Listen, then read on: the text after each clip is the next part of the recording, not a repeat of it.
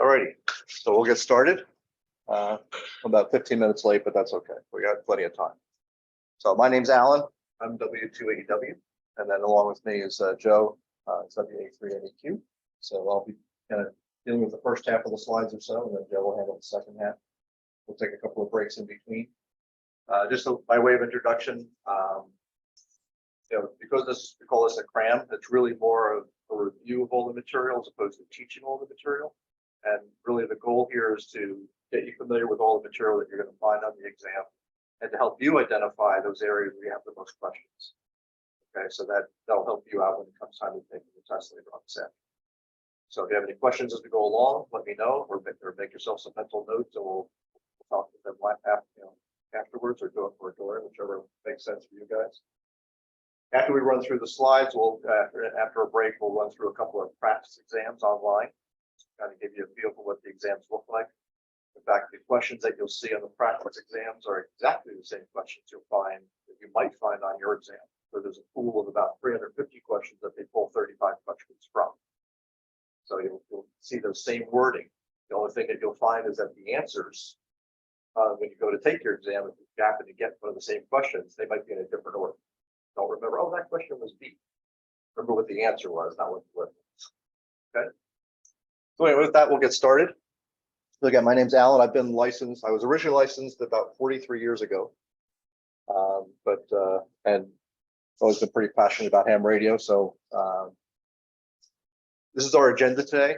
We'll do a little bit of an introduction, which we just did, and then we're just going to walk through this kind of the electrical principles, radio propagation, HF propagations, antennas and feed lines. We just kind of walk through this process here. Again, I'm going to take you up to about the safety concepts, and then Joe's going to pick up and go from there. So what is amateur radio? So it's a hobby, absolutely. That's a lot of why we get into it is just to have a good time with it, but it is also a service. We provide a community service in cases of emergency communications and things like that, or community events, that type of thing. Several times I've participated in helping with communications with a canoe and paddling event along the Delaware Canal. So we provide communications for that. So it's fun, absolutely. Otherwise we wouldn't be doing it, right? So it's really what you make of it. And there's really a lot of aspects to it, a lot of interesting things you can get involved with. It is a regulated but a non-commercial activity, meaning you don't make money with it, but it does have rules and regulations we've got to follow. Experimentation is allowed and encouraged. You can actually build your own equipment and build your own antennas if you're into that kind of a thing. Unlike some other services where you can only use equipment that is certified by the FCC. We do provide, as we mentioned, community service. And it's also a really good hobby for just technical learning and discovery. Myself, I'm an electrical engineer, so this all comes naturally to me, but it all depends on where your interests lie. And there's also, if you're a competitive type person, there are actually ways to compete. There are amateur radio contests, air quotes there, where are generally kind of set up to, there might be a certain theme, like you've got to try and talk to as many countries as possible, or that type of a thing. So and there's awards that can be given and things like that. So if you're into a competition, there's ways to do that, but obviously you don't have to do that if you're not into that. So I would say it's something for everyone. A couple of things that you can get involved with, talking through amateur radio satellites. Literally, there are amateur radio satellites in orbit around the Earth that you can communicate through to talk to other amateurs. You can actually talk to the astronauts on the space station. Oftentimes they will set up scheduled times where they're going to have a pass over North America, and for that couple of minutes where they're crossing over North America, you actually talk to them. Radio controlled aircraft and radio controlled devices. There are digital modes where you actually hook your computer up to the radio and have the computer, you can actually do like keyboard to keyboard type things, almost like texting over amateur radio type of thing. Slow scan television, all kinds of different things. Public service, of course. Something that I recently got into that I really enjoy is something called Parks on the Air, where state and national parks are part of the system where you just go out, and I take this little portable radio kit I've got right here. I got the radio, antennas, everything I need in this bag, and I can go hiking into a park, set up on a picnic table, put an antenna, a wire up in a tree, or set up a vertical antenna, and talk to other people around the country, around the world with what's in that bag. It's pretty cool. If we'll set this up during a break and take a look at it. Okay. So the first thing we're going to cover is electrical principles. All right.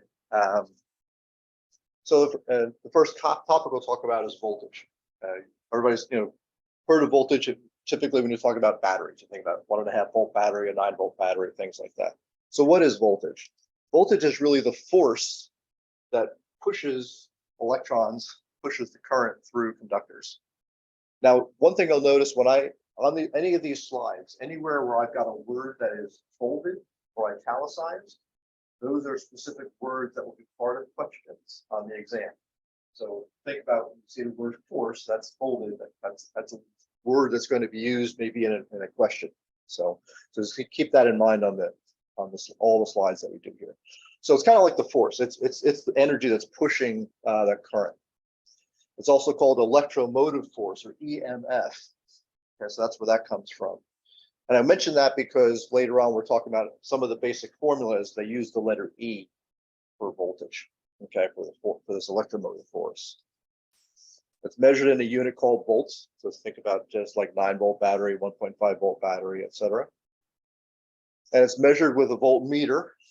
Makes sense. Okay. And again, the symbol that we use in all the formulas is the letter E for electromotive force, but the unit symbol is V. So like a 9 volt battery would be 9V. But when we're using it in a formula, we use E to represent voltage. Okay. I know it's confusing, but that's what they do. And again, a typical mobile radio will require 12 volt stop rate. That makes sense because most cars have got a 12 volt battery as a starting battery. So the mobile radios will just use that 12 volt battery. And you could also get a power supply. We'll talk about station accessories and things like that to run a mobile radio in the house. So one of the other pieces of basic electronics is current. Okay, current is the flow of electrons in a circuit. Okay, remember the voltage is pushing it. The flow of electrons is actually the current. I've got an outlet right here on the wall. Right, there's 120 volts right there at the outlet, but there's no current flowing because there's no place for it to go. Right. So it's measured in the unit of amps or amperes. Here we shorten it to amps. The symbol that we use in the formulas is the letter I. It's come from a French word for current intensity. I don't know the French pronunciation, but that's why we use the letter I. But the symbol, like if we're saying, hey, this circuit's drawing 3 amps, we'll use 3A to talk about how many amps it is. And it's measured with an ammeter. Okay. At DC stands for direct current. That means the current flows in one direction. So batteries are essentially a DC voltage source, right? So the current is going to go positive to negative in a DC circuit. AC stands for alternating current, and that's where the current alternates directions, goes back and forth. So the power that's coming out of your wall is AC, 120 volts AC. Okay, so it alternates between positive and negative directions. So alternating current, a couple more facts on that. So again, showing the wall outlet here. Because we're alternating back and forth, the measure of that is frequency, which is the number of times per second that the alternating current makes a complete cycle. And what I've drawn here is effectively a cycle. So we're going to start from 0, go up to some positive maximum value, down to some minimum value, back up to positive value. And then once we do that one complete cycle, how many times we do that cycle per second is the frequency. So what we've got on the wall is 60 cycles per second, or 60 hertz, we call that.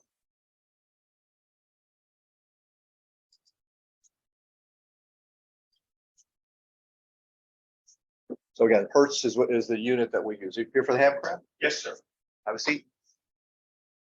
We'll take care of some of your paperwork for the exam later on for our first break. Stood in line out there. No worries, no worries. Don't worry about it. You here for the HamCram? I'm here for the test. The test is at 3 o'clock or 3:30? 3:30. So come in at 3:30. You come in at 3:30? Come in early to register. Just come a few minutes early. Yep. Okay, very good. All right. Yep. Good to see you too. You're welcome to sit if you want. Oh, gosh, show you. Josh, All right. just come take this. All right, very good. Okay. So again, in the US, the frequency of the AC voltage coming out of the wall is 60 hertz. In other parts of the world, it's often 50 hertz. So the third piece of kind of the very basic electronics is resistance. The resistance is what limits the amount of current that flows in a circuit. You can almost think of it like restricting, the size of the pipe, with the water being the current flow, the water pressure being the voltage, and the size of the pipe kind of being the resistance. Okay, so it opposes the flow of electrons, higher resistance, smaller current for a given voltage. Another analogy I like to use is a shopping cart, right? If you're the voltage pushing a shopping cart, that shopping cart is full of stuff from Costco, it's gonna be a lot harder to push. It's offering more resistance. You can't get as much flow as with it moving it. Okay. And this applies to both AC, DC, and RF currents, right? So resistance is measured in ohms. Okay, that's the unit of measure. More ohms, more resistance. The symbol that we'll use in the formulas is the letter R for resistance. But the symbol that we'll use for, or talking about a component that has, say 100 ohms of resistance, we use the Greek symbol omega. And it's measured with an ohm meter. So pretty simple. We measure volts with a voltmeter, amps with an ammeter, and resistance with an ohm meter. So let's talk about conductors and insulators. So conductors are things like metal wires. They offer a very low resistance. They allow current to flow very easily. Things like copper, aluminum, gold, silver are good conductors of electricity. They have many free electrons that can easily be pushed around by the voltage that gets applied. Okay. Insulators, on the other hand, offer a very high resistance. They don't allow a lot of current to flow. Okay. So things like air, plastic, wood, mica, paper, all these things that will keep current from flowing are called insulators. So the rubber coating that's around wires is an insulator. It keeps you from touching that live wire that's got could have high voltage on it. So all of these things are interrelated. We kind of talked about that a little bit with the analogy of pushing that shopping cart. If it's empty, you can push it fast. If it's loaded up, you can push it slow. So there's going to be some relationship there. So the relationship is called Ohm's law. And this little diagram right here, that's a great thing to keep in your head. And as soon as you get your exam, you got your scratch paper, put that on your scratch paper. But it's an aid to help you remember the relationship with the Ohm's law. And I'll show you what I mean. So again, this represents the relationship between voltage, current, and resistance. And one form of the formula is voltage is equal to the current times resistance.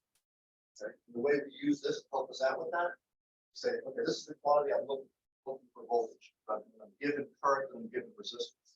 So the quantity I'm looking for, I cover that up. What I'm left with, formula, I draw. Okay. We look at some of the other forms of that. Oops, go back up here. There we go. So here's the other forms of that. If I'm looking for current, then the formula is voltage divided by resistance. Okay. So I cover that up. And I get voltage divided by resistance. And then the final form of that. Here. There we go. If I'm looking for resistance, the formula is voltage divided. So remember that, okay? And you kind of see how the relationship works up here. They use this diagram, they use B instead of quantities. Okay. But it's a really handy thing. Remember what it is, and that way you can use that in just draw it on your scratch paper. But when you get your exam, and you won't forget Ohm's law. A couple of examples. Okay. So I've got 90 volts applied across a resistor that results in 3 amps. So I've got voltage, okay, and I've got current. I'm looking for what the resistance is. I cover up that. What am I left with? 90 divided by 3. Okay, pretty simple. Okay, similarly, 12 volts, okay, applied with a circuit of 8 ohms. How much current is flowing? Okay, so what I do is I cover up current. I want to take the voltage divided by resistance. Okay, and I get the 1.5. Just keep in mind on the exams, it's a multiple choice test, right? The other choices are going to be if you applied the formula wrong.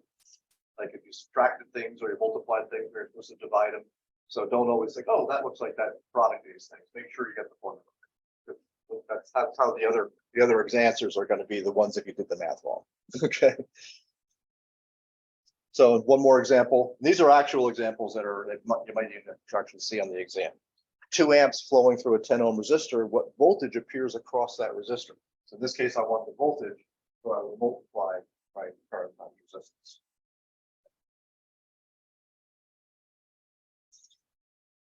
All right, so let's talk about series and parallel circuits. I kind of got the thought that if I touch this, and actually, I didn't know the question. Okay, so series and parallel circuits. Series devices are connected to N, meaning that the current only has one place to go.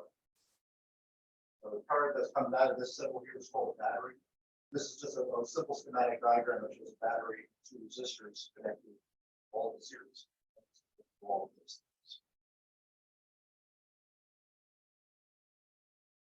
They're completely touchscreen. Maybe you have to touch the little arrow on the edge. Yeah, I don't know, because I've got the slide kind of progressive. Okay, I'm still trying to get closer. Okay, so in parallel, devices are connected next to each other. Right? Meaning that now the current has got back and split. This battery now is applied across both of the resistors, both have a direct connection to that battery. So you think of this as like the railroad ties on a railroad. So that's parallel, that's series. Okay. So a little more on series circuits. Again, only one path of the current flow. That's italicized. One of the questions that you get. Okay. Current then is the same through all the components. It only has one place to go, so it can't change. So the current flowing through here is going to be the same in a series. And so anytime you have a junction where components are, there's no other place for that current to go. You can think of that water pipe analogy. It's only one place where. And the voltage across each component is now determined by voltage drop across the current time resistance, current time resistance. Each of those will have a different voltage. They'll happen to add up to that voltage. Okay, but the voltage will depend on current flow. So in the sum of the voltages across all the components is equal to the voltage that's supplied. In this case, if this is the 9-volt battery, if these 2 resistors with the same value, I would have 4.5 volts. Right. Parallel circuits. So in parallel circuits, each component is connected to the voltage source. In this example, each one is connected to that voltage source. You have other components connected in parallel as well. In this example, each one is connected to that voltage source. So the current flowing through each of those, I should say the voltage across each of those is the same. So the direct connection of the so the voltage across each component is the same. And the current will divide. Some of the current will go that way, some will go that way. So having a branch in your pipe. Some more going to go through one pipe, some is going to go through the other pipe. How much goes in each one is going to depend on those resistor values. So the sum of the currents in each of the components is going to equal the total. Okay. Make sense? Let's talk about power. We talked about voltage, we talked about current, we talked about resistance. And these are the 3 basic quantities for electricity, electronics, and ohms law release. So we didn't talk about power. So power is really the rate at which electrical energy is being used. So think like a 100-watt light bulb. The watts is that power. It's measured in watts. The symbol is the unit is letter P, so that's handy. That's power. Okay, again, the unit symbol is watts, 50-watt light bulb, 100-watt light bulb. And it's often not measured directly, but it's computed. Like you'll know what the voltage is, you know what the current is, you know what the resistance is. But any 2 of those quantities, you can compute what the power is. We don't really have power meters per se in most many cases. So calculating power, we have a similar chart. So remember this one as well. And I call it the pie chart. And it works exactly the same way. All right, so if I know the voltage and I know the current, I just multiply those together to get power. But here's the other 2 points of that. If I know I've got a 100-watt light bulb, and I know that I'm feeding it with 120 volts, I can take 100-watt light bulb divided by 120. Now I know how much current we're talking about. So remember EIR and remember PIE. Get those 2 on your scratch paper, and then you won't any of the questions that are dealing with Ohm's law or power.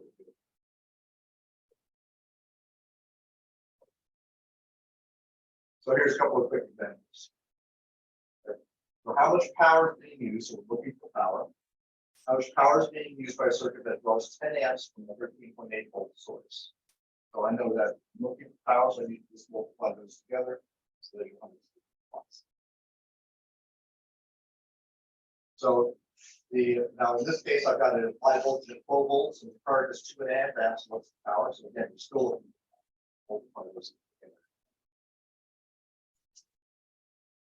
And then with 12 volts applied and 120 watts of power being used, what's the current? In this case, we're looking for the current. So we'll recover the current when we take the power divided.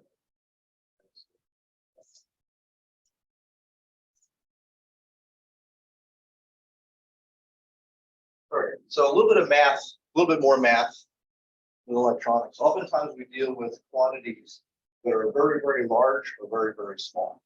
So rather than talking about 4 million ohms, there's some other larger small quantity, we use frequencies. And just like in, if you look at your speedometer in your car, it'll say kilometers an hour, let's say meters per hour. Right? So we're talking about K as a multiplication. So some of the prefixes that we use one is a small m, stands for million. Okay, it stands for 1,000 of something. Okay, so we talk about 1 milliamp. It's 1,000th. Rather than saying 1,000th of an amp, we're going 0.001 amp or 1 million. So it's just the same thing as taking that quantity divided by. Another common one that we use in electronics is micro, which is 1 millionth of something. Okay. So 3 microvolts is the 0.00003 volts. But rather than say that, or say 3 millionths of a volt is 3 microvolts. Okay. So those are some two very common ones for. And the third one is pico. Pico is a trillion, okay, which is a millionth of a million. So rather than having 10, 12, 11 zeros, whatever it is, okay, you could say picoamps. In this case, 0.00005 microamps. Divide that by a million again, you get that. This is 5 millionths of a micro. So those are the 3 kind of going down and dividing: milli, micro, and pico. Divided by 1,000, a million, and 50.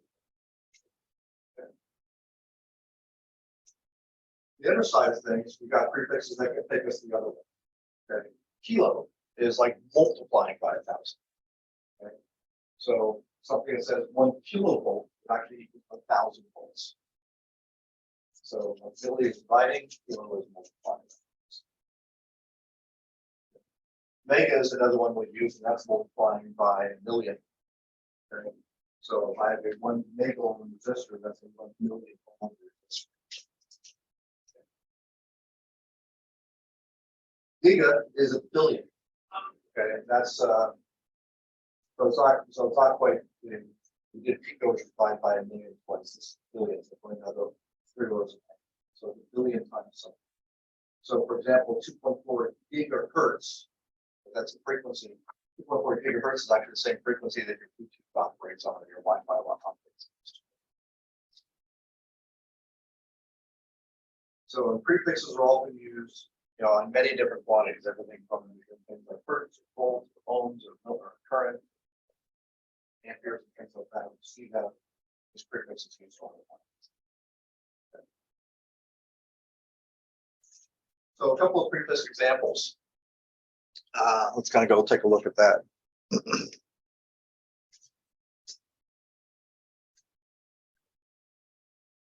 Okay, so in this case, 1,500 milliamperes. Remember, a milliamp is 1/1000 of an amp. If I got 1,500 of those, that's going to be the same as 1.5 amps. Move it this. Whenever we divide by 1,000, that doesn't. Okay. So 1,000 volts, get that example on the previous page, that's the same thing from kilovolt.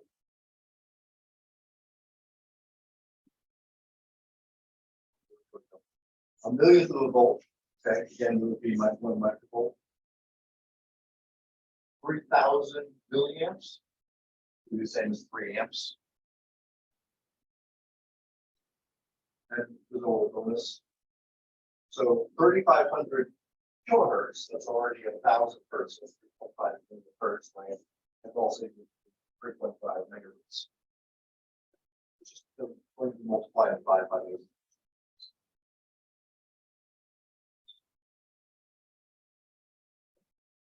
All right. Another example, 2,425 megahertz, the same thing as 2.4. 425.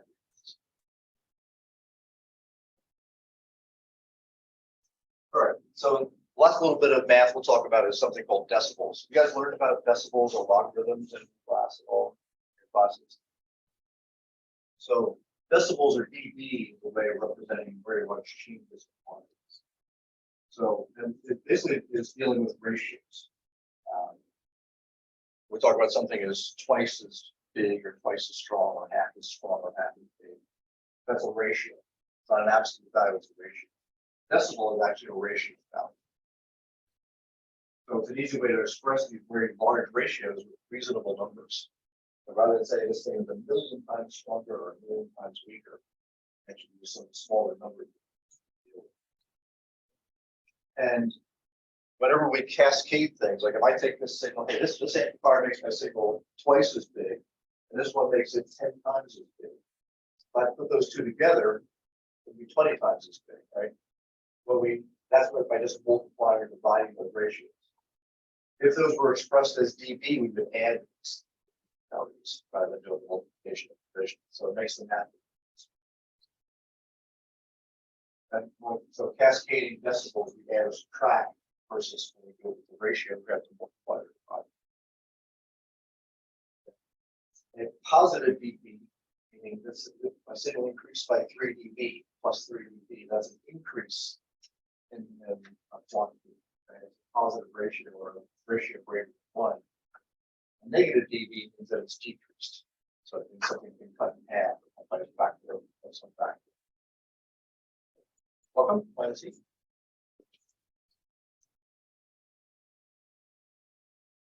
Okay, so just maybe 1 or 2 questions on decibels on the exam. So a couple of ratios to remember, because there's only going to be a couple that are going to say. 3 dB is a factor of 2. Okay. So it's a 2-to-1 ratio. And it could be a 2-to-1 ratio going up, like something multiplied by a factor of 2 or something divided by a factor of 2. So for example, change from 5 watts to 10 watts is a factor of 3 dB. 3 dB increase the ratio. 6 dB is a factor of 4. Okay, so simply like multiplying or dividing by a factor of 4. So going from 12 watts down to 3 watts is a decrease by a factor.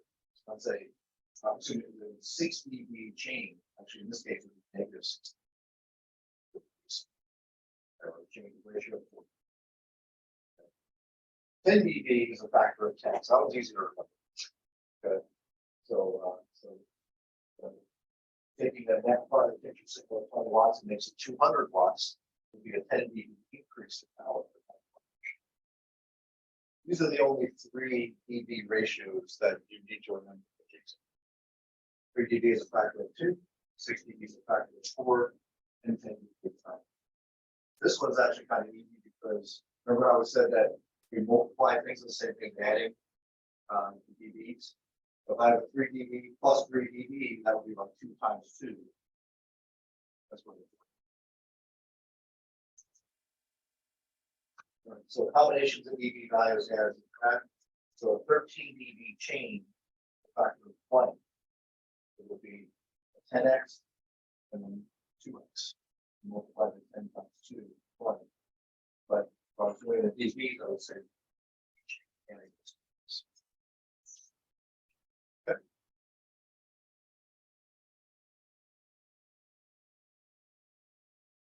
Okay, so that's so the math for the electronics we talked about your basic Ohm's law, voltage, current, resistance, talked about power. Next thing we'll talk about is some electronic principles. So the first thing we'll talk about, we kind of hinted on a little bit, is resistors.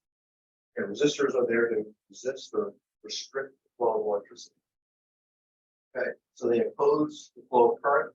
They're used to control how much current is flowing in this. Variable resistors, things like volume control knobs in the radio and things like that, are resistors whose resistance value can change by just generally turning a knob. They're often used as volume control. They're often called potentiometers. They have a name for a variable resistor. And if you question on that, old text might be a question.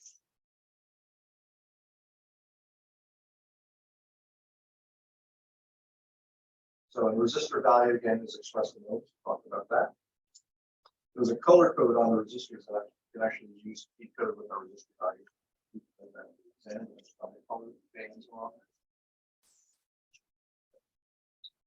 Capacitors are another interesting component because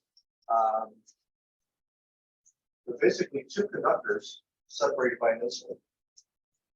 They would say, well, if I'm separating by an insulator, no current can go through that, just like an open circuit.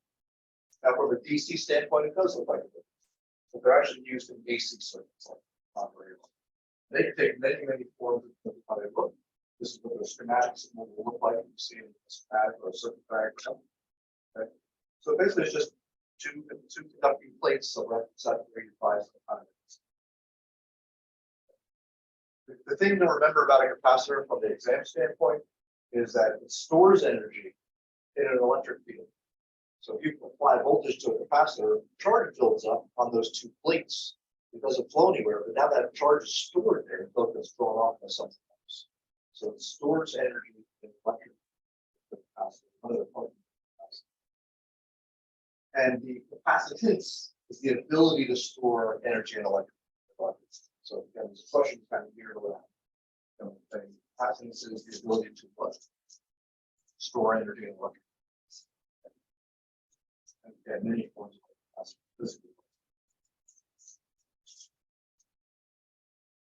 And the unit of the value of the capacitor is we might have a 1 microfarad capacitor, 1 millifarad capacitor.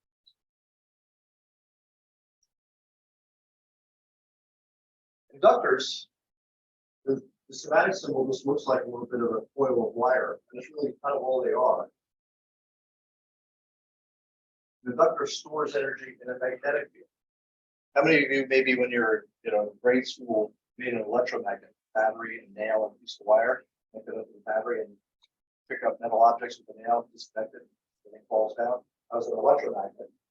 It was taking advantage of this property that coil of wire will actually store energy, create a magnetic field, store energy. And again, just a coil of wire. So I think just like capacitance is the ability to store energy in an electric field, the ability to store energy in a magnetic field is called the impedance. And it's measured in the unit of henries.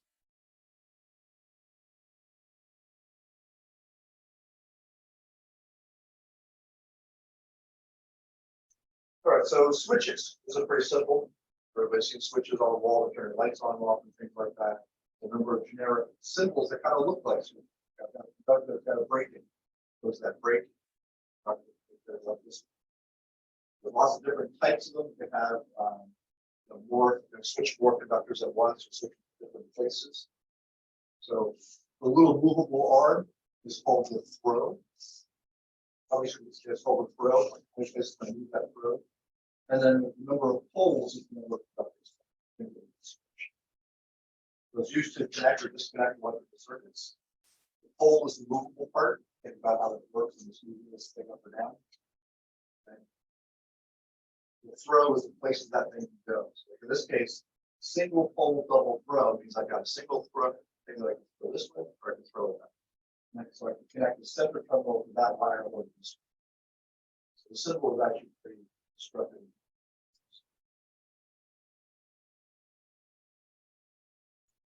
So there. Single pole, single throw is a very basic SPSD switch. Okay. Double pole, double throw is this one down here. Got two throws.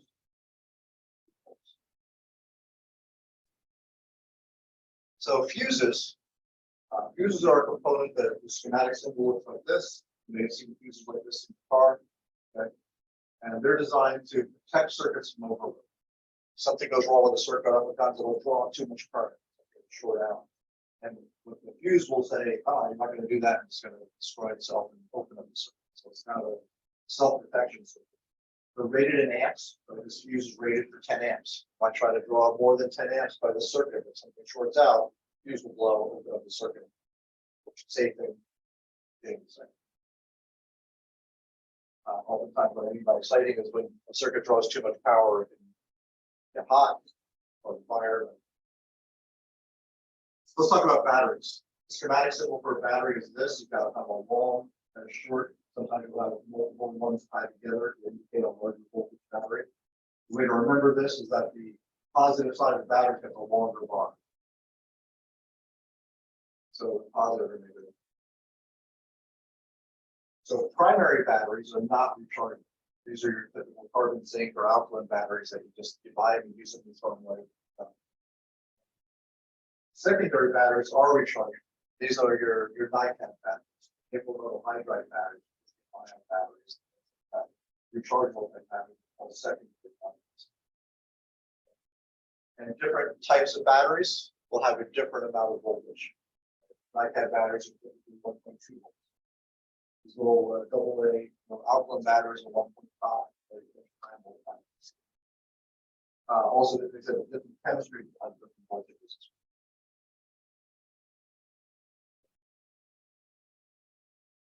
So another interesting circuit component is called a diode. These are some of the symbols for different types of diodes. These are what some of them might look like. Diode allows current only to flow in one direction, called that forward bias. So basically, it allows current to flow in this direction, not that way. It's like a one-way check valve. So it's used in that form, but there's also special diodes like this one here, is a light emitting diode. A little power indicator on your electronic device. It's called an LED or light emitting diode. And that, when you forward bias it, it lights up. So the terminals on any of the diodes are called an anode or a cathode. The anode is the positive, the cathode is the negative. What I remember is the anode is one of the name. Sideways. So the cathode is the one that's got the stripe, like the stripe here. The cathode, the stripe here, the cathode, the stripe here, the cathode. And it's often called a rectifier.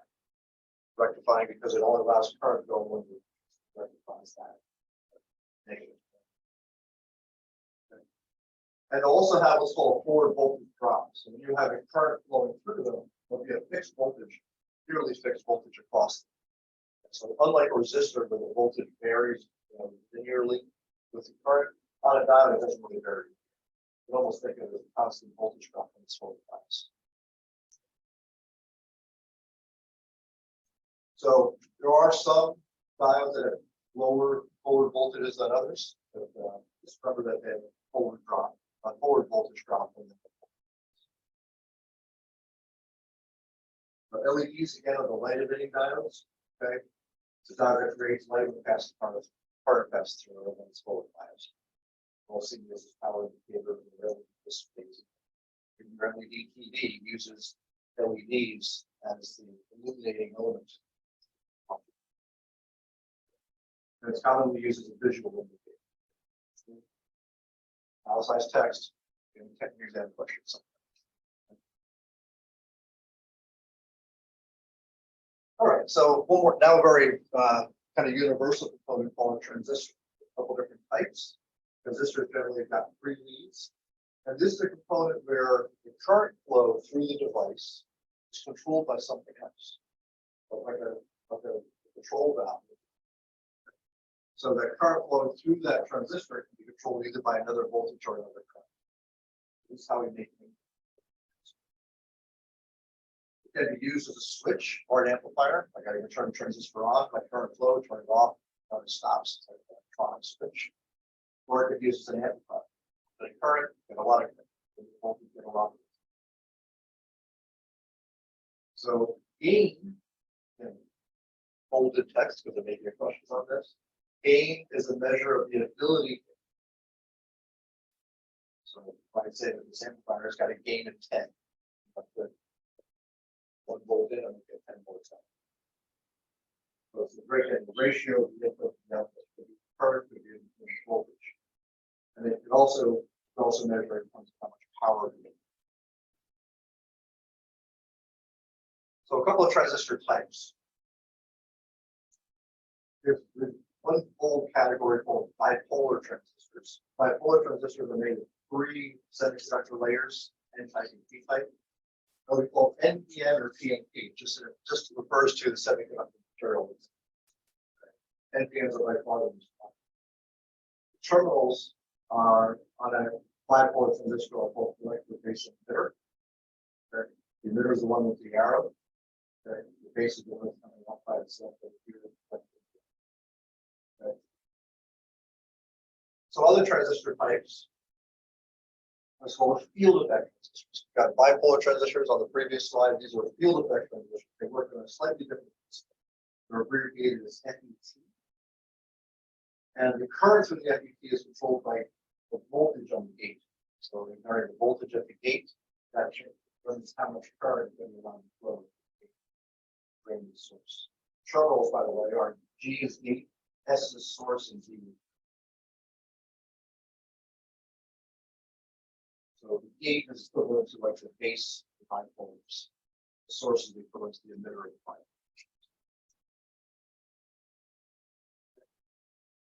So let's talk a little bit about, we've been showing schematic symbols all along here. And what schematic symbols are it's kind of standardized representation of components with the same in a certain diagram. So we've kind of looked at diodes, capacitors, inductors, resistors already. Those are the symbol profile. Okay. The schematic diagram is something that depicts the interconnections between them. So this lines themselves are conductors or wires, so they might be conductors on a circuit board, for example. And the diagram just shows how those components are connected up. So engineers will design circuits by drawing the schematics. People who are working our troubleshooting something like pull a schematic up to see what the connections are between the components, and they can start making measurements.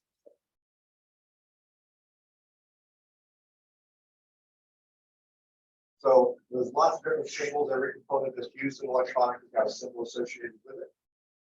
And there's only going to be potentially 1 or 2 schematics that are going to be shown on the exams. One of those might be shown. So this just shows, for example, battery, resistor, an NPN transistor, the resistor, and the battery. So here's an example. You might see that this is one of the figures on here on the image. This is a simple little circuit where I apply a voltage here. This transistor turns on, allows current to go from the battery to the this is how it's turn on. And so they might ask you, what is component number 1? That's a resistor. What's its function? A limited current that's flowing into that transistor. So number 2, what component is that? That's a transistor. And what's it doing? It's controlling the current flow through the lamp. Number 3 is the lamp. Number 4 is the battery. It's supplying, to supply the voltage that goes through the lamp. Pushes current through the lamp, but only if it's on. And then this little symbol down here at the bottom is called chassis ground. So it's like a common connection. All connected together. We just use a symbol rather than 1 and more wires. So this is the other diagram that might appear on the exam, for example. So we've got a couple of components here. Some of the questions that we centered around that, okay, what's component number two? That's another symbol for a fuse. One is that little wiggly line. The other component for a fuse actually looks like a little tubular glass fuse. Number three, that's a single pole, single throw switch. It's one switch, turn the thing on or off, single throw, single pole. So this symbol here is called a transformer. Basically, it's two inductors kind of coupled together. That's what a transformer does. But its function in the circuit is to, in this case, change the 120 volts that we've got coming from the wall element. The switch is thrown on. This is going to convert that 120 volts to some lower AC voltage. This is simple AC to DC power supply. So this guy right there, we just covered those are diodes, right? They're only going to let current flow in one direction. Even though the voltage here is going positive and negative and positive and negative, current's only going to flow in one direction. Now I've turned that AC signal into DC signal on this side of the diode. So that's called rectification. Capacitor is going to store that voltage. We're talking about capacitor store energy. We're going to store that voltage. This will smooth it out. So what we've done is taken our 120 volt AC wall voltage and turned it into a lower DC voltage. 1,000 volt. And then we've got an LED, a current limiting resistor there. It's going to basically tell us when the power supply is turned on. Okay. And then there's a variable resistor control how much current. This is the symbol for a variable resistor. Anytime you see a component with like an arrow pointing at it or going through it, indicates that that's a variable, one of those components. Variable resistor. So this one here is a variable. You have a question? Okay, so number three is a variable inductor. Okay. The capacitors, variable, they've got an arrow going through them. They're often used as a tuned circuit. So inductors and capacitors are generally only used in AC circuits for the most part. And when you combine them together, they can do some very interesting things. Things like filtering and tuning and that. So when you see an arrangement like this, it's often used as a tuned circuit for an RF application. So they're very simple. That'll be it for the schematics that you see. Potentially see. I don't see one. So we go back because there was one more little piece there for another schematic question. So the last symbol here, number 4, that's the symbol for an antenna. I'll put it there because it may be a question. So let's talk a little bit about resonant or tuned circuits. So probably familiar with, if you ever taken a glass and like your finger and went around the glass and kind of sung at a certain frequency, just hold a little bit.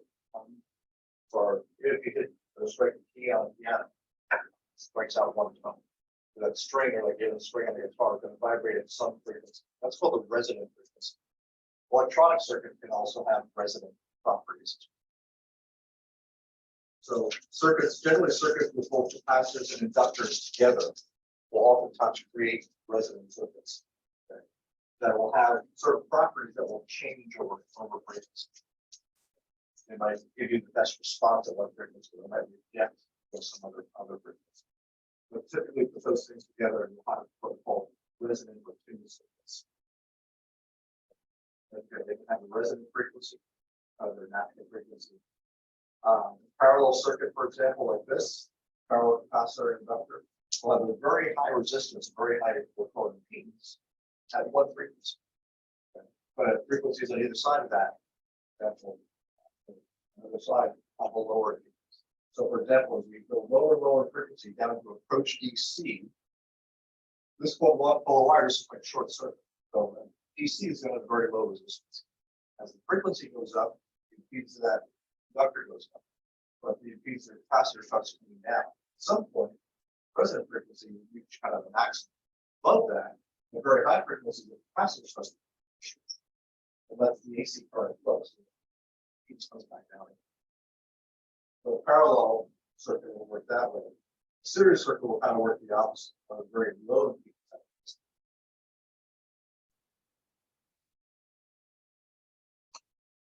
A couple of other components. So a relay is just a switch that is controlled by an electromagnet. As you might send current through an electromagnet, if it pulls down the arm to close the switch. That's what we do. So whenever you turn the blinker on your car, you get it underneath the dashboard. It's actually a relay. A meter is used to display some quantity, some electrical quantity. It could be a voltmeter, an ammeter, a millimeter. The meter itself is used to indicate that quantity. A shielded wire is a wire that maybe has a, you might have seen like the cable wire. The connector that comes off the end of it, looks like it's got like this braided wire around the semiconductor. That's called a shield. That's to prevent coupling the energy on that wire to something else. A circuit, a component called a regulator, typically a voltage regulator, will control the amount of voltage that's going to the device. So you might have this power supply that's powering up this device over here, but you want to ensure that the voltage going to that device is always the same. The voltage varies the other end. A regulator. So then the general term integrated circuit. An integrated circuit is when you ever look inside your electronics, you see a bunch of little black boxes with a whole lot of wires coming out of them. Okay, or a microprocessor in your computer or anything like that. They're called integrated circuits. And those things basically combine tens or hundreds or even millions of components on one tiny little chip that's just wired out to the outside of the package. And so it provides many parts in one package for more complex functions that are simple as just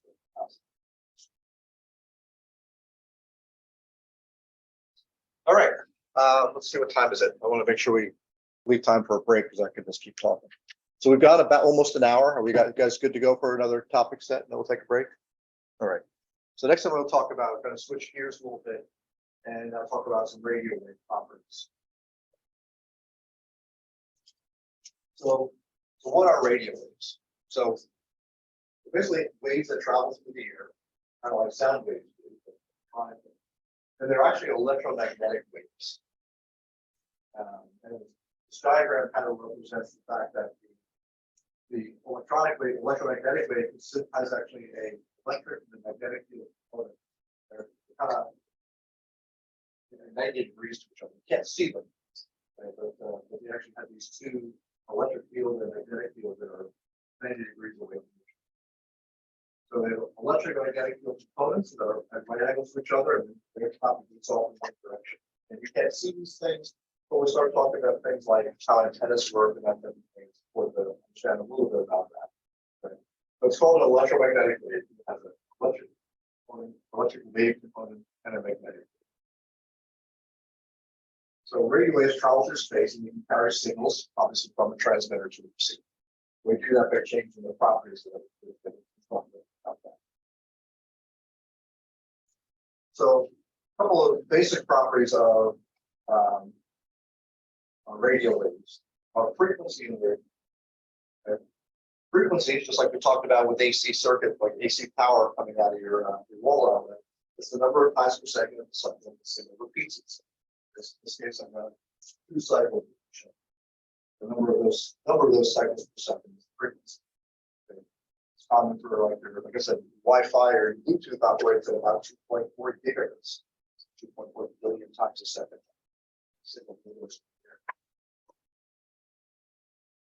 The frequency is measured in hertz, or cycles per second.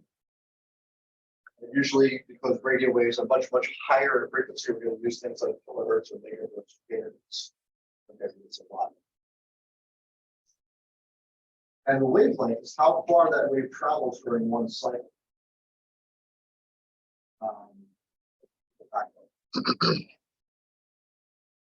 Actually, I could talk about it here. So the wavelength, you think about this, they're traveling across in time. Because radio waves, when they travel in space, travel at a constant speed. Regardless of whether it's at 1 megahertz signal or 2.4 gigahertz signal, speed of propagation is the same. So if you think about that, we'll actually do that here. So if I if I kind of walk backwards at constant speed, I might have a low frequency wave that looks like this, right? But if I go at the same speed with a higher frequency, okay, I'm walking at the same speed now, I can see that the distance between here and here is a lot shorter than the distance between here and here. Okay, so the lower frequencies will have a longer wavelength. Higher frequencies will have a shorter wavelength. And that's why things like your, if I remember the car antenna that's on your car is about 19 inches tall, 20 inches tall. It was designed for the FM radio, which is about 100 megahertz. So the little antenna that's on your Wi-Fi router at home is about that big, right? And that's 2.4 gigahertz. The wavelength is a lot shorter than the antenna. Sense? So again, the radio waves travel essentially at the speed of light in free space, which is fast. It's about 300 million meters per second. And does that mean the faster, the better you can hear? No, really, different frequencies will have different properties in terms of how far they can travel, what happens to them in the atmosphere, whether they're going to be able to penetrate through walls and buildings, things like that, more so than. That's what I'm asking. The signal that you receive is better or not? It doesn't make it. It doesn't really make a difference. They're just used for different applications because they have different propagation properties. How they try. We'll talk about that. So because we have this constant speed and the frequency is going to determine the wavelength. So again, regardless of frequency, the wavelength is shorter as the frequency increases, as we kind of demonstrated over here. Went too fast. So go back one. Okay. So again, wavelength is equal to, one way to think about it, easy way to do the calculation is that the wavelength is equal in meters equal to the number 300 divided by the frequency in megahertz. So we've taken the 300 million off of this. We talk about frequency in megahertz. If we talk about 300 million divided by the actual frequency in hertz, so we say 300 million off of that divided by frequency in megahertz. So if I have a 15 megahertz signal, so 300 divided by 15 would be 20 meters. And a 15 megahertz signal would be about 20 meters, or about 60 long.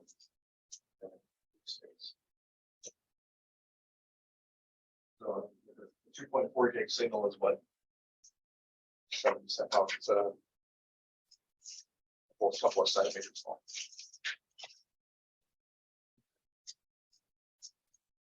So when we talk about amateur radio, we often will talk about frequency bands.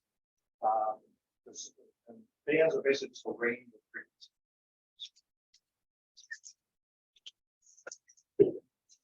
So let's talk about that a little bit.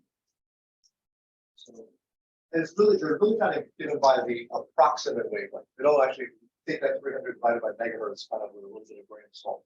Okay, when we're talking about the bands and parameters, kind of round up or down. So for example, the 2 meter band that we use in amateur radio spans from 144 to 148 megahertz.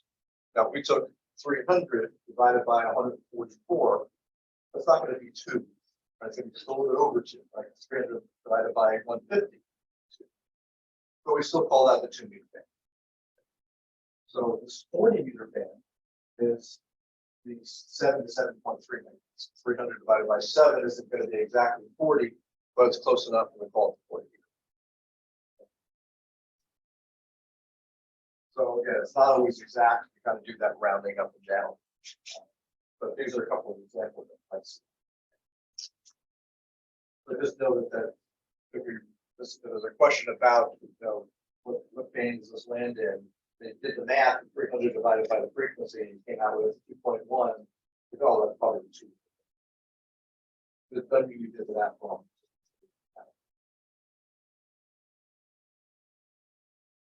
So in the RF spectrum, if you look at this little graphic at the bottom here, we're showing essentially frequency all the way down from 3 kilohertz all the way up to 300 gigahertz. Big range of frequency. So the things that we typically talk about with radio for the most part are going to be this NF band or medium frequency band where AM broadcast, AM dial on your radio. And that's what that is. The FM broadcast band was right in here, about 100 megahertz, so that lines in the PA, very high. This says for high frequency, very high frequency, ultra high frequency, super high frequency, extremely high frequency. Right? But these bands that are kind of covered in tape here are the ones that we generally do with amateur. So RF stands for radio frequency, essentially of all types. The full range of frequencies are divided into these sub-ranges. Maybe talk about them a little bit. And the most common for amateur radio, HF, 3 to 30 meg, VHF, 30 to 300, UHF, 300 to 50 minutes, or 1,000 minutes. Those are what we'll talk about in much.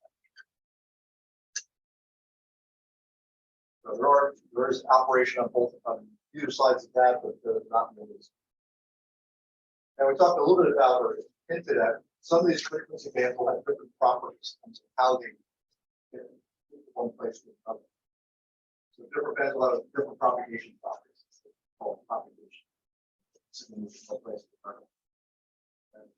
So VHF and UHF, those higher frequencies, right? The 30 to 300, 300 to 388, but generally typically line of sight communications. Not that you physically got to be able to see where you're talking to, but from a radio standpoint, it's got to be able to have penetrate kind of those line of sight transmitters. There are some exceptions to talk about. So oftentimes you see like the cell phone towers are typically up pretty high, so that no matter where you are with the cell phone, you can kind of, from a radio standpoint, see the tower.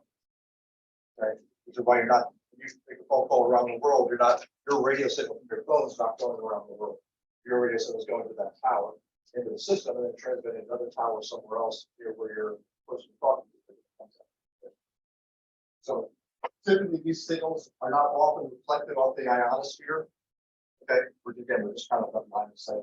So it's a big mountain in your way between you you're trying to talk to, you're probably not going to hear. So you rarely hear these things outside of your local area. So if you've got a small little handheld VHF or UHF radio, anybody you hear that is likely going to just be local, relatively local. Not going to be a positive. So the radio horizon is where the radio signal is blocked by the curvature of the Earth. Okay. Now, if you're standing at the beach and you're looking out at the ocean, kind of the edge of the ocean that you see is about 70 miles out of what you see. If you're standing 5 or 6 feet high, you see about 7 miles out. Okay. The radio horizon is actually a little bit greater.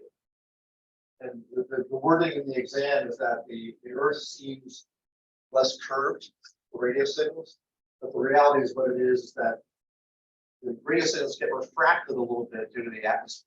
So the radio signal will go a little bit beyond the curvature of the Earth. Not a whole lot, but it will go a little bit beyond. So the wording that's in the exam is that the radio horizon is slightly greater than the visual horizon for radio signals. So we also can get this thing called multipath. Multipath is when the signal that you're receiving is coming from that transmitter, but it might be coming from that transmitter also being reflected off of the building and coming to you again. Have you ever sat in your car listening to the FM radio, not satellite radio, you listen to the old FM radio, you pull up to a light, all of a sudden the station gets a little bit fuzzy, you move about a foot, and it gets better again. Right? That's due to multipath. But two signals that are arriving, they arrive at a slightly different time, they like cancel each other out. You move a little bit, you change those two paths, and they add up. Okay? So if you think about these waveforms, like the waveform kind of looks like this. If I slid this waveform halfway over, it's going like the exact opposite. You sum them together, they go to 0, right? That's kind of what's happening with multipath. So VHF and UHF are often affected by multipath. These signals can oftentimes reflect off the building or off a vehicle or something like that. So you might get multiple paths that are coming to the receiver. So signals in different path might be in phase or out of phase. If they're out of phase, they cancel each other out. If they're in phase, they hang up. If you're affected by multipath, try moving. It's like you said, your car a little bit, that's it. Multipath can affect, if you're using a radio for sending digital data, it can affect the whole area. I put that there because it's. So again, signal reflection, we kind of hinted about that. And if you can't reach a VHF or UHF station, try directing your antenna if you have a direction. That's something that might cause a reflection. But in this case here, the signal coming from this satellite here might actually reflect off this building and get down to the car because it's right down. Sometimes you can't see what's going on, but sometimes just moving an antenna around kind of improves things because you're changing the path. So multiple or changing reflections are due to being oftentimes a moving vehicle. Not so much of a problem these days, but the older cars and things like that, the old radios would have a problem with it's called picket fence. Listening to the FM radio, it almost sounds like it's being chopped by almost like talking to a fan. If you did that when you were a kid, talk to a fan, your voice kind of sounds choppy. The same kind of thing can happen when you're driving the car. You get these paths that add out, subtract, add out, subtract. It makes it sound like the signal's fluttering. A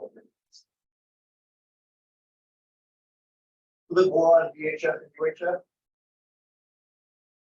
UHF is better at penetrating structures like walls and buildings and things like that than VHF is. Okay, so it's often suited for using inside or around buildings.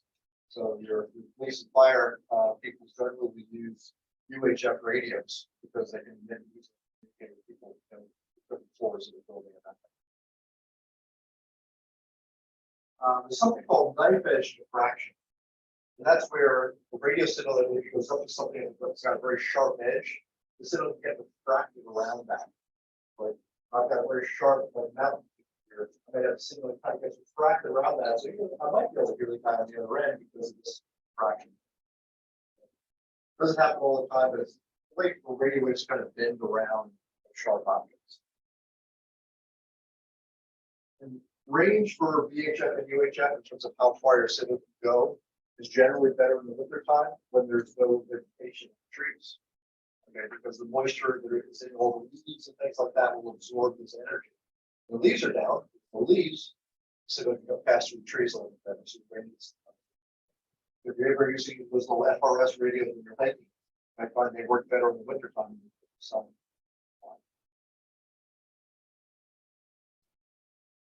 Okay, so let's talk a little bit about signals and antenna polarization. So polarization is important for VHF and UHF in particular. Polarization is really just the angle at which your antenna is, whether it's pointed up and down, that's vertical polarization, or it's horizontal, that's horizontal. And it really is the direction of the electric field of the RF signal.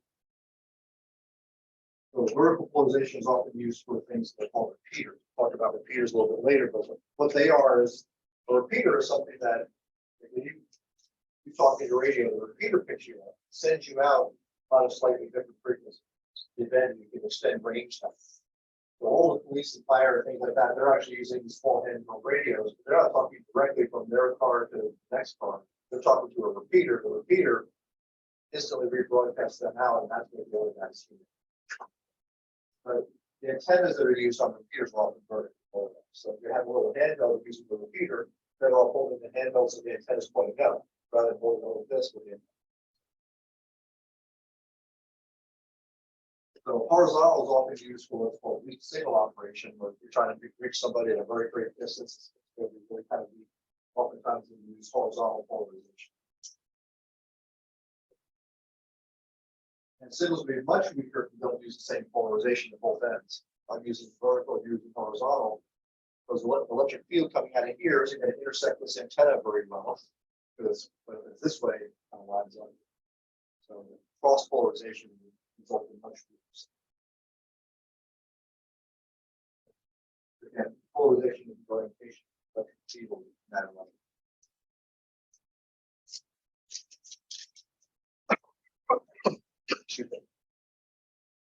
So long distance VHF, because oftentimes you can get these little clouds of ionization in the atmosphere that can reflect the VHF radio signal.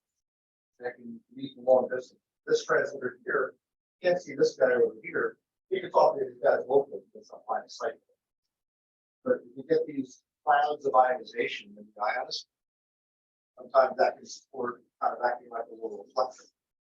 That's called, it's happened in the E layer in the atmosphere.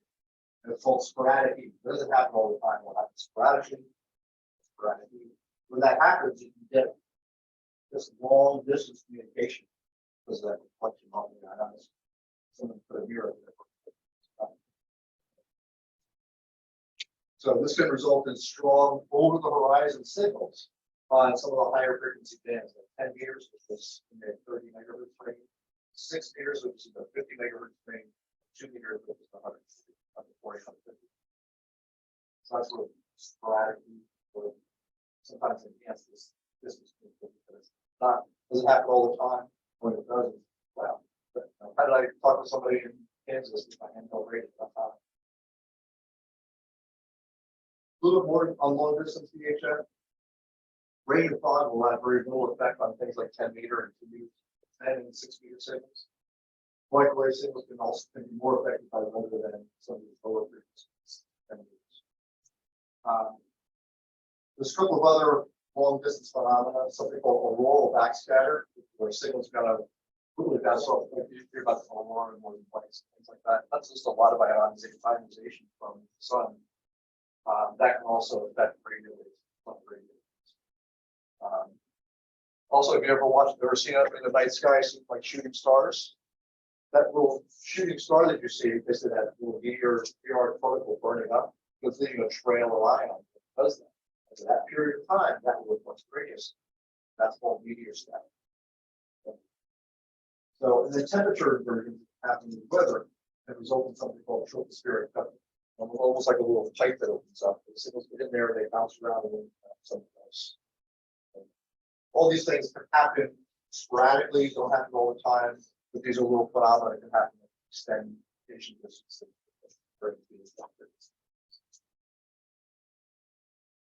So for a lot of us, and particularly where my interest lies, more on HF coverage. HF frequency 3 to 30 megahertz. This frequency range we're generally relying on bouncing signals off the ionosphere, getting long distance, much longer than line of sight. Okay. So these will be reflected on the ionosphere, so you kind of almost picture this kind of signal kind of going up and getting bounced back down to the earth. The ionosphere is what enables this worldwide communications, being able to talk to Europe or Australia or South America, things like that, from the house. So solar radiation, based on radiation that comes from sunspots and things like that, will change the ionization in the atmosphere. That will change how effective it is at reflecting frequency on signals of certain frequency. That reflection is typically in the 50 to 60 miles up. Okay, so way up. Okay. And you got the draw diagram here, for example, is I might be over here in San Francisco, right? You have the ionosphere here, it's not scale. Okay, so there's San Francisco over here, Chicago, there's New York. Okay, so the ionosphere at 50 to 60 miles up, obviously not the scale. Okay, but the way this works is that I may have ground wave kind of line of sight type communications that are a little bit further, local to San Francisco. Then I can have some signals like the one that goes through the ionosphere and go out. It's kind of like trying to skip a rock along a pond. Okay. Throw the rock straight down and go right through. If it's going at the right angle, you're going to skip off of that. Same kind of things happen here. And get this skip coming up and get a signal bounce down. I might get a path that opens up to Chicago. What's interesting about that is I might be able to talk from San Francisco to Chicago very easily, but I can't hear the guy in Denver. Denver's close. It's because they skip right over it. It's called skip distance. So it's not uncommon on HF to hear somebody say, I really can't hear you, you're too close. That's what can happen. If you're a little bit too close, you're kind of being skipped right over. Yeah, you can't control that, right? It's just luck. It's just all luck. How your radio wave goes. It's all luck based on what's going on with the sun, what time of the day it is. The only thing you can control is what frequency frequency are out there. Right. Because what's gonna be reflected and where it's gonna be reflected is gonna be dependent on sun, solar activity, time of the day, and the operation frequency of operation. So there's something called the maximum usage frequency. Anything above that are typically very free. So anything that and below, you'll start getting reflections off of that. But what we're going to get through, we're going to get absorbed, right? And then the angle at which you're going to reflect off of, right, like the speed you're throwing that rock, if you will, it's going to change during the day. And it's so you really can't. Right. That's just luck. It's just luck. Yeah. You kind of know that in general, during the day, this band is going to kind of work with these distances, but you don't really know. Yeah. So I'm a truck driver, and every once in a while on the CB radio, you hear people talking from Texas. Yeah, exactly something else. That's just their luck. It's luck. Yeah. Right. It's not because they're running 10,000 watts in the truck, right? So you can also get a double hop, a triple hop. So it comes up, bounces off the earth, and back up again. Back. One of the activities I get involved with oftentimes is operating radios in portable areas like parks and things like that. And I'll map out all my contacts. And sometimes I'll see that I'll have a whole range of contacts ranging from like Indiana, Ohio, down through Kentucky and North Carolina. Then I'll have a whole other range that's like out in Nebraska, Texas, things like that. And there'll be a band between because that was the first hop and the second hop. So feeding is very common. If you ever heard those long distance guys, Dr. Otto was there, they're going to come in and out with feed because the ionosphere is changing, everything's kind of different. Okay. So it's due to the random combination of single variety of path length as well as just due to polarization is not so important because once they sit with bounce off the ionosphere, which isn't a perfect reflector, things kind of get bounced around all different directions. Okay. So it's often said that it's like becomes a liquid polarized. So a couple of variations of the ionosphere. During the day, the F layer kind of splits into two layers. So at night, it goes back to one layer. You get the E layer, we get a sporadic thing going on sometimes. But the F layer is kind of our primary layer that we're talking about when we're talking about HF. So you'll get these daily variations. Higher frequency bands like 10, 15, and 20 meters. This is 14 to 30 megahertz frequency range. They'll generally start getting more effective during the day, but at night they kind of close up. The single F layer appears most for reflections for the most part. The lower bands like 40 meters, 7 meters, or 80 meters, 3.5 megahertz. They're going to generally work better at night because the nighttime conditions of the ionosphere work better.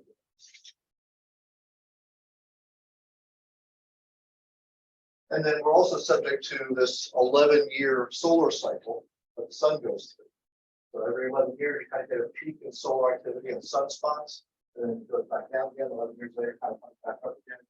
The amount of sunspots really affects the level of ionization that happens, and that's what we're kind of seeing with this activity. So at the peak of the solar cycle, the higher frequency band will start actually getting longer distance communications. At the lowest part of the sunspot cycle, you could almost never get any kind of communication with these higher frequency bands. We're actually just coming up on the peak of the cycle now. We're probably for the next 4 or 5 years, we're going to be in pretty good shape. Okay. 7 or 8, 9 years from now, we're going to be down on the falling edge of the solar cycle. So it's actually a good time to get back. So let's talk a little bit about antennas and feed lines. Where are we on time? Let's see. So we're at 10:34. What do you think? We're taking a short break and then come back, or you're good to go? You think? Good? All right, we'll go to other topics. Let's talk a little bit about antennas and feed lines. So obviously, an antenna is what we're going to be using for radiating element. Feed line is what carries the RF signal to from the most common antenna, especially for things like these HF radios, something called a half-wave dipole. That means that the antenna itself, from end to end, is basically about a half-wave length long. Talking about wave, and generally fed with some half-wave dipole. Okay. It's generally mounted up and horizontal. Sometimes it's in what's called an inverted V configuration, or just flat top type of thing up in the air. Okay. And generally mounted parallel to the earth, and therefore is horizontal. And the radiation is kind of broadside to that antenna. So if I look at the antenna this way, I'm going to get energy coming out this way, and I'm going up and going out, but not so much off the ends. Right. So if the antenna was like this, it'd be transmitted to you guys well. If the antenna was like this, there's not a lot of energy off the ends. I think it was like a big donut going out on the broadside. So for more details of the half-wave dipole, you might have a feed line or transmission line that's bringing the wire up, and then it's the signal up, and then it gets split. And then the dipole itself is really just two wires separated by these strings. It's generally about 5% shorter than if you actually did the half wavelength calculation. It's actually a little bit shorter. It's due to a number of different factors we all talk about. So a 6-meter dipole is about 112 inches long total. To make it resonant on a higher frequency, it's shorter. A higher frequency, wavelength gets shorter, so the antenna is shorter. So to compute the length of a half-wave dipole in feet, you can use this formula. The other formula, 300 divided by, that gives us wavelength of meters. This gives you the half wavelength length in feet. You can express it. So I say 468 divided by the frequency in megahertz, it's 14 megahertz. Or the length of the overall length of that dipole. We also can have vertical antennas, like the one antenna that's on your car. This is a very short little vertical antenna for high frequency. Generally, they're typically radiating element, the vertical element is quarter wave, so like 1/2 of that time. Again, typically about 5% shorter than kind of calculated free space quarter wave. Vertically polarized, you electric perpendicular to the earth. In the case of like a 2-meter vertical, like 150 megahertz, 145 megahertz vertical, about 90. Very similar to what you have.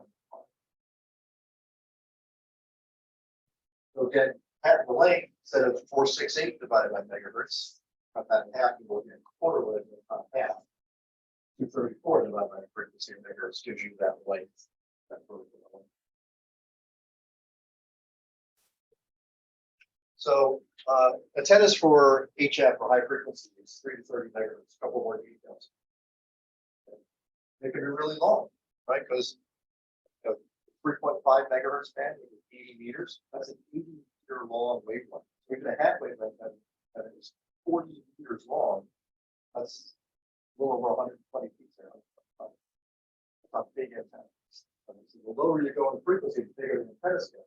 But we like operating these low frequencies to go around the world. That's why you see these guys will lose their hands sometimes with this monster antennas in houses. But you don't have to always do that. Just play some tricks to make those antennas physically small. And one of those tricks is something called loading. Sometimes you see antennas on cars or trucks that have loading coils on it. What that does is it makes the antenna electrically look longer than it is. So it shortens the physical length of the antenna by keeping by kind of fooling the electronics that they know. It's that the antenna is just it's called loading antenna. So it makes the antenna seem electrically. You can tell with loading coils and capacitors, depending on how the antenna is structured. An antenna that is physically shortened by loading is not going to be as efficient as the real full-size version of that. But sometimes that's compromised. If guys are operating CB radios that operates at 27 megahertz, that's the 11 meter band. The wavelengths are 11 meters long, and half of that is 5.5 meters, okay, which is 17 feet. So you're not going to have a 17-foot antenna come onto this. This guy's bridge there to go and break, bridge on the highway. So it uses shortened antenna loading coils.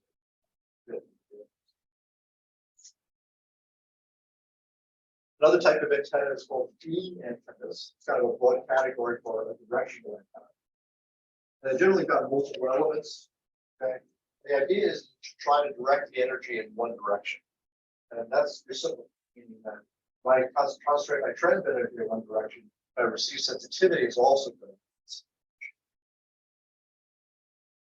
So there's lots of different types. Quad, I think that it's like square elements and square wire elements or middle elements. That's what we call a quad. This type of antenna is called a YAG by AD. And basically these elements act as focusing in one direction. And of course, dish antennas are also direction. Aim that satellite dish, satellite to get the best reception. This is more like everything kind of concentrates in. Now, gain for an antenna is the increase in signal strength with respect to some reference antenna. Let's say that this Yagi has got 8 dB of gain compared to a dipole. So the gain is the way of measuring that. If I had a dipole set up, talk to that guy over here, if I switch to this antenna, I said it'll be 8 dB stronger. That antenna pointed at them versus that gain perspective.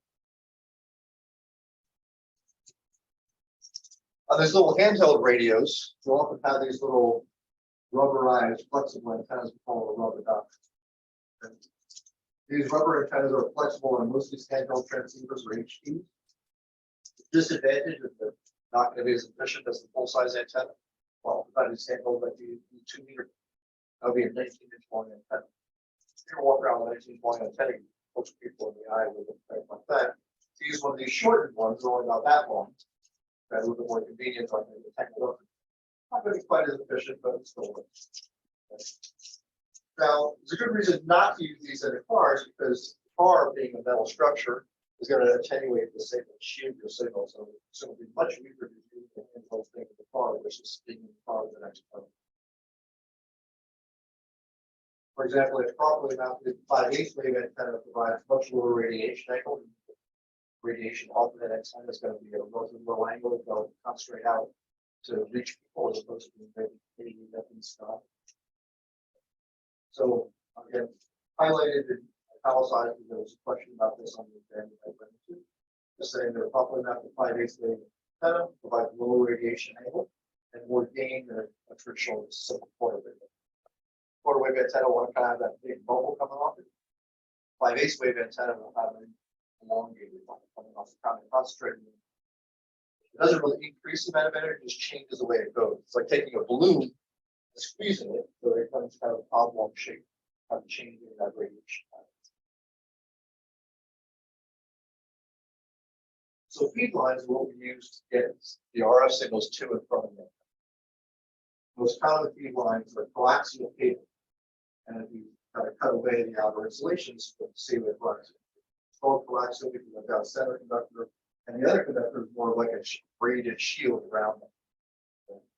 So you have a plastic jacket, metallic shield, one of the conductors and the other. It's easy to use, requires a couple of special considerations when you're installing the connector part. Okay. But otherwise, you can route them through walls and next to vehicles. It doesn't matter. The shield kind of protects the signal that's going to the center. And mainly getting used to powering the RF signal between the radio and the antenna. The loss in the cable, no cable is perfect. Okay. There will be some loss. The loss in the cable increases the frequency increases. So if I go up to 2.4 gigahertz, I might get more, I'll definitely get more loss in a particular piece of cable than if I'm operating at 27 gigahertz. Now, the impedance of the feed line generally matches the impedance of the transmitter or the antenna. These coaxial cables are often known as 50 ohm cables. So you don't have to worry about why it's called that. Just know that these coaxial cables, the 50 ohms, matched in with the antenna.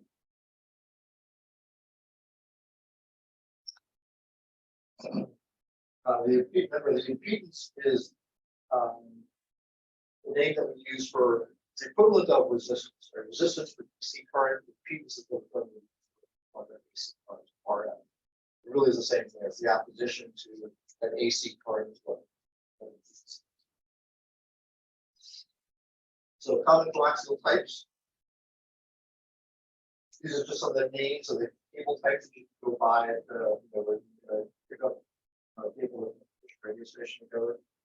RG58, RG8, RG213 are the most common types of coaxial cable that are used around your house. All those are 50 ohm cables. The RG58 is actually thinner than the RG8. RG58 is about a quarter of an inch, a little bit less, but the 8 is about a half an inch. So it's a lot harder to grab to involve. But the thinner cables also lost. So and the coax with the lowest loss for these higher frequencies like VHF and UHF is something called air insulated hard line. You can see how big this band right there. It's kind of these hard lines are huge. And it almost looks like a pipe. But these are what you get these very high frequencies. These are what are used oftentimes. You see there's big cables going up cell towers and things like that. They use these hard lines to provide much less loss. It's kind of odd that the higher frequencies need the bigger fabric cables. So you get coaxial cable loss. The loss again increases at higher frequencies. Other causes of loss, and one is water intrusion. You've got cheap cable or old cable that's been sitting out outside for many, many years. The outer jacket can become porous. Water and moisture get in. They oxidize the copper and do things like that. Increase the losses. So increase something called SWR, or standing wave ratio, that we'll talk about in a little bit. And it also has multiple connectors in the line. You can also get more loss from that. Here's an example of a cable that got a lot of water in it. You see all the copper kind of black. It's like oxidation. So a couple of common failure modes with coaxial cable is moisture contamination. Proximate shacking, squirrels chewing on it, things like that can allow moisture to get in and break those cables. Also, where the connectors are, or you can get in those if you don't plug this thing inside. So the jacket or the outer insulator needs to be UV resistant so that the sun doesn't degrade it, create the fluorescent film. And the air core coax that I showed on the previous page requires some pretty special techniques to prevent water and moisture collecting out of the hollow spaces inside. As you do that with professional development. So these feed lines have got connectors, so you connect up your radio to your antenna. Okay. Some people, this connector here is called a PL259. It's one of the most common ones that are used for the HF and VHF frequencies. PL259 is not the most suitable for other VHF frequencies. It's kind of odd because the name of this connector, the full name of the connector is called a UHF connector, but it's not suitable for HF frequencies. So, but PL259 is very, very common. The end connector, which is this guy here, you can see the differences here. This is the center connector, this is the outer. The end connector is more of a little bit of shield, flexible thing. They're better when you get above 3/4. And you have to take care of seal them against water intrusion so you don't get the moisture damage. Simple as like a black tape thing, but there are better sealing methods. And you want us to keep it tight. Connect it up to the radio, tighten it up. If it's loose, you're going to get some problems there that cause some loss and things like that. Also cause this connection also cause something called erratic SWR readings. That's highlighted there because it's question comes through. So what is SWR, or standing wave ratio? So standing wave ratio is a measure of how well a loop, like an antenna, is matched to the P1. Okay. So like the transmission. So if you're well matched, all the energy that's going to the antenna gets picked up and absorbed by the antenna, essentially radiated out to the atmosphere. If the antenna is not well matched, some of the energy that gets there gets reflected back towards the transmitter. So if I've got signals going in one direction towards my antenna, and a piece of that coming back, those two signals are kind of crossing each other as they go through the coax. And they create something called a standing wave. Okay, so I've got a signal going this way, a standing going that way, the signal will add up, create something called a standing wave on the coax. All the energy goes, there's no standing wave. This is something called 1-to-1. When Somebody if it's coming back, I get this standing wave rate. Standing wave, I can create something called a standing wave ratio. The higher that ratio, the higher that number, the worse the match is, the less power it's going to have. A low SWR, like a 1-to-1 or 1.2-to-1 or 1.5-to-1, you get up to 2-to-1 is okay. When you get higher than about 2-to-1, then you got more energy coming back than you really want to have. And it's going to might affect the transmitter. It's also certainly affecting the power you're getting. So a low SWR is really needed when you're using the coax speed lines to get the most power transfer to the antenna and then minimize losses. That's really kind of what you need to know about SWR. Power lost in a feed line is lost. It's converted to heat and you don't get it back. Okay. You can measure SWR a couple of different ways. It's measured with an SWR meter, with special meters for that, just for measuring how well that antenna is matched to the meter in line. It could also be read. So this meter would be, I take my transmitter, and the SWR meter, this SWR meter go out my antenna, read the SWR meter. That could be between the transmitter. The directional watt meter, what this is another way of doing that. This directional watt meter can measure power in the forward direction and the reverse direction by simply turning this one. So by knowing the forward and the reflection power, you can calculate this thing. This is what it should be. So the directional watt meter can be used to determine the feed line of match by minimizing the amount of reflection. So if you use an SWR meter, make sure that it's rated for the power that you're transmitting. Your meter is only rated for 15 watts, but use a 100-watt rating. So an SWR 1-to-1, 1.0-to-1 is a perfect match. Better than that. SWR 2-to-1 is about where most transmitters these days are going to say, hey, I'm getting too much power coming back. I'm going to protect myself by cutting my transmit power. And so once you get above 2-to-1, then you not only have a problem just with the SWR, but your radio is going to say, no, I'm not going to give you full power because you're not giving me a good match. So that's where the protection circuits in most solid state transmitters reduce the power, protecting that. So with low 2-to-1, you're in good shape. SWR 4-to-1 means that I've got a large impedance mismatch. Okay, 5-to-1, 100-to-1, they're all very large impedances. And then you use something like called an antenna tuner to tune the impedance that the transmitter sees.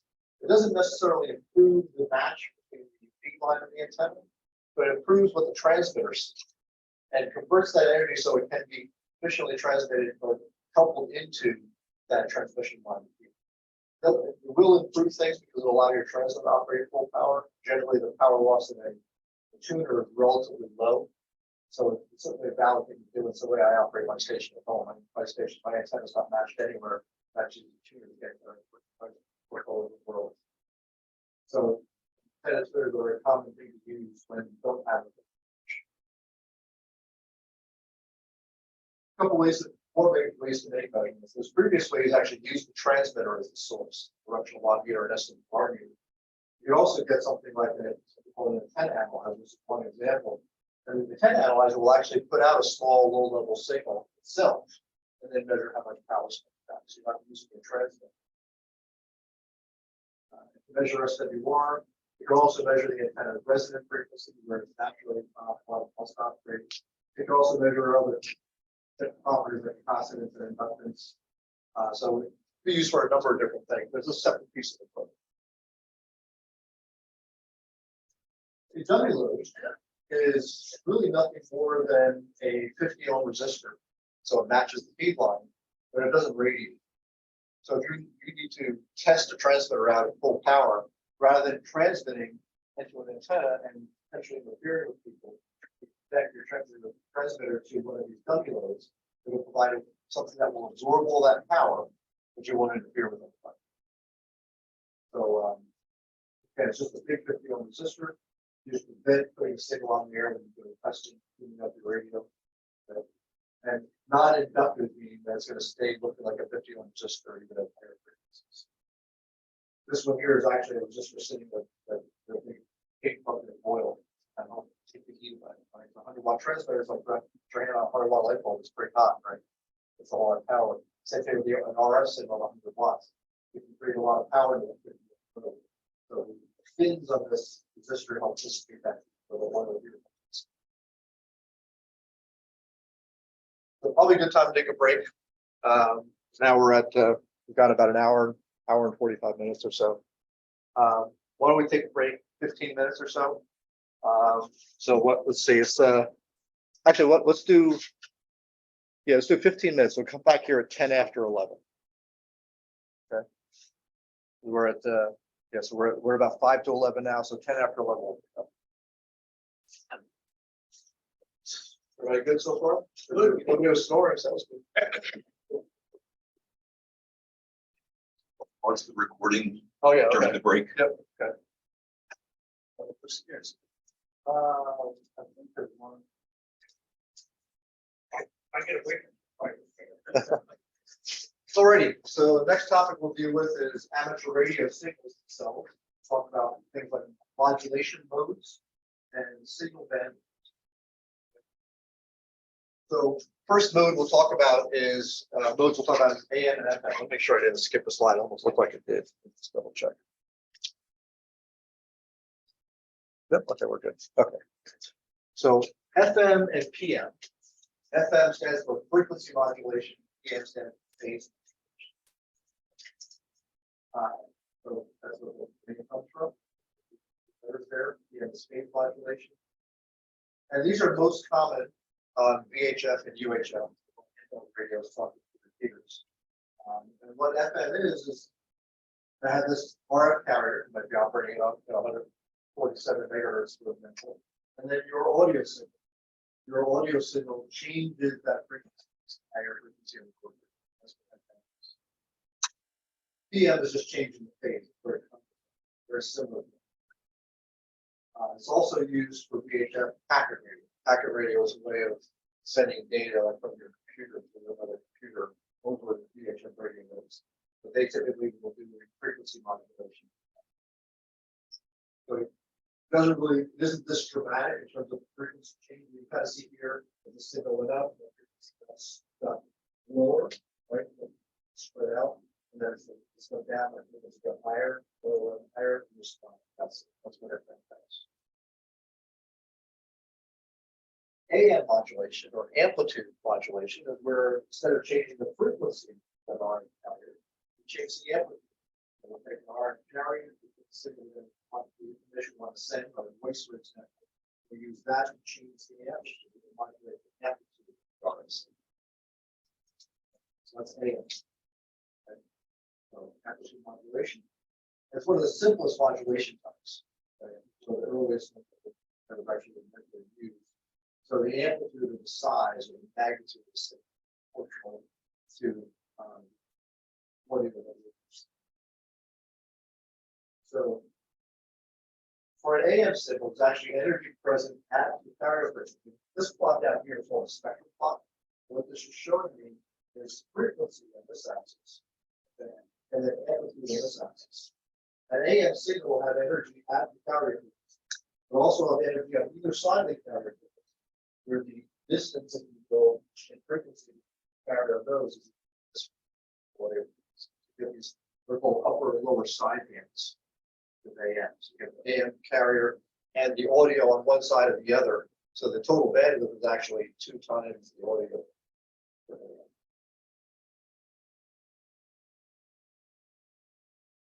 Single sideband, on the other hand, says, well, if we take a look at that AM signal, I had a carrier which has no information, just carrying the signal. I've got audio here and here. So I'm transmitting the audio information twice. I want to find more bandwidth. Single sideband says, well, I'm going to get rid of this sideband and get rid of the carrier. Because that's carrying all the information. So for all my power just into one sideband. So that's called single sideband or SSB. But the form of amplitude modulation is just stripping away some of the redundant information and the energy that's not contributing to the issue. So it's generally used for longer distance communication because now I'm not wasting power where it is needed. Either being redundant or not used. And putting all the energy into the transportation so I can get longer distances. And because I occupy less bandwidth, it also helps on the receiving end for weak signals because bandwidth is way is how what's the frequency range of my signal? Like a human voice, just typical conversational voice, is typically on the low end about 100 hertz, deepest like bass sounds, up to about 2.5 to 3 kilohertz. Above that is where like your symbol sounds are, the semblances of music and things like that. But for conversational voice and voice quality audio, up to about 2.5 to 3 kilohertz is all you need.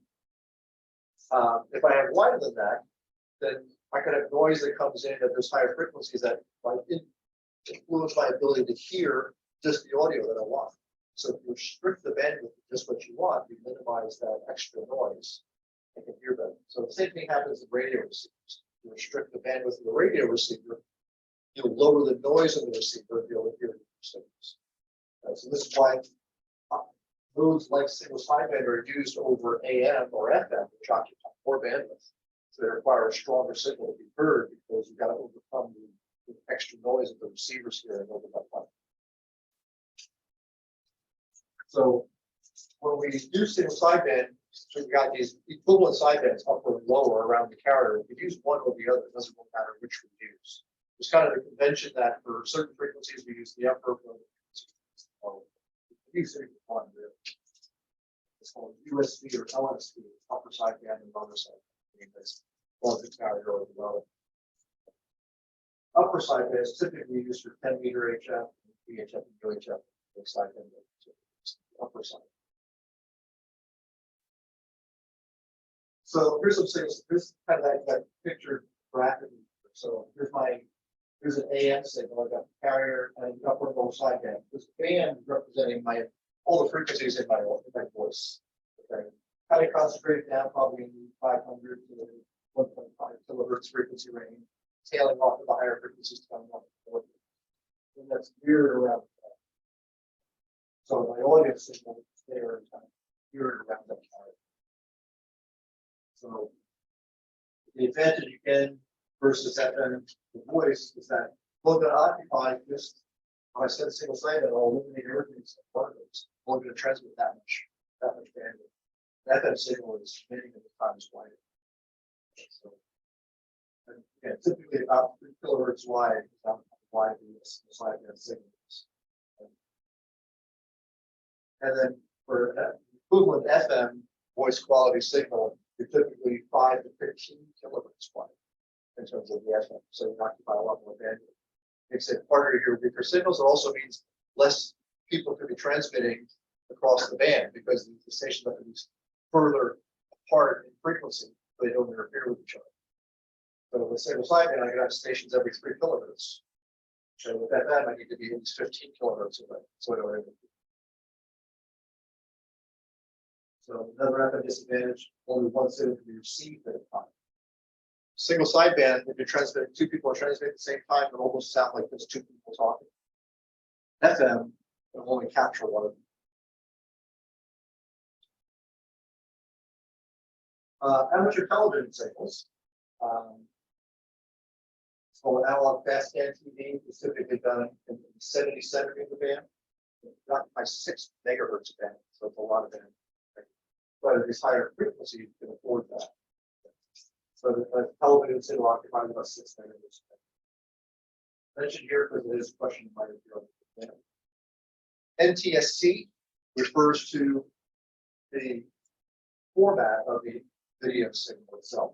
The first analog fastband color TV signal. I used to work at a TV repair shop and we used to call NTSC never twice the same color. It's kind of hard.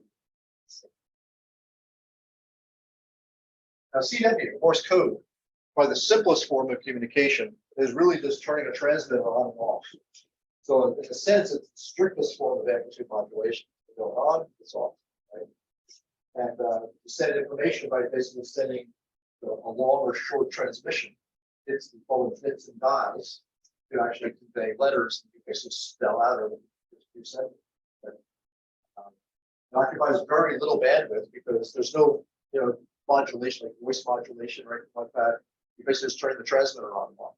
Just the act of doing that occupies a little bit of bandwidth, but only about 150 hertz. So you can fit many, many CW stations across the band.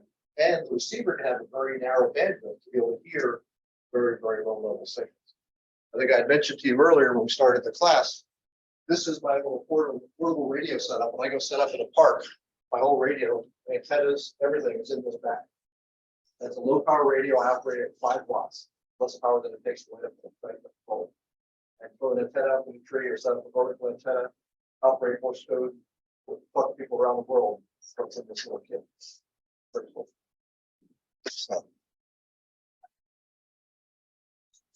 So we use a format of Morse code called international Morse. There's another one called American Morse. There's another variation for we use called international Morse, and that's what's shown here. This is like the letter A is Gita, and the B is the letters here. So CW can be sent using a straight key. This is an example of a straight key, which is nothing more than a single switch. You're basically just closing the contact. Turn the transmitter on, turn it off, turn it on. You also use something called an electronic key. A lot of the radios will have a keyer built in that with a set of paddles. You have one paddle that automatically sends the longer characters like DAS, and one that says DITS, repeating at the right spacing. So you can actually form the characters by paddling back and forth on these paddles, and it automatically create the DITS and the DAS in the right spacing. That's called electronic key. And you also can have set up a radio where you can actually have the computer send the Morse code by you typing it in. It'll put that to the DAS and send that. So technicians, like you get your technician license, you actually have privileges to operate on 80, 40, 15 meter bands and 10 meter bands with CW. These are the bands that support worldwide communications. You learn Morse code, you can talk around the world on a radio like that.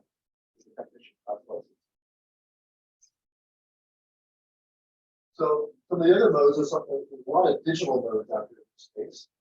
And these are typically where you're using a computer plus your radio. Oftentimes the computer using the computer sound card.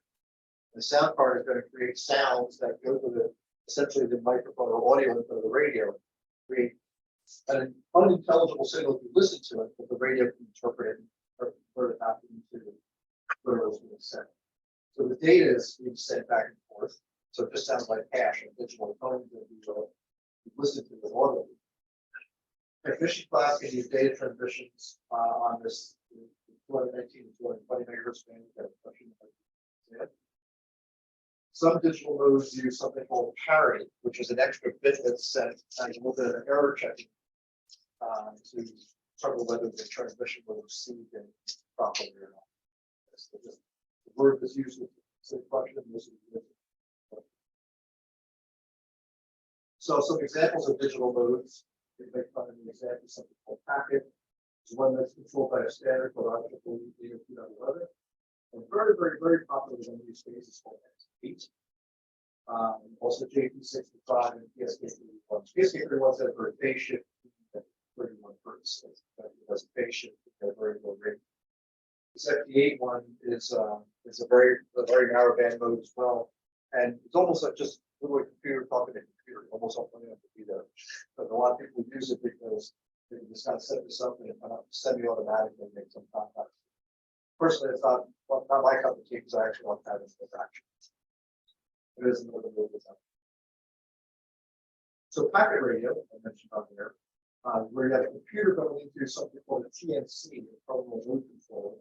The computer directs it and it sends the data to the TNC and converts it into a signal that radio. One of the first digital modes, data is grouped and sent in packets. So you can take a group of data, send that packet, and we'll transmit that to the next group, send it over some part of the packet. So packet radio includes a checksum, which is another way of error detection where the other end does a map on the data that came in, looks at the checksum that was sent, and when it calculated and said, yeah, they match, this data is good, or it did match, they'll send that data again. So there will also be a header that contains the call sign of the recipient and where this packet is intended to go.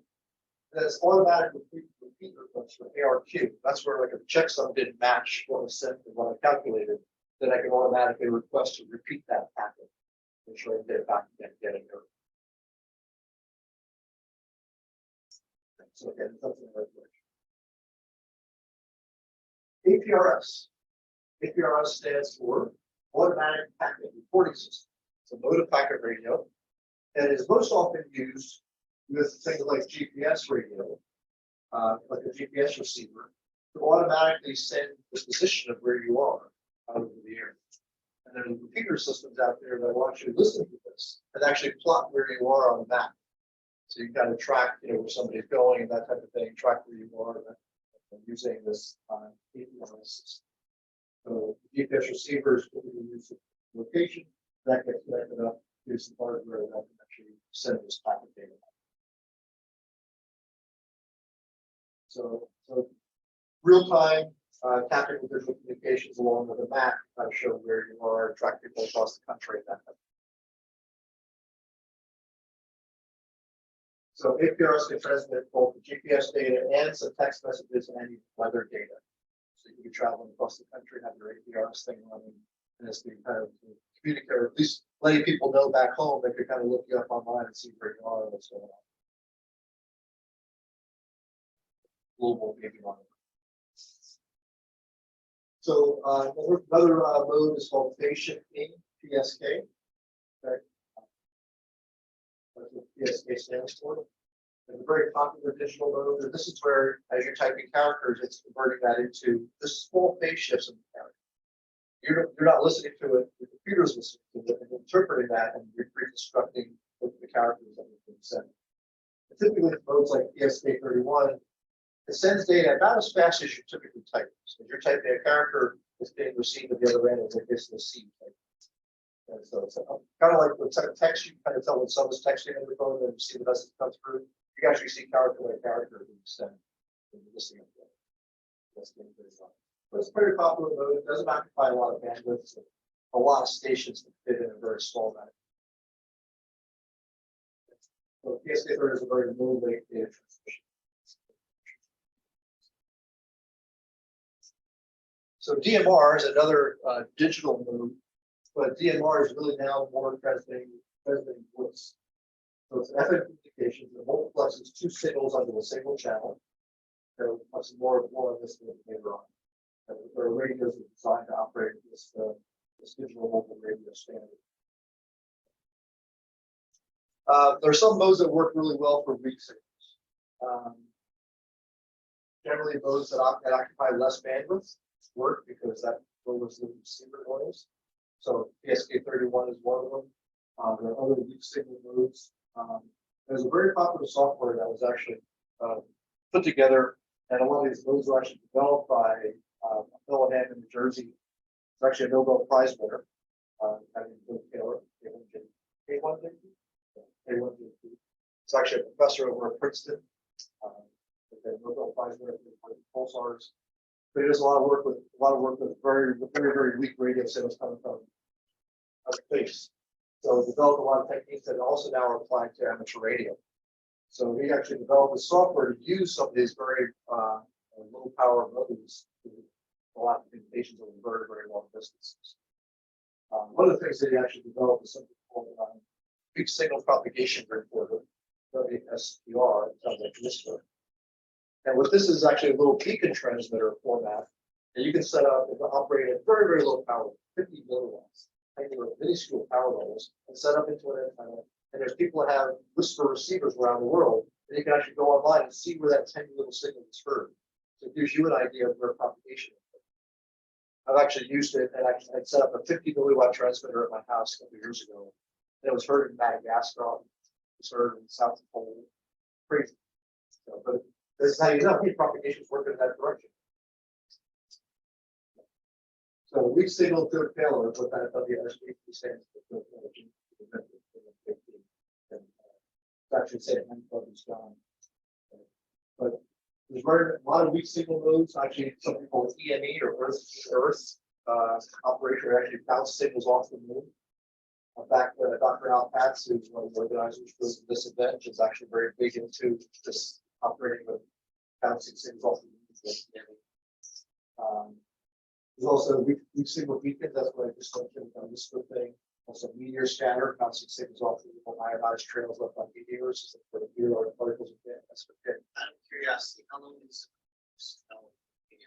It's a good question. Actually, it's funny because when I was going to college, I worked for the U.S. Army and I did a year-long study on meteor burst communications. So it was really exactly that question. The answer is they can last as long as hundreds of milliseconds, typically less than 100 milliseconds, so less than a tenth of a second. And they'll happen completely random. So generally, these modes are designed to operate as kind of bursty type of mode where, yeah, I've got a trail that happened to land here, I'll use it, and it's gone. So what you're doing, you're sending a signal up, and as soon as an ionized trail happens and reflects where you want to transmit, changes information, and it's done. So it takes a little handshake type thing, maybe first something. Yep. Yeah, tries to get it done before the trail goes away. Yeah. This is all based on pure luck. Exactly. Yeah. Sure. Yeah. So what the Army was looking, they were interested in it because the sidebar here is that get this natural time division multiply. The chances of more than one trail lighting up multiple paths at the same time are minuscule. And also because the trails land, the signal actually goes kind of off axis from one side to the other, so the trails are coming out. So an enemy is trying to direction find that signal. If they direction find the direction where the trail was, there's a lot of cool things that we're looking at. So FT8 is one of the modes that this is typically not so much on the meteor scatter because FT8 transmits over like a 15-second long duration, but we'll support some of the other ones. So these digital modes can operate at very low signal noise ratio. They're pretty cool band. And then the software is really good at taking those signals up out of the noise. So something else that you can do, and typically when there's natural disasters like earthquakes in California and wildfires and things like that, there are HamCrams will set up these networking systems to establish communications when the global communications go down. So those mesh networking. This actually uses the Wi-Fi group, the same ones that you use for your wireless routers. In fact, a lot of what they'll do is they'll take some of the old Linksys routers and rewrite the firmware for them for this purpose. So, so broadband handnet is one format that's used, but AREDM, radio investigated, another popular format that these HamCrams are set up to establish some communication for normalized communication.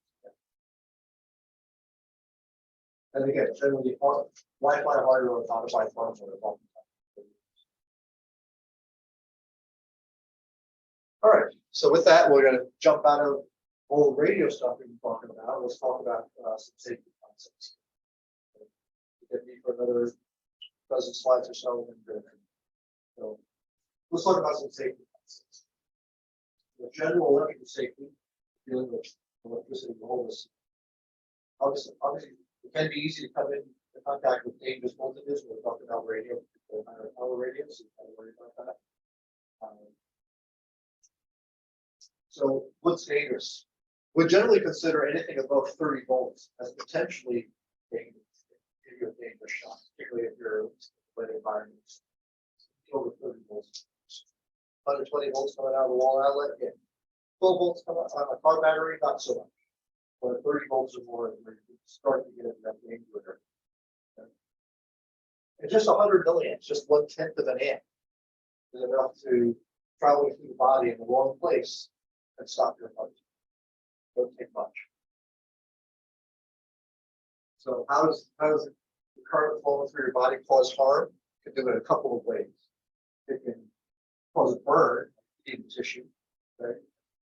It can disrupt the electrical circuits of your cells, like your communication between your brain and your heart, stop your heart. It can also cause involuntary muscle contractions. One of the more dangerous things, if you happen to grab a live wire, you might have to let go because the electricity is now forcing your hand to close. You can't let go of it. So that's why it's very careful around this.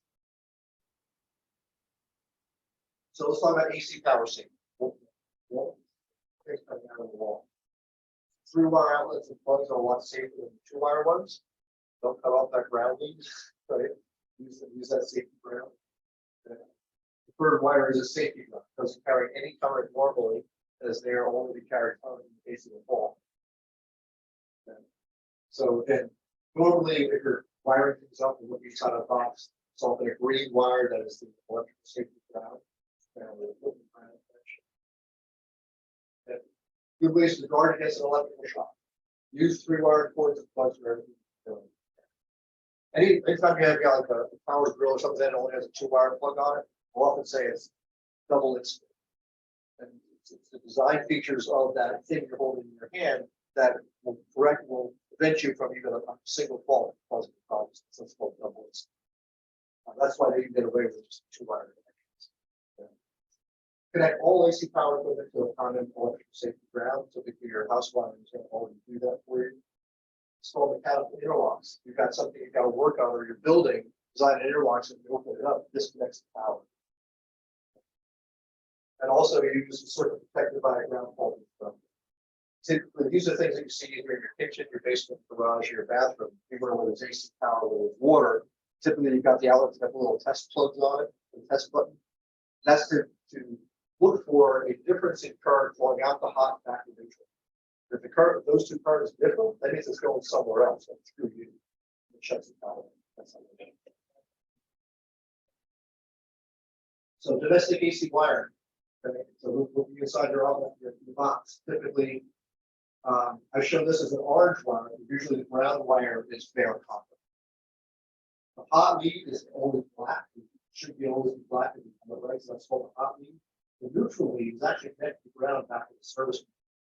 So there should really be a wide voltage on the white wires, neutral wires. But there are situations where they can be. But the black wires are the hot wires that they carry. Okay. Sometimes you'll see red wires in box as well. Sometimes they're used for what are called travelers, particularly in like 3-way switch circuits and things like that. So they can be hot as well. So black hot, white neutral pair is your safety ground. Sometimes it's a green wire. The red wire is most of the time. And this typically how the wire. Look at an outlet. There's a short and a long, opening, if you will. The short one is hot. The wide one is neutral. And the ground one is usually cut off. So fuses and circuit breakers, we mentioned that a little bit earlier. Again, they interrupt power to a device if there's an overload. Always replace the fuse with the same type and the same rating. Never replace it with a higher current fuse. Then something else might fail and burn, opposed to the fuse plug. So putting a 20 amp fuse in place of a 5 amp fuse can cause a fire. That's what I said, things get exciting. But always include a fuse or circuit breaker in anything that you're building yourself. And fuses and 120 volt AC power equipment are always on the hot side, hot means block. So when you're working on it, I mean, keep yourself safe there. Obviously, disconnect it from power when you can. Capacitors and power supplies, usually big content things like this, they're going to store charge even when you remove power. And so sometimes you need to go in and discharge those before you go work on the equipment. This would be rare that they can actually store power. Back when I was in high school, I worked in a TV repair shop. This back when the TVs had big picture tubes. And this picture tube was typically charged up to like 25,000 volts. They could hold that charge for days. So they always had to be sure you discharge them. And also, if you're working on something, work with one. If you're working with 2 hands, you might create a path. That path goes right through your chest. Working in one hand, if you touch something and you're got to be grounded by your feet, that path is still going to go through your body. That's not going to touch you. So those are going to do the work with one hand. Now let's talk about battery saving. So we said that the 12 volt itself isn't really going to be dangerous. There's still some dangerousness in batteries. 12 volt lead acid batteries can emit explosive gases that are not vented properly when you're charging. So shorting those terminals can create a huge amount of current flow that can cause a fire or an explosion. And so the discharge equipment can cause a problem with either emitting gas or explosion. And if the power's out, you can recharge the whole battery by connecting it to your car battery and the car starting it. Again, do that in the moment. So antenna safety, you gotta worry about being safe. So we can say what's wrong with this. Proximity of the power lines. So you want to be sure that if that happened to fall, okay, that it's not going to fall into the power lines. So look to stay clear of overhead electrical wires. The biggest concern with antennas. Keep 10 feet of clearance of the power line, even if the antenna should fall. So if this thing's going to come down, make sure that the furthest extended that is still at least 10 feet away from the power line. So, and never use a utility pole as support. Unless it's one that you got and you put up yourself, use that. But any of the active utility poles that are out there, don't ever use those as support, because even though they're generally at high voltage at the top and things like that, you want to be setting it in the problem. Antenna placement.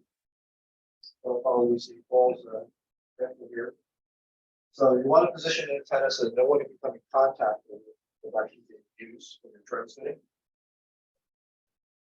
RF burns are painful. They're like fire burns or electrical burns. They have to be very painful. We're working on towers. There's a lot of things that you want to be careful of the safety of towers as well. You want to have proper training on proper climbing techniques in terms of how you not lock yourself into them and hopefully a number of different things. You've experienced tower climbers kind of give you advice on that. You want to use tile, or you want to top the tower at any time you're climbing up. You usually have at least 2 points, and you have one contact at any point talking to climbing up towers in this climbing building. Always use climbing harness. Or use a gin pole to lift things that you're bringing a tower up, or a tower section up, or bringing an antenna up. Use something called a gin pole, which is a pole with a pulley at the top that's clamped up to the top tower section. Use that to lift things rather than trying to pull things up yourself. And always, everyone around the tower wears a hard hat and safety glasses. So if the guy's 30 feet up the tower and drops a wrench, that could be really big problem when you're hit. Never climb alone, right? So someone's always there to, just in case you get stuck, or fall, or something happens. Someone's got to be there to help you out. Crank up towers that can be raised and lowered and telescope together. They generally need to be fully retracted before you climb them, because if whatever mechanism is holding them up fails while you're on it, that can slice off your fingers and toes, things like that. Some retractable towers will have locking mechanisms to lock them sections together. The event of a cable fault or something like that, it's an safety problem. But in those cases, you're going to retract the tower. And always use safety bars and turnbuckles. To ensure that if like use a turnbuckle to tighten up a line, if that turnbuckle fails, you don't want that thing to just go snap off and potentially hit somebody, and also a big problem. You only got a safety wire around that, so if that turnbuckle fails, it'll fail and stop at some other distance and repair it. You also have safety wires to prevent them from loosening. So they're putting a tower up. The tower itself can become a huge lightning rod. So it's important to properly ground that tower, not only to drain away any energy that gets coupled to it from a straight strike, but also to prevent it from getting charged in the first place to become a magnet that we want to. So it's very important that the tower is grounded. Electrical load, the local codes for where you live will have guidelines what you use for grounding, how many ground rods, how far the space apart of the people need to be, that kind of thing. Separating the ground line per tower leg is generally the minimum. So 3 leg tower, you have at least 3 ground rods that are placed in. And they can accomplish jobs. We'll bond all those legs and rods together. Bonding is usually like a welding or brazing operation. That 8 foot deep. Typically, the rods themselves are 8 foot long, so it's an 8 foot rod. So it's 8 foot deep. Ideally, want to have short direct connections to get the lowest possible so lowers resistance to ground. Avoid sharp bends, just because that creates a little bit of an impedance bump and cause a place where something can arc. A good example is about 25 years ago, I had a tree next to my house get struck by lightning. And the lightning is going to follow whatever it sees as the lowest resistance path. So it went down halfway down the tree to the gutter of my house, hit the gutter. Gutter had a downspout that was filled with pine needles, so wet. So it was a big conductor right to the ground. Bulk of the energy went down there, exploded the downspout, punched the hole inside of my house. Some energy still went down the rest of the way down the gutter, jumped a gap about that far to the screen door frame. Went down the screen door frame, jumped a gap this wide to my doorbell because it was running next to the ground line. Shot my doorbell button halfway into the gap. Crazy. So all ground rods and earth connections should be bonded together with heavy wire or conductive strap. And usually it's a braze or a weld of some sort. Use lightning arresters on all the feed lines. So that any energy that's coupled on your feed lines will go to these lightning arresters, which provides an alternate discharge path, but instead of letting the energy go to your house.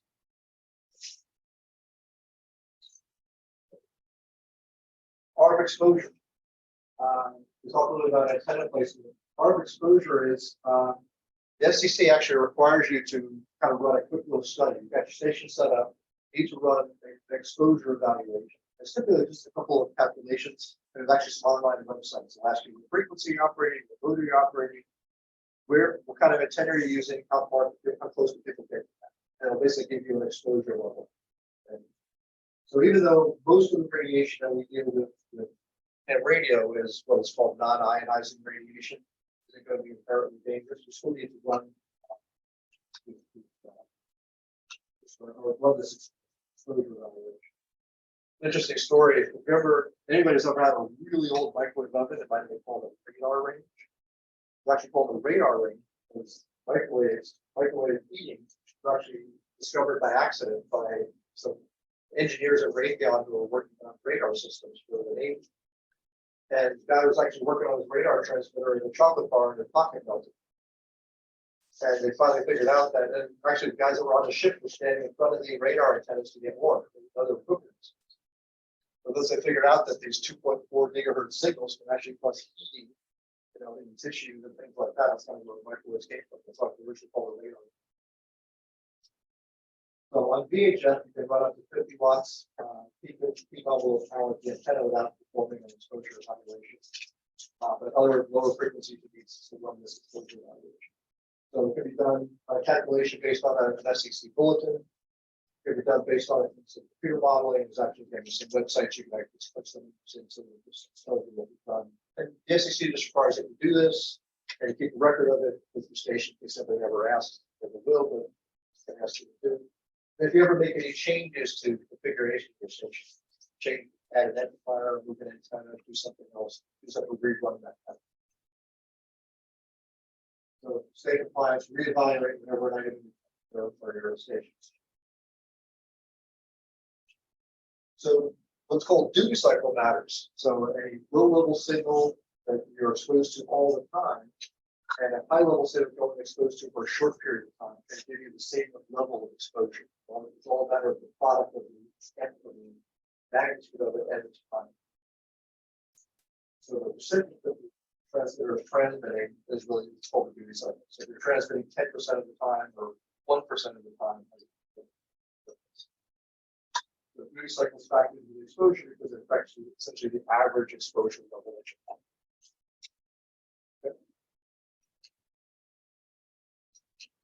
So, example, the allowable power density from RF safety increases by a factor of 2 if the duty cycle changes from 100% down to 50%. So, if your next to a transmitter was transmitting all the time, like a broadcast transmitter, that's going to have some exposure level. But if that transmitter is only momentary, like you're only on 10% of the time, you can be exposed to 10 times the power to get the same average.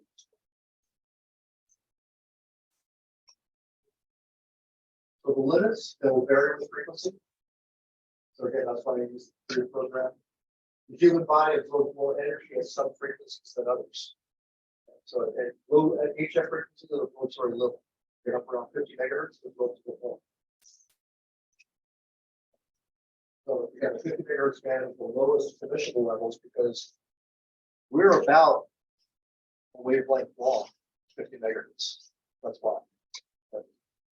So 50 megahertz is 6 meters, so we're appreciable.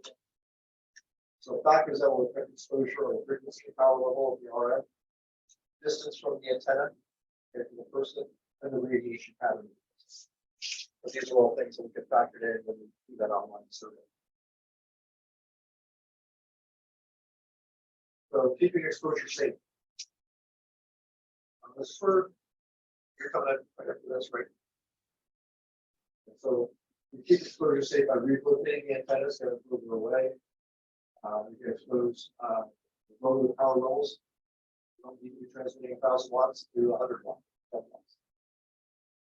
And then transmit less. Some broadcasting function. So, and then reevaluate again if you make any changes to your setup and your duty cycle. But with that, we're going to start switching over to station setup and operation. You're going to get Joe. We're sitting at 11:50, so this might be a good lunch break, right? Grab lunch, come back here. Let's see, so Joe's got 105 to 187, so we've got about 80 slides to go through. So it'll probably be another hour and a half, 2 hours before we start playing with the practice exams.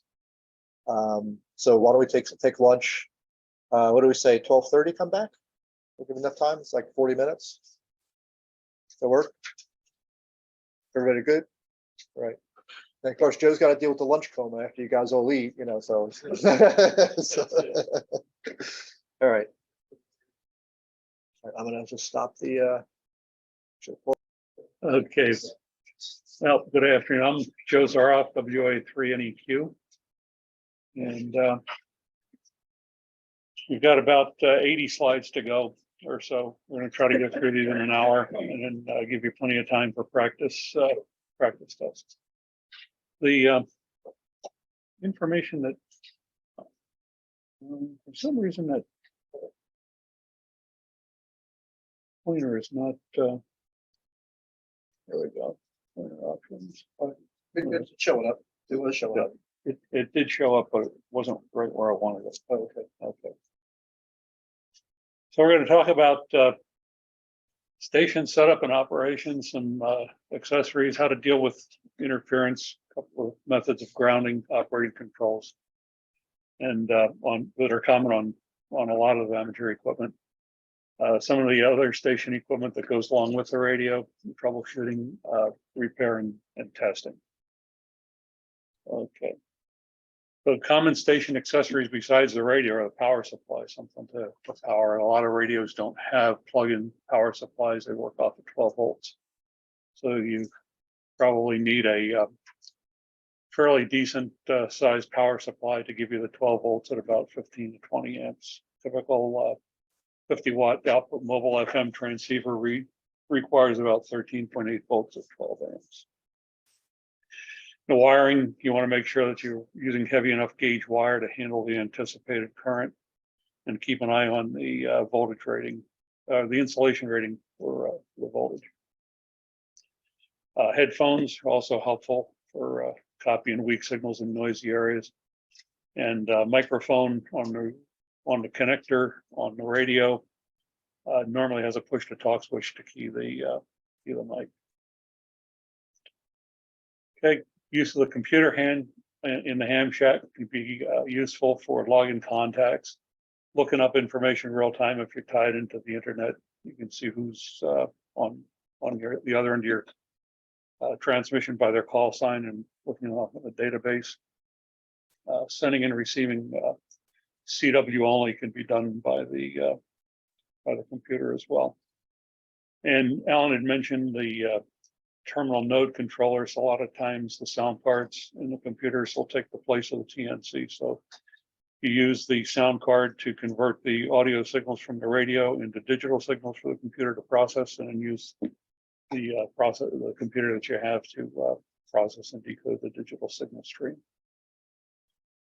Okay, digital modes. Said computer interfaces, you look for the audio in and out and the transmitter key line. FT8 is an example of a digital mode that can be run on the computer, radio, audio in and out, computer line out, and then running the WSJT software.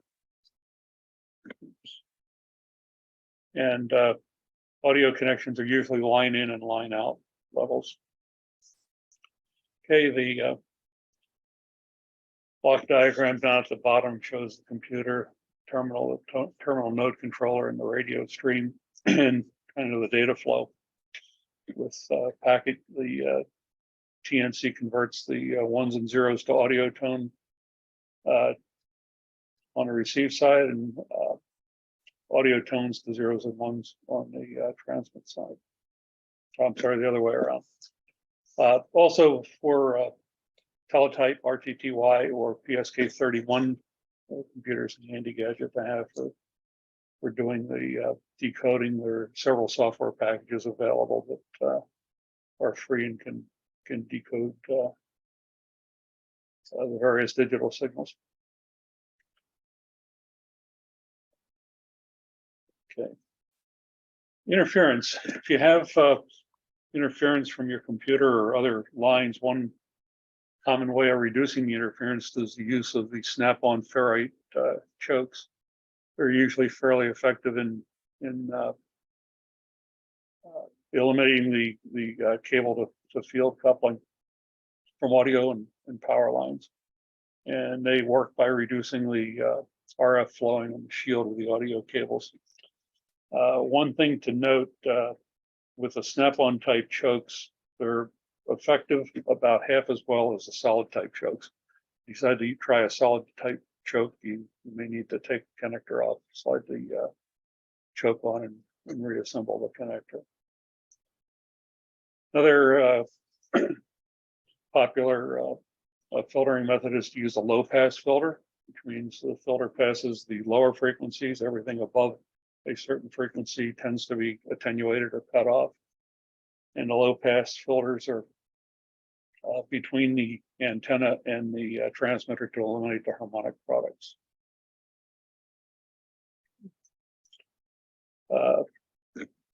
TVI filter is a band reject filter that is generally placed on the input to the TV to pass only the TV band signals. That's not so much in the cable world these days, where everybody's connected to their television by cable. But if you do have over-the-air TV reception, this can help prevent overload from the nearby transmitters.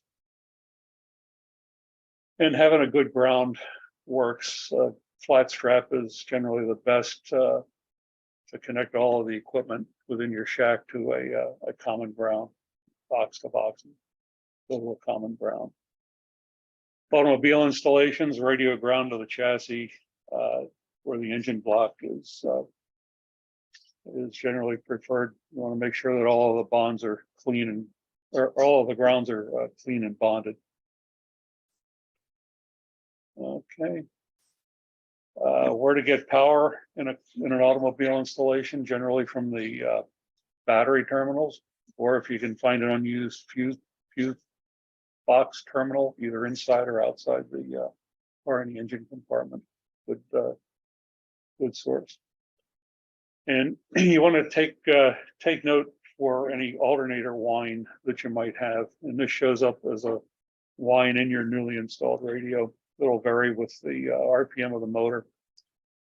Power line filters do help, as well as good ground in the radio. Ignition noise is another source of noise. Generally shows up as a ticking or pulsing, a noise blanker operation, and with an HF system would help with that. And battery operation, you can use a car or portable operation, be powered from a battery. The battery life is going to be dependent on the current drain. And if you want to estimate the amount of time you have on your battery, if you can divide the battery amp hour rating by the average current draw in amperes of the equipment, you come up with a time that you can expect operation off of that battery. Operating control, some of the more common controls on at least HF rigs are a mic gain, to give you a too high a gain, your signal will be distorted. Too low of a gain, you won't have any power going out, at least on signal sideband, if you were to transmit. So you need to keep that microphone gain set somewhere in the middle. The audio frequency control, that adjusts the volume. So it's just a fancy word for the volume control. Power setting will set the RF power on some HF rigs. RF gain control, that generally sets the gain on the first or second amplification stage in the receive side. So think of that as a volume control for the receiver. If it's down too low, you won't hear anything. If it's up too high, you could have distortion, subject your receiver to more noise than it really needs to see. The AGC control keeps the received audio relatively constant. Some receivers will have a fast, slow, or medium attack and decay setting for that. Level squelch. The squelch will mute the receiver when there's no signal present, so you don't have to listen to a lot of background noise. You want to be careful not to set that too high, or you'll be missing the weak signals. But, the optimal setting for these is generally just above the noise level. You turn the squelch up until the receiver goes quiet. Set it there. One other handy setting is the receiver incremental tune, or RIT setting, and that's generally used to shift the receiver part of the transceiver without changing the transmitter frequency. If you need to get away from a little bit of noise from adjacent channel interference, or if you're not quite tuned right, sometimes a single sideband will start to sound like Donald Duck if you're not quite tuned on it. The RIT can help with that. And that's typically not something that you see on VHF, UHF, FM transmitters. This is pretty much in the HF case. Okay, HF signals often have, or HF transceivers often have a selection of filters so that you can select the filter for the particular signal that you're trying to get the best reception on. 500 hertz is a common narrowband filter for CW, and 2.4 kilohertz, 2400 hertz for single sideband. And then the main control knob for the operating frequency, which on most transceivers tracks the transmit and receive frequency. The other way to enter frequency on a lot of these newer radios is through an operational keypad. Also, you can have favorite frequencies stored in memory. And most receivers with or transceivers with memory will allow you to scan through the stored frequency list to find activity on your favorite frequencies. And tuning above or below a frequency can cause audio distortion, especially in the FM or signal sideband. But on the on the handhelds, one thing to remember: the offset frequency is the difference between the repeater's transmit frequency and the receive frequency, and that's specified generally as a shift in either plus or minus, and in a certain number of kilohertz. If you have problems accessing a repeater, the shift frequency setting on your radio is a good place to look. Transceiver's offset control, also called shift.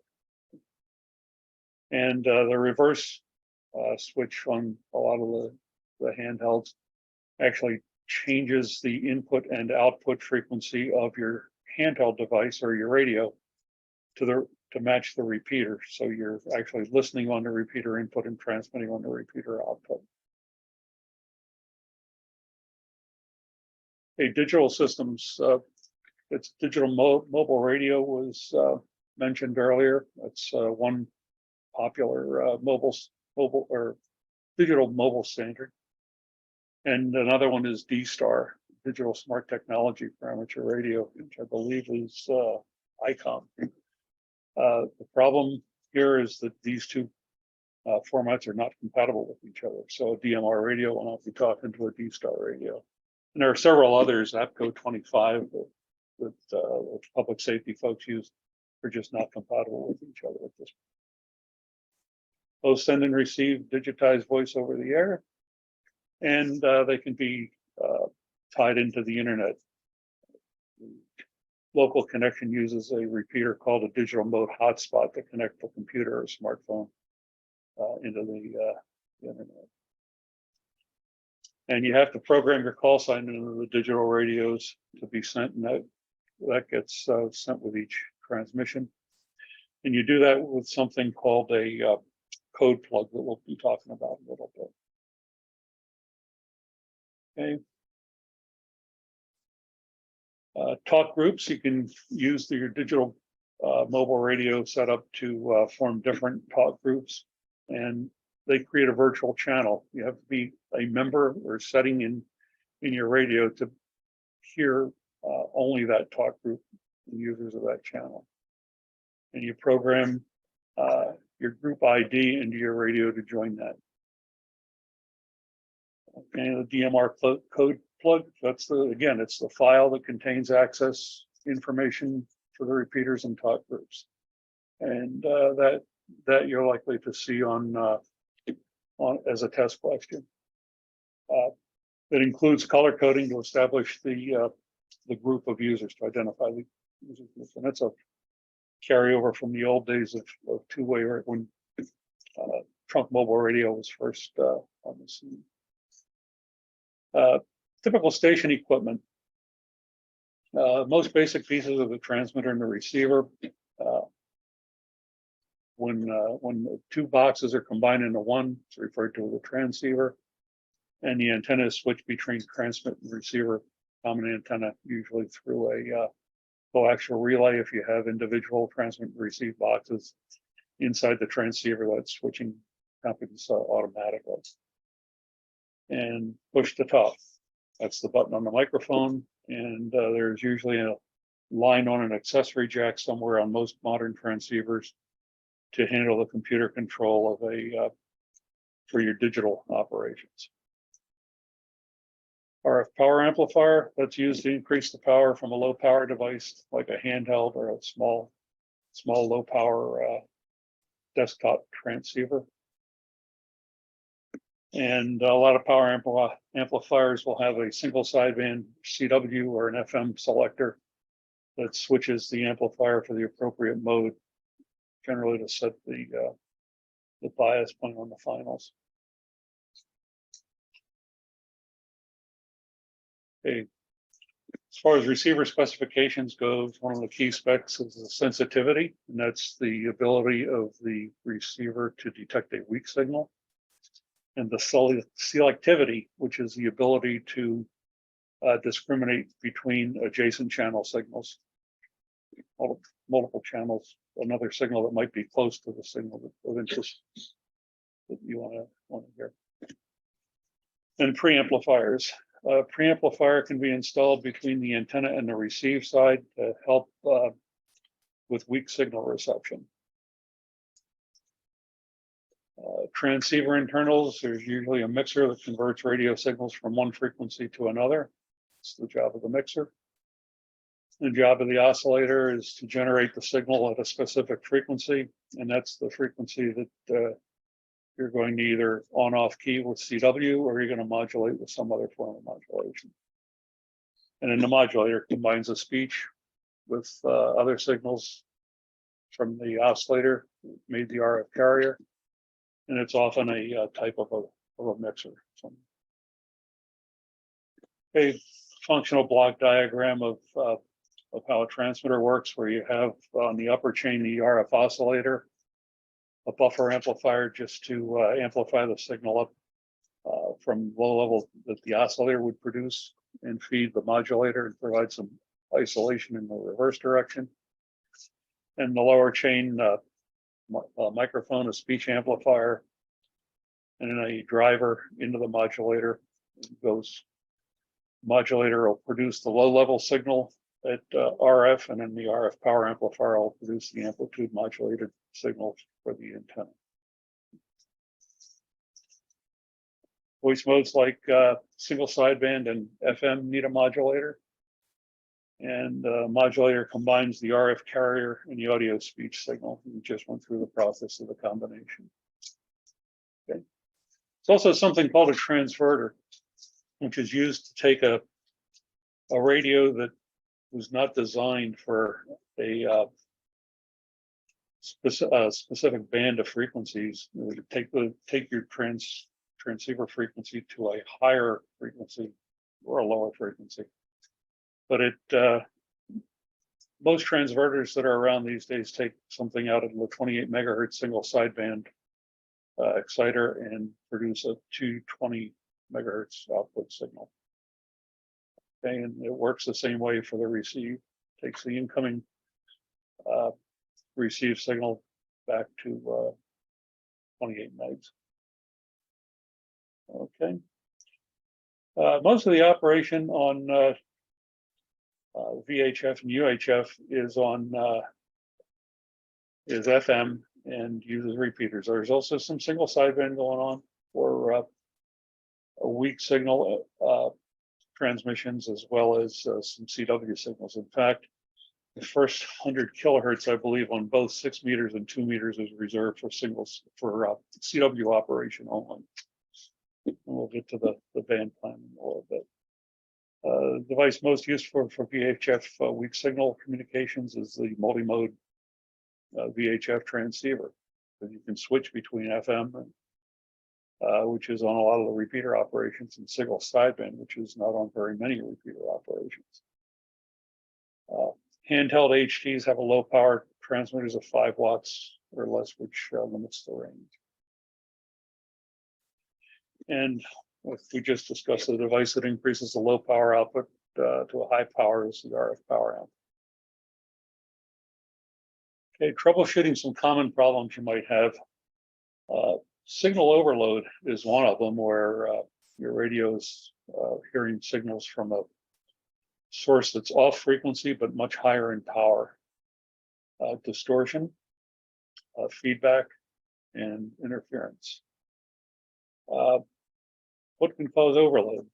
Well, fundamental overload, feedback, harmonics, and interference can be some spurious signals.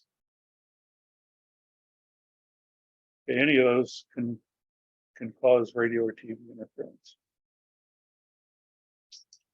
And if somebody indicates to you that your transmissions are causing interference someplace, I think the first course of action is to make sure that your own signal is clean and not causing any interference to your own TV or radio under the same conditions, same channel as somebody reports your interference. That kind of a thing. Okay, telephone interference. Sometimes on corded telephones, you can experience demodulation from high power broadcast signals where you're seeing interference into the line. And that the telephone acts just like a radio receiver. It goes through a part of the circuitry where you've got maybe a corroded connection under a screw for a wire. That corrosion is going to act as a diode and cause any RF that's picked up to be demodulated and fed back into your telephone. It's logical first step is to install an RF filter at the telephone.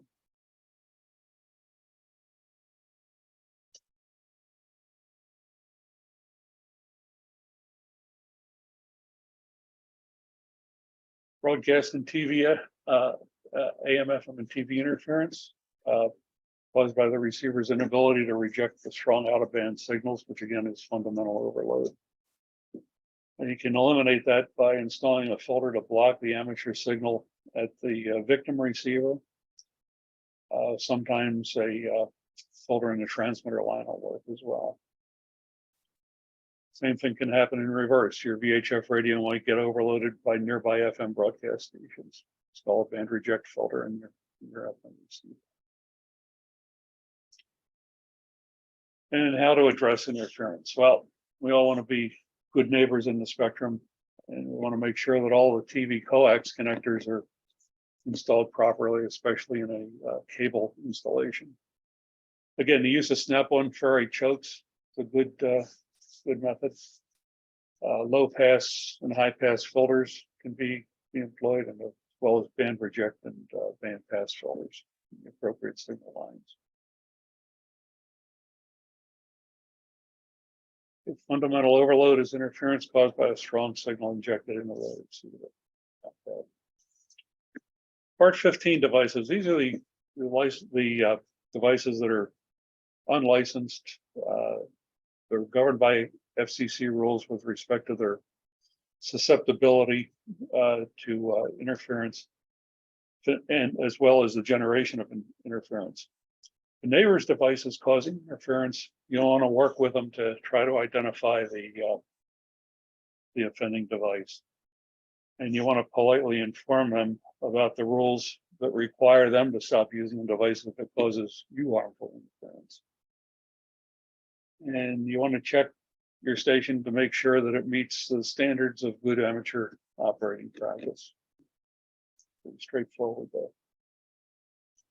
Some common problems that you might run into: distorted or noisy audio. The transmitter might be slightly off frequency. Batteries could be running low, or you might be in a bad location. Again, multipath interference can cause distorted audio. Noise in digital transmissions will corrupt the bit error rate. The bit error rate is the rate at which errors are occurring. That's the verbiage you see in the test. Garbled or undistorted audio or an unintelligible transmission can be caused by RF feedback or by over deviation on the FM. You want to back off on the mic gain if somebody says you're over deviating or you're unintelligible. High-pitched whine, generally those come from vehicle's electrical system, usually the alternator. Good indication of alternated noise is the high-pitched whine. Okay, using the multimeters, which are this common shack equipment for basic troubleshooting, come in a couple of varieties. The one on the far left is traditional analog meter. Other meters have digital multimeters that are available very, very inexpensively. And the use of the term multimeter can refer to a voltmeter, ohmmeter, and milliammeter, or an ammeter of some sort. Generally, the three different types of meters are rolled into one package. The DMM, the digital multimeter, measuring voltage and resistance are two common uses for this. And at this point, I want to stop from the presentation and just offer something to be mindful of when you want to use these inexpensive components, because it's happened to me twice. If you take a look at the connections on those meters, whenever I go to measure a voltage, the first thing that I do when I pick up a meter anymore is to plug in the probes, set it for resistance at the lowest resistance scale, and touch the two probes together, and it should give me 0 resistance. What that tells me is that those connectors are still integral and connected to that meter, that I don't have an open in my measurement circuit. Because if I take those two probes and go to measure a voltage source, like an AC outlet, I'd be chasing an open all day. It would read 0 volts. It would not read the voltage on that meter.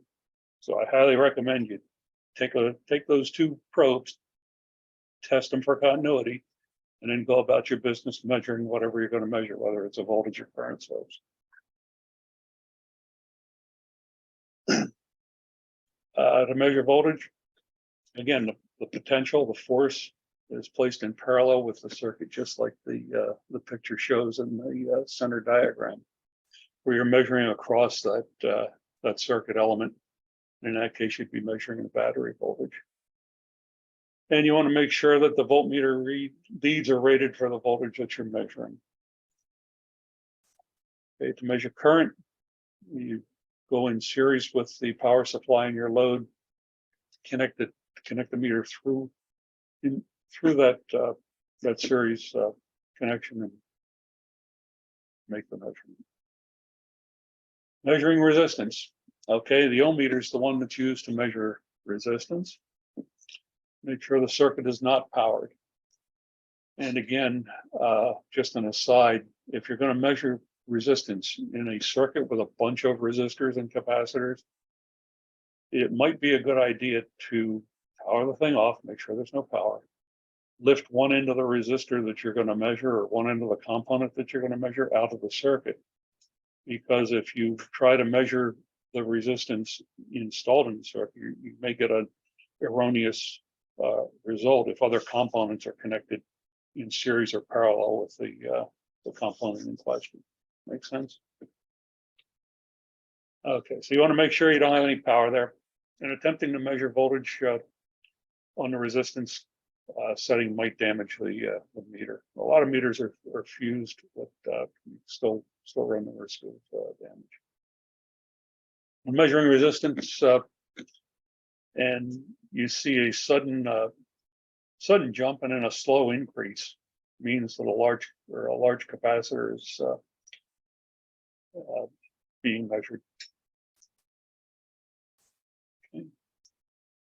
And place in parallel for the device that you're measuring. Okay, soldering. It's a good skill to have, no question about it. Comes in handy.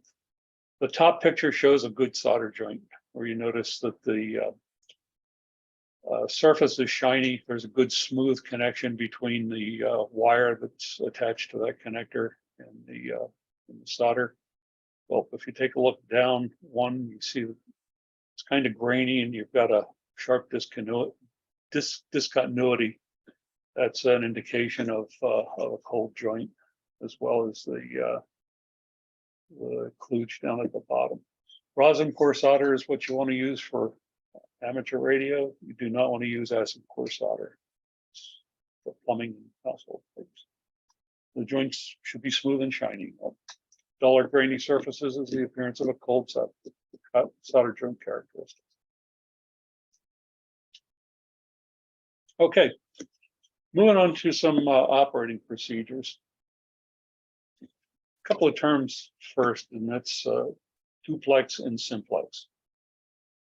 Duplex communications refers to a transmitter and a receiver on two different frequencies, where the receiver on the left would be tuned to the transmitter on the right, and vice versa.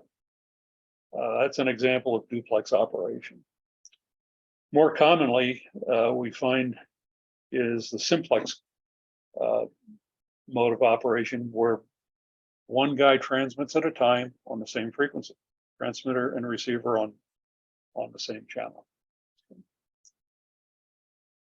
Okay, there are dedicated simplex frequencies in the VHF and UHF bands to allow nearby stations to communicate without the use of the repeater. Simplex frequencies on 70 meters or 70 centimeters are generally 446.0. On 2 meters, it's 146.52.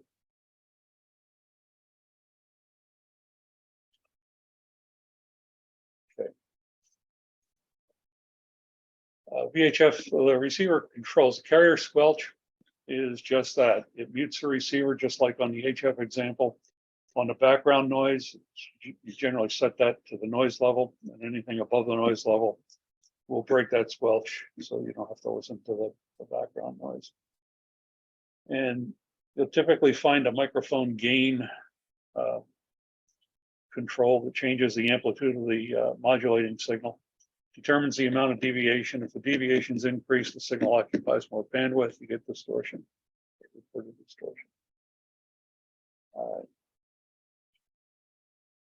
So, FM operation repeaters. Well, repeaters are usually located in high places like mountains or tall buildings, tall TV towers, and their function in life is to extend the radio line of sight from two stations on the ground. So you scheme there is to talk up on the input frequency. Your transmitter is set for the input frequency of the repeater, and your receiver is set for the output of the repeater. So you listen. The repeater listens to you on the input and simultaneously retransmits on the output. Now your radio has to transmit on the input and receive on the output. And that's typically, if you have trouble bringing up a repeater, checking your transmit shift is generally a good place to start looking if you cannot bring the repeater up. The difference between the input and the output is called the split or the shift. Split, I think, is maybe what they're using on the test. Most techs start with a VHF UHF transceiver. Okay. The repeater is the station that automatically retransmits the signals. May have the repeater itself working in conjunction with an auxiliary station. An auxiliary station is a station other than a message forwarding system that transmits between point to point within a system. An example of this might be a repeater that's built with a co-located receiver and then a receiver located somewhere else. And what that somewhere else does is provides diversity. If you're closer to that one that's downrange, the signal from your radio would get picked up by the remote receiver and then linked back through an auxiliary link to the transmitter site. And the transmitter site would look at the signal strength and pick the receiver with the highest signal level to be retransmitted. So it kind of extends the range of the repeater itself. And then space stations are also forms of repeaters. Common repeater splits plus or minus 600 kilohertz, 2 meters plus or minus 5 megahertz for 70 centimeters, 450 band. And linked repeaters. Again, signals received by one repeater are all retransmitted by all repeaters on the network. And the links between those repeaters will be examples of auxiliary links. Yeah. Is there any cancellation when the signal received by one is retranslated by all repeaters? Any cancellation between those?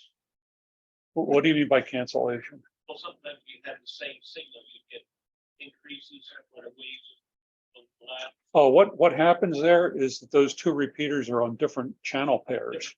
Yeah. Yeah, so So they won't have. that problem goes away. Yeah. I thought they were the same. No, in New Jersey, there's W2NJR or N2NJR. It's a linked repeater system that just about covers the entire state.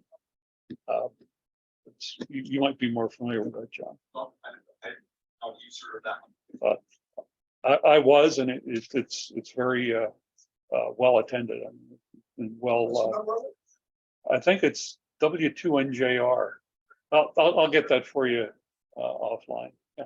But the nice thing about a repeater is you don't need a big antenna to control the distance. As long as you can hit the repeater, you're in. That's what I mean. You're in. Yeah, that's one advantage. It extends the line of sight of VHF propagation. So it extends your linear range capabilities. Okay. So some repeater details. A lot of times repeaters will have continuous tone coded squelch systems or a digital coded squelch system. Now, both of those systems are used to solve the problem, I think, of co-channel interference, where the 0767 machine here in Trenton is on the same channel split pair as one in Hazleton.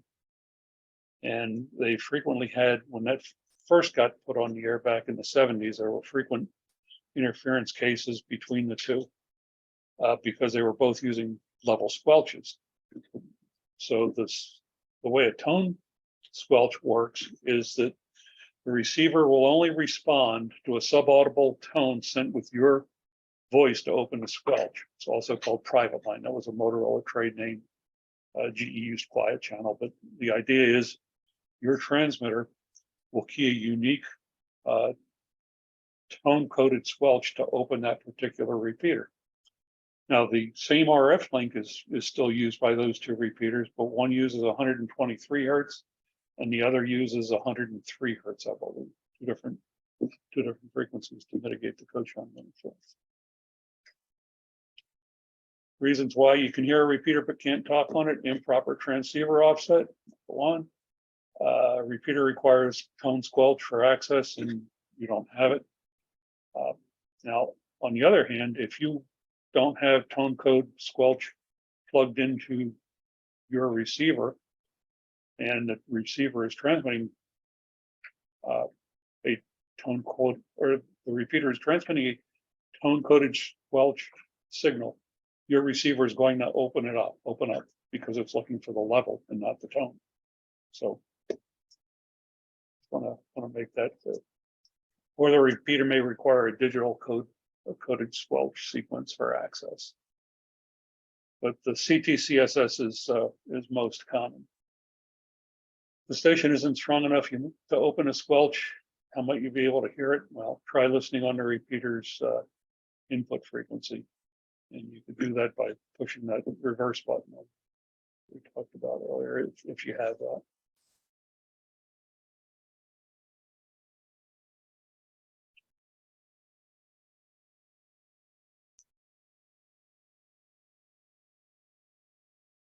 Okay, if your signal is breaking up, you might be over deviating, you're talking too loudly.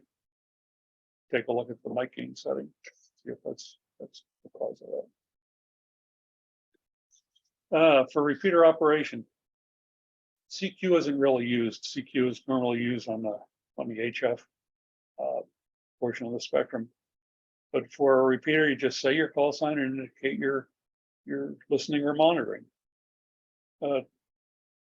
Say their call sign, identify with your call sign, call someone. HF operation, CQ means calling any station. Example of a CQ sequence. This is W2AEW calling CQ. You always want to listen around first before you start calling CQ. Ask if the frequency is in use, see if anybody responds. Sometimes you'll hear somebody on one half of a conversation that you're picking up, talking to somebody on another half of the conversation that you're not picking up. Come back and say, yeah, it's in use. And make sure that you're in an assigned band. As techs, you're going to have some privileges down in the 10 meter portion of the amateur band. You may find yourselves talking to amateur, extra, or general class licensees. And you may encounter some interference. And somebody says, hey, let's move up to another frequency. Well, make sure that other frequency is within the authorized portion of the band for your class license, okay, of 10 meters. We'll be talking about that again in a little bit. Responding to a CQ, always transmit the other station's call sign followed by your own. Station identification, you want to proper identify that you're transmitting even when testing. Requirements to identify at least every 10 minutes of operating and at the end of your operation. Okay, techs can operate CW on 80, 40, 15, and 10 meters in HF. And Q signals are used, which is the Morse code shorthand for a lot of different things. QRM indicates interference. QSY indicates that you're going to change frequencies. QRT indicates your last transmission. Or QRN indicates that you're experiencing noise. Or cool. General guidelines for a band plan, which this is for the 2 meter band, and you see the first 100 kilohertz down at the low end is dedicated for CW. The next 200 kc is for single sideband. And then APRS on 144.39. Alan spoke about that for the automatic reporting scheme. Then repeater inputs, some packet and DSAR operations and on simplex, and then repeater outputs, and so on up the band. Okay, it's voluntary.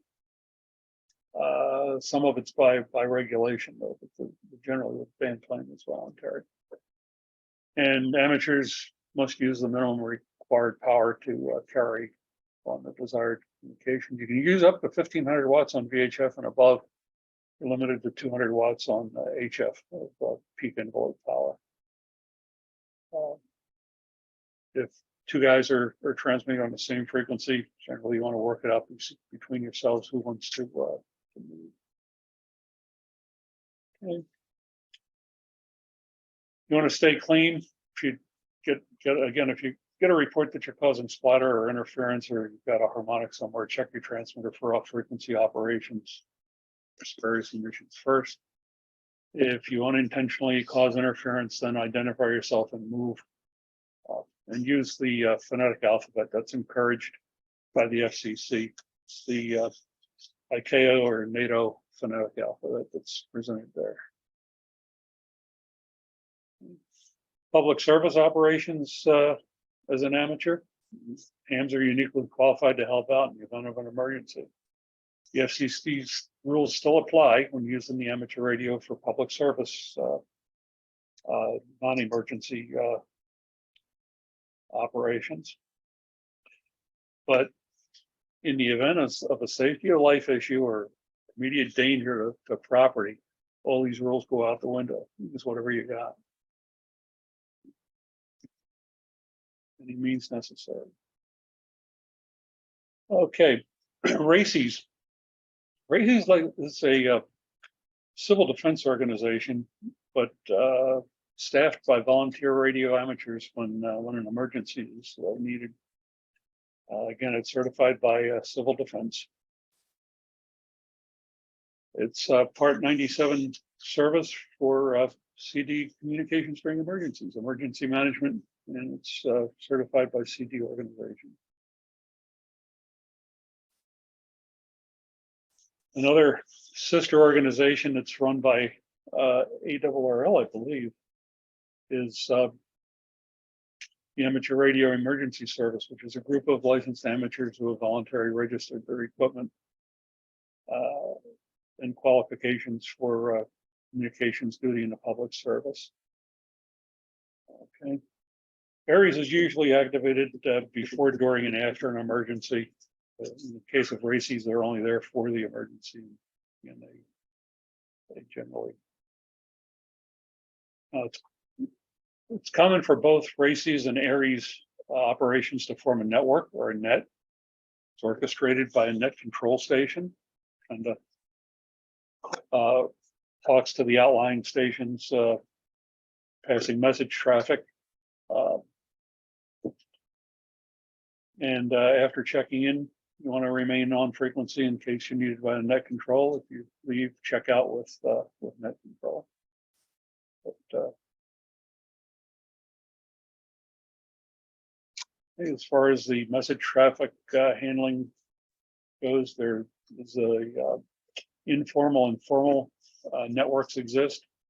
It's most important to pass messages exactly as they're written or spoken or received. Okay, verbatim.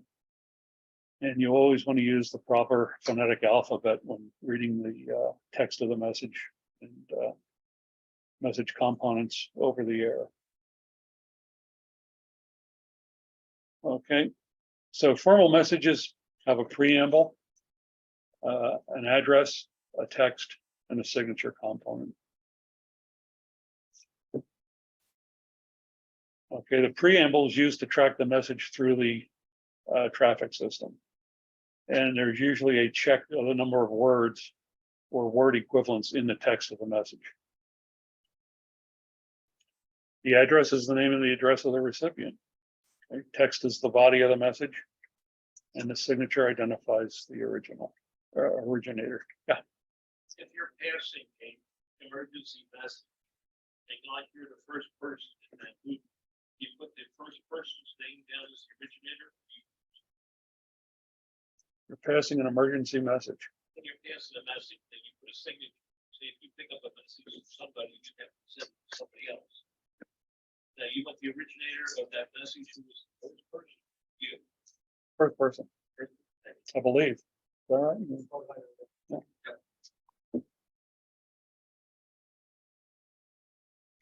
Okay, net operation. Again, all communications is orchestrated through the net control. You only transmit when the net control talks to you.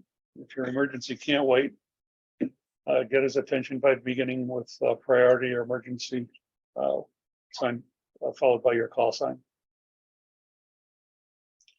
Amateur satellites. Okay, space. Up and downlink frequencies. They're often on different bands. In the UV mode, the uplink's on 70 centimeters and the downlink is on 2 meters. Need license privileges to transmit on the uplink frequency. To receive, you don't need anything, but to transmit, you need the license privileges. And you want to always use the minimum power necessary to close the link. Most of these links are FM, but some operate on CW single sideband as well as data.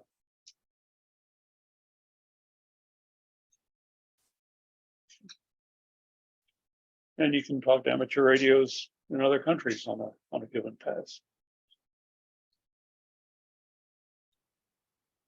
Okay, satellite beacon. Some satellites have beacons, transmit information about the satellite on the beacon frequency. It's normally health and information or health and status information, and anybody can receive this telemetry without licensure. But common problems with satellite links, Doppler shift. Okay, Doppler is just the observed frequency change relative to the motion between the satellite and your Earth station. Okay. And spin fading. Spin fading is caused by the rotation of the satellite antenna system. It moves along.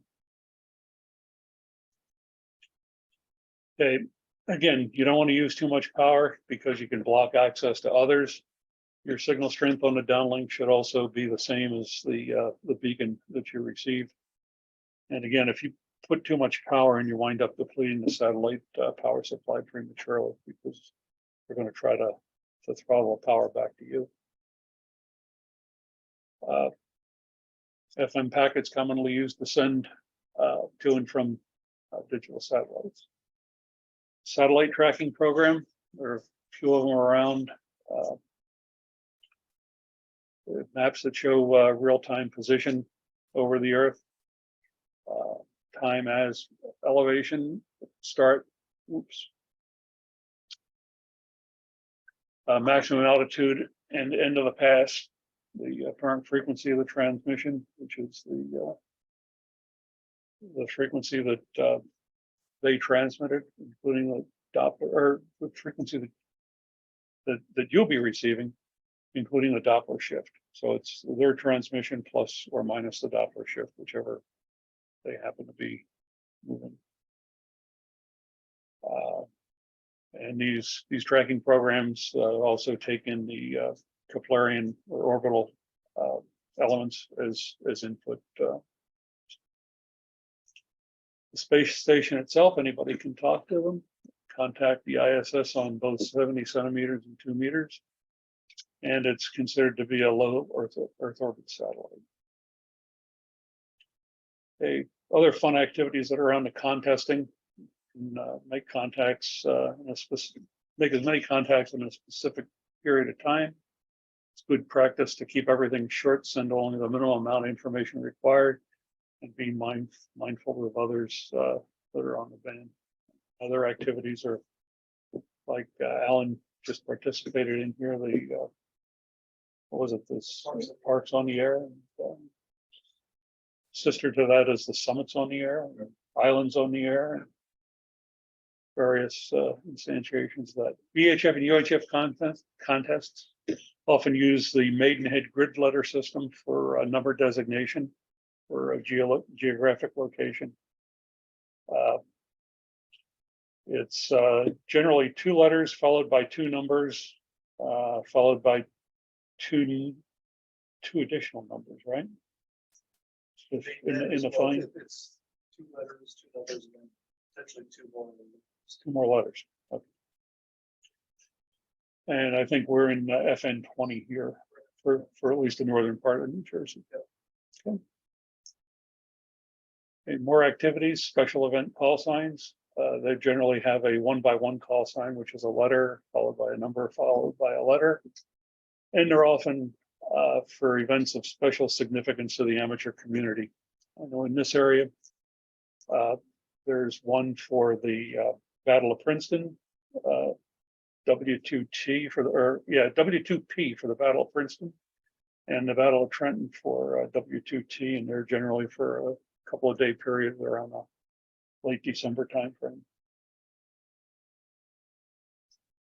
Okay, even more fun. Oops.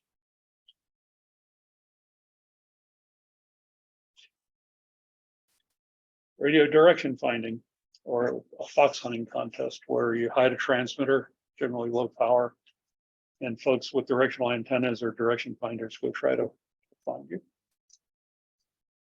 Okay, some internet.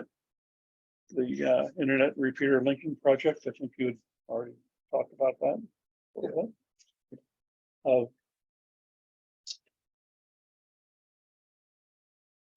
And some more internet. Echolink. You have to register your call sign with the Echolink folks and provide a proof of license so that you can dial in over the internet to a variety of available repeaters, talk to repeaters in various locations. Gateway is the name of the station that links other stations via the internet.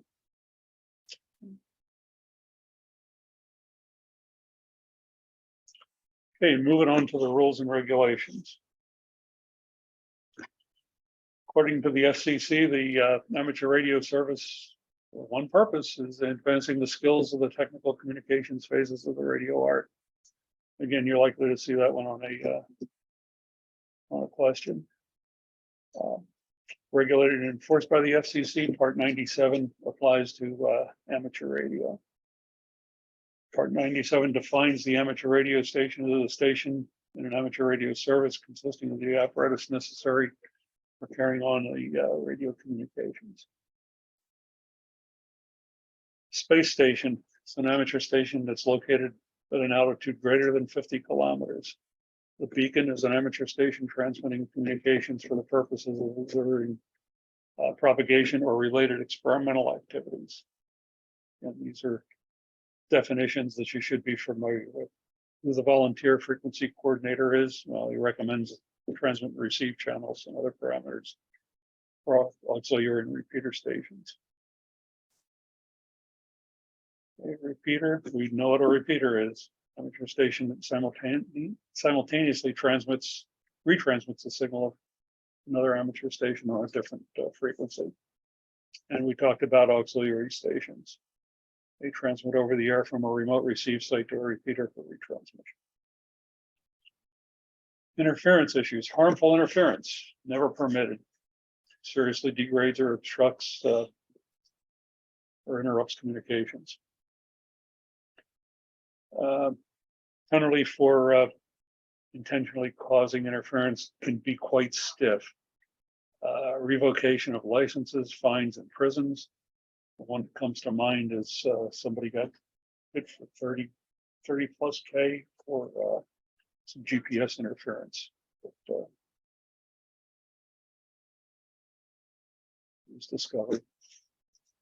International Telecommunications Union, that's the body of the United Nations that addresses information and communications technology issues. The United States is a part of that. There are 3 ITU regions. North America is in region 2.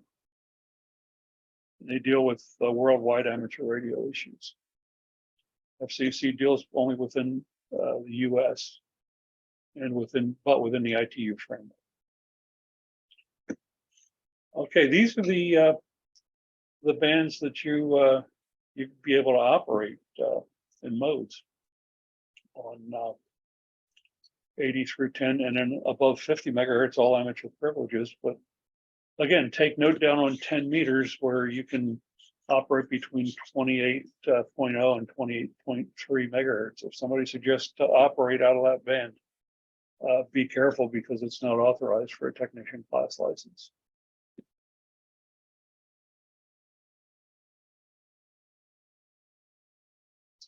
Questions on bands and frequencies? 52 megahertz is within the 6-meter amateur band.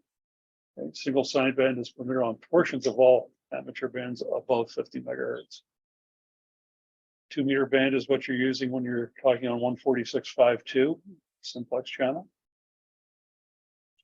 443.350 is in the 70 centimeter band, authorized for use by technician class licensees in region 2. 1296 is a 23 centimeter band. Techs can 1.25 20 meter band. The 220 megahertz band is what you're using when you're on 222.3. And fixed digital messaging format is only authorized for 219 to 220. And techs have HF phone and teletype privileges on 10 meters only in the HF part of the spectrum. Again, 28.3, 28.5.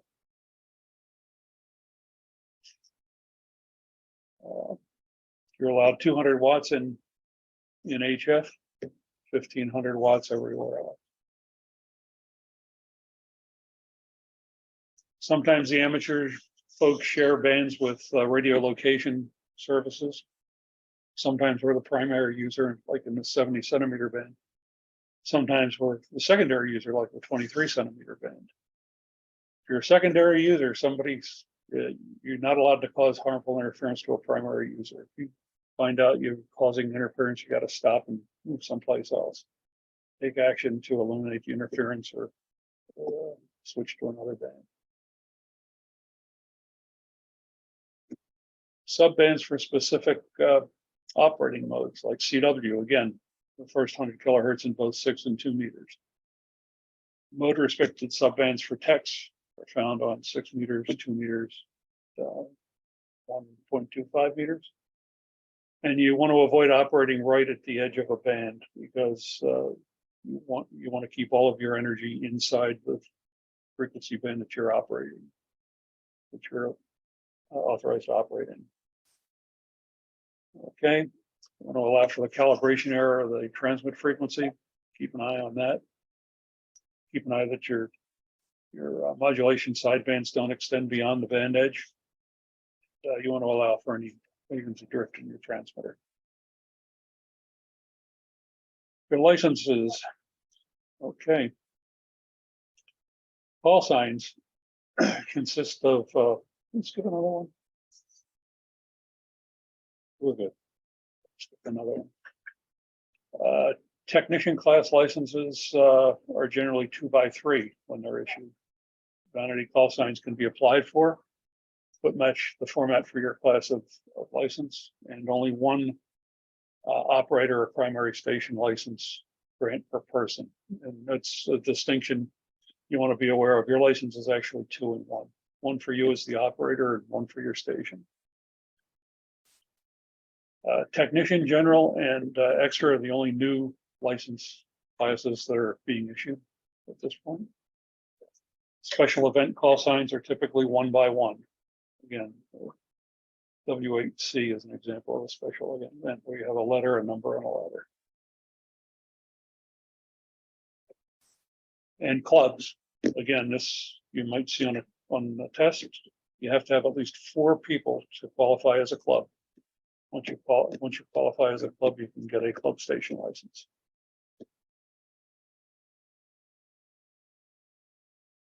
Rules and records for operating. Logging is no longer required. Okay, but you must keep your mailing address and an email address current. Failure to do so can result in suspension or revocation of your license, and the FCC will take action if they try to contact you and they get returned correspondence due to an incorrect address. One example of a record you might want to keep around is what Alan had mentioned, and that's the analysis of your RF energy coming back from for your safety standard. Just keep that in the file someplace in case you should inadvertently do something bad and somebody knocks at your door with a direction pointer on his car and says, "Hey, I'm from the FCC. Show me your paperwork." You still have it in your back pocket. When can you operate? Well, as soon as you're licensed, you take the test today, gets graded, you pass, the paperwork gets forwarded, and as soon as your license appears in the Universal Licensing System database, you can get on the air with your call sign. That's the only communications that's the proof of your license grant. And nobody will mail you a license anymore. You have to log on, grab that yourself from the FCC base. License is valid for 10 years from the date of issue. After that 10 years, if you don't renew, you have 2 years to renew and still get that license back reinstated. Can't transmit until the renewal shows up during that time period. After 2 years, everything reverts back to nothing. Operations outside the US, if you go to a foreign country, some countries do have reciprocal agreements. I know Canada does, Germany does, but you want to check for local restrictions. In international waters, any US documented or registered vessel you can operate from, but the advice there is always check with the master of the vessel or aircraft if you're going to do an operate from an aircraft. Authorized and prohibited transmissions. There you go, obscene or indecent words. Music, except when it's incidental to the authorized retransmission of manned spacecraft flight operations. There's some repeaters on 2 meters, especially down in the southeast in Florida, that retransmit a lot of the manned spacecraft special events. And unpublished codes or ciphers. Can't use a code or a cipher unless it's published, except when you're controlling a spacecraft or a radio controlled airplane. Or a radio controlled vehicle or whatever's prohibited communications. No communications with any country whose administration has notified the ITU that it objects to such communications. And I don't know if there's anybody currently on that list. What happened? No. Take a minute to come back on again.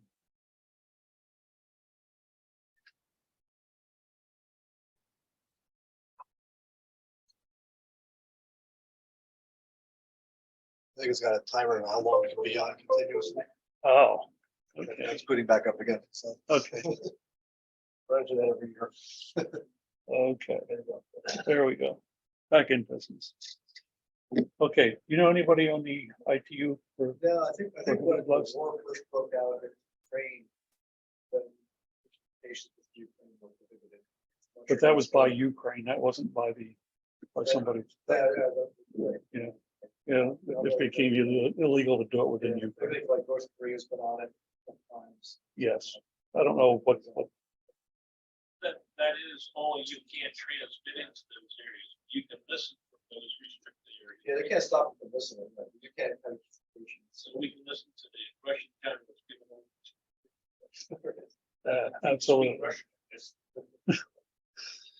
Okay. And you cannot use your amateur activities to make money or be compensated, except if it's incidental to classroom instruction, or occasionally when you want to put out a notice that you've got some equipment to sell. But amateur radio is not intended to be business radio. And no broadcasting. And broadcasting is defined as transmissions intended for reception by the general public. And the only exception to that, again, is a human life safety or protection issue, protection of property issue. And broadcasting is permitted for those 2 specific instances. And transmitting code practice or information bulletin similar to the W1AW daily code practice or bulletin transmissions, or for emergency communications. What is allowed? Well, just about everything else. Communications incidental to the purposes of the amateur radio service, and remarks of personal character, brief transmission for the purposes of making adjustments. Control operators. Okay. A station has always got to have a control operator. Never operated without a control operator. And a person who's licensed, the grant appears in the database and authorized for, or is authorized for alien reciprocal operations, can be a control operator. And it's usually the station licensee. Station licensee can delegate that out, but only to another licensed operator of the appropriate class. License class and control operators determine the privileges for transmitting. An example, tech can't be a control operator in an extra portion of the band. Okay. Control operator point required only for transmitting, designated by the station licensee. Both control operator and station licensee are equally responsible for the operation of the station. Control operator originating of the originating station is responsible in using the repeater. Control point is a location at which the control operator function is being performed. Control type, you have two types, local and remote. Local is like transmitting from your handheld. Remote is where the control operator is not located at the station, but can manipulate the controls from a remote location, such as over the internet. Required at all times and has to be present at the control point. Directly manipulates the controls of the station. Automatic control repeaters, when the control operator is not present at the control point, and this is the only type of permissible for the control operator to be at a location other than the control point. Identification, again, every 10 minutes with the end of a contact in English. Voice, phone, or CW emissions. Phonetic alphabet use is encouraged. And the only time you don't have to identify is when transmitting signals to a remote controlled vehicle. Tactical calls like race operators are okay if you're supporting things like a walkathon or a marathon. But you still have to identify with your call sign every 10 minutes. More on station identification. This map is a numeric map of the original radio districts where your call signs where your call sign originates. New York and New Jersey are both still in two lands. So if you're a New Jersey resident, you're going to get a letter 2 and then 3 more letters. If you're in Pennsylvania, it'll be a letter 3 and 3 more letters. And like it shows up on the list there, all of those are correct for identifying yourself away from your primary location. Like if you're mobile. You don't have to do that. Like if I was Pennsylvania, I live in New Jersey, I could say my call /W3 and I'm in Pennsylvania. You don't have to do that anymore. It's just if you want to know where you're calling from or where you're coming from, since it's nice purposes. Okay. Third-party communications or communications message traffic on behalf of somebody else. An example could be a friend using your station. Another example could be a phone patch, where an operator will take a call from somebody on a recreational vessel sailing off the Jersey coast and plug them into a telephone line to talk to somebody on a landline from the boat. That would be an example of third-party travel. It's legal in the U.S. May have restrictions communicating outside the U.S. because the U.S. has got to have a third-party traffic agreement with that country. Station records, again, station records have to be available for FCC representative anytime. And that's about all we have. Anybody have any questions on what we just breezed through? Sorry for taking so much time. No, you're good. Good. So we're sitting at 10 minutes to 2.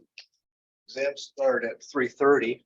We'll probably kind of pause our activities here probably by 3 o'clock the latest to give people time to kind of get in, get the paperwork straightened out to get the exams going at 3:30. So for what we do now, feel free to get up, stretch your legs if you want, but I thought we'd just run through several practice exams online, just do them all together. So you'll see what the questions look like. If you haven't done any of the practice exams yet yourself, you kind of see what they look like and that kind of thing. As I mentioned earlier, the words that you see, the text that you see, and the questions are going to be exactly what you're going to see when you actually take the test, except that the order of the answers may be different than what we show. Because generally the way that we've got different versions of the exams that'll be handed out. Not everybody gets the same version, so you can't look over and see your friend's answer because you probably get them wrong. But the questions may be different, they may be the same, and even if they are the same question, the answers will be in a different order on your exam. So John will go over a lot of the details in terms of filling out the answer sheet and things like that. It's basically like taking the SATs where you're coloring in the numbers for your answers. Okay. It's a long time since I did the SATs. Wow. So let's bring over this guy here. And so I figured I'll just read through these and we'll kind of get a consensus from the class what's the right answer and see how we do together. Okay. So the first is, which of the following receiver filter bandwidths provides the best signal to noise ratio for single sideband? Remember, single sideband is a voice transmission. So would that be A, 1,000 hertz, B, 5,000 hertz, C, 500 hertz, or D, 2,400 hertz? Which is going to give us the best signal to noise ratio? We don't want too little bandwidth, we don't want too much. So how many people say A? How many people say B?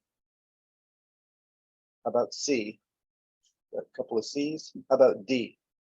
Got a couple of D's. I think it's D. Okay. The C, 500 hertz would be good for a narrow bandwidth, but it's not enough bandwidth to get your voice through. Okay. Okay, so what's the meaning of the procedural signal CQ? Is this A, call on the quarter hour? Is it B, test transmission, no reply expected? Or C, is it the only the called station should transmit? Or is it D, calling any station? D. All right, here D. You can just call out the answer. That works for me. Okay. D is right. Okay. All right, next question. Which of the following is a disadvantage of FM compared to single sideband? Is it A, only one signal can be received at a time? Is it B, the voice quality is poorer? C, FM signals are harder to tune? Or D, all these answers are correct? A sounds right to me too. Okay, what describe, if anybody has any questions about these, like why was that the right answer or why is this the wrong answer, let me know too. We could discuss that now. We can't do it during the test, but we can do it now. Good. So what describes the ability to store energy in an electric field? Is that inductance, tolerance, resistance, or capacitance? Who says A? Who says D? D. D. I got a couple of D's. D is the right answer. So A is the one for magnetic energy. Okay.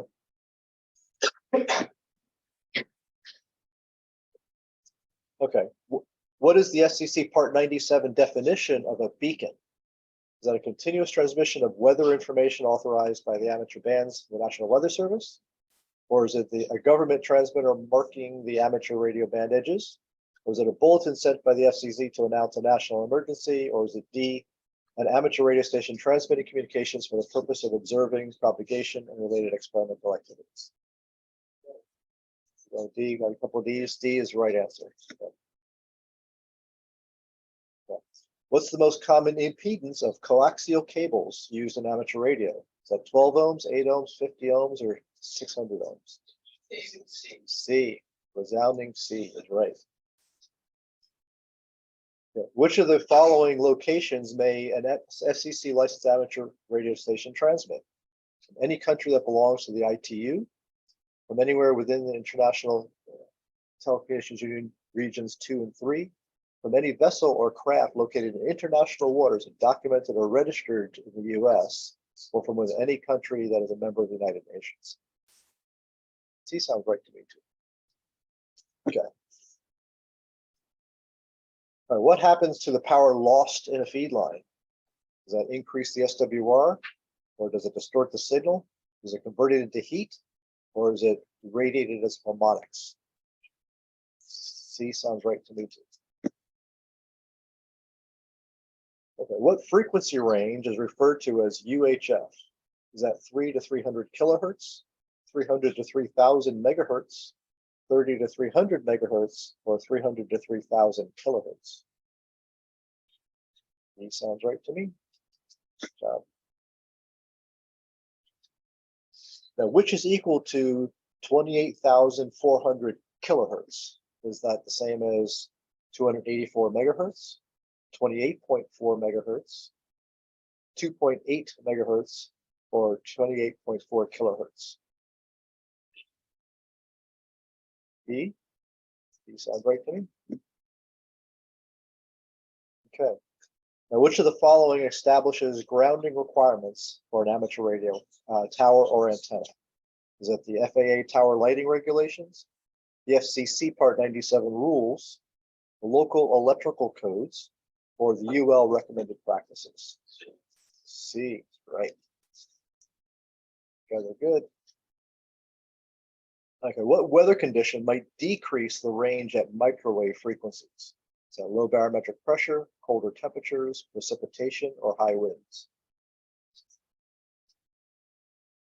Precipitation. So that's gonna basically the same reason why vegetation on trees kind of attenuates signals as well, the moisture. Which term describes the ability of a receiver to discriminate between multiple signals? B.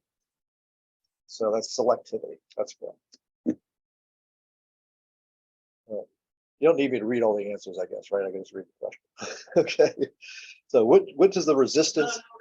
Thank you. I appreciate that. So what is the resistance of a circuit? Resistance of a circuit in which a current of 3 amperes flows when it connected to 90 volts. Remember your little thing? Okay.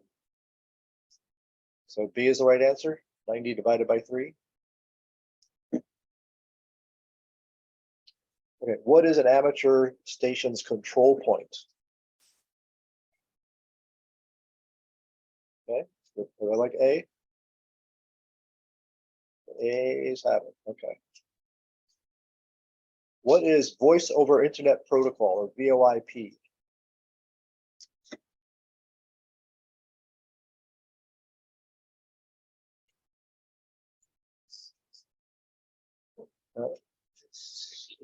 We got C's. I think I hear more C's.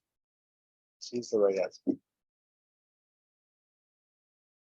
Which of the following best describes an amateur radio mesh network?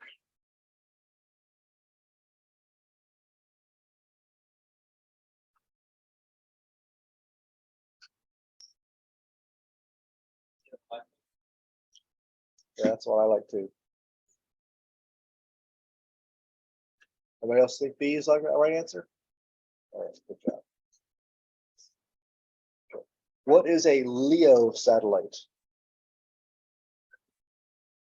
Oh, Earth orbit. That's B.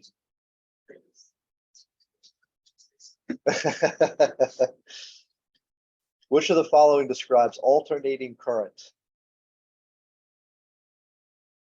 Positive and negative directions. Okay, there you go.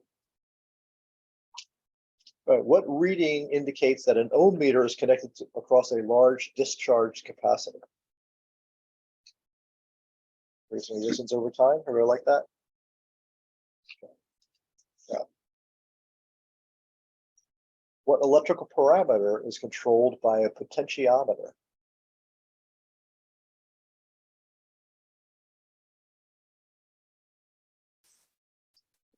Yes, that's a variable resistor, so the resistance is controlled. That's right. Where should the negative power return of a mobile transceiver be connected in a vehicle? 12-volt battery chassis ground. Yeah. Of course, unless the car is a 50-year-old British car, then that's a positive. Which of the following is commonly used as a visual indicator? LED. Well, all of them can be if you abuse them too much, but the LED is right. Okay. In which of the following circumstances may the control operator of an amateur station receive compensation for operating that station?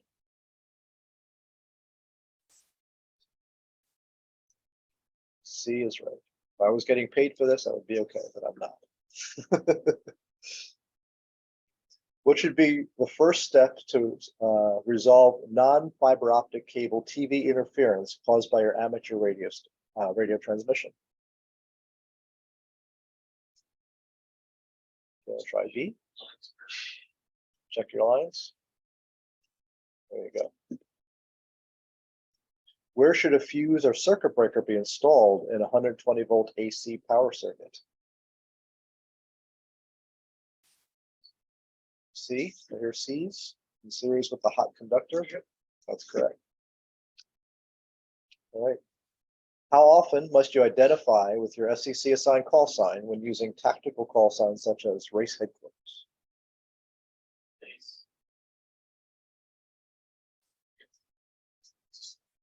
Yep. At the end of each communication and every 10 minutes.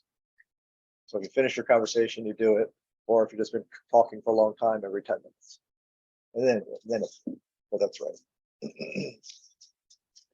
What electronic component allows current to flow only in one direction? That's diode, that's correct. All right. So now in this figure, what is component number 1? That's the resistor. Okay. All right. Which of the following is a characteristic of good traffic handling?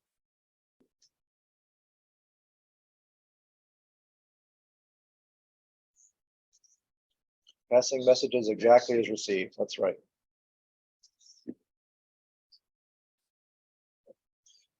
Which of the following frequencies does maximum permissible exposure have the lowest value?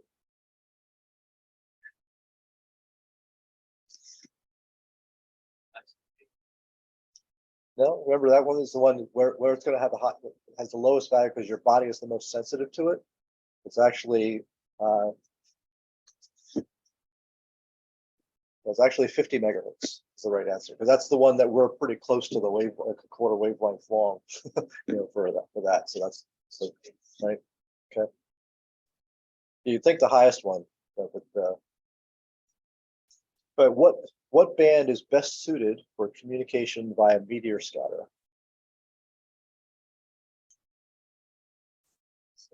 It's actually a couple of different answers here depending on who you talk to, but as far as the exam's concerned, it's actually not going to like B.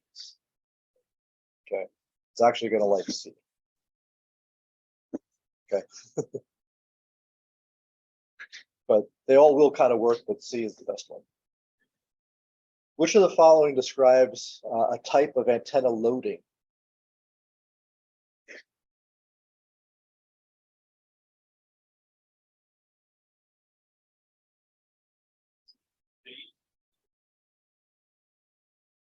Which one are we saying? You said D? Okay. Electrically lengthening or by inserting inductors and radiating elements. That's the right answer. Spring could be an inductor too. It could be. It could be. That's what we've got. Yeah. It looks like Yeah. The springs generally are the coils touch each other, so they kind of all short out. So it doesn't. Okay. On which HF bands does a technician class operator have phone privileges? C is right, the 10-meter band only. Now, which of the following describes a linked repeater network?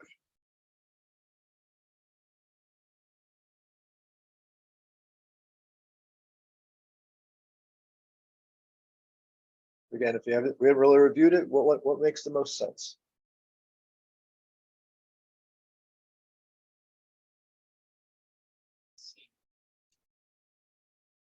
D. D is the right answer. So it's generally when things like the Internet Radio Linking Project, IRLP. California has actually a pretty extensive network where they've got a set of repeaters all up and down the West Coast that are all linked together on the same system. So you transmit on one, you come out on all of them. So.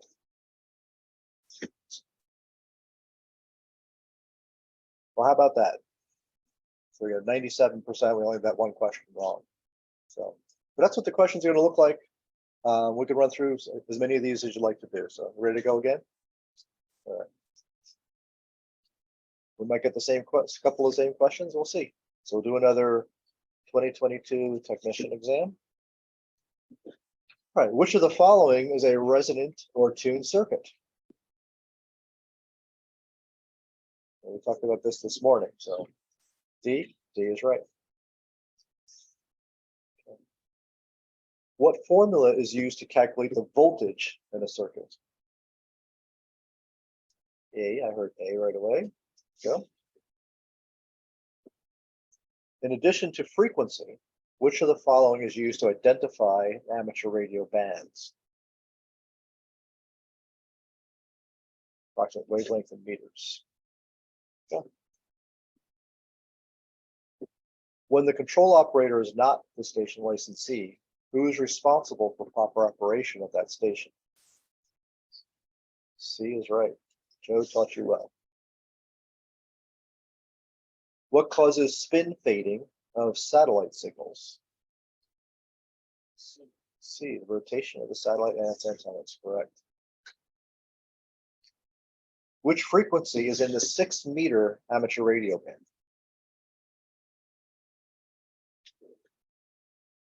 Remember 300 divided by frequency in megahertz or 300 divided by the distance? I'm sorry? D is right, 52 megahertz. Yep. So what term describes an amateur station that is transmitting and receiving on the same frequency? I hear someone say simplex under their breath. Okay, okay. C is right. What should you do if something in your neighbor's home is causing harmful interference to your amateur radio station?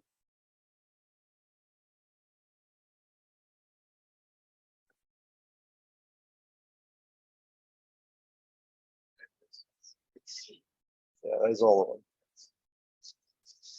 Your neighbor may not want to hear that, but that's what it is.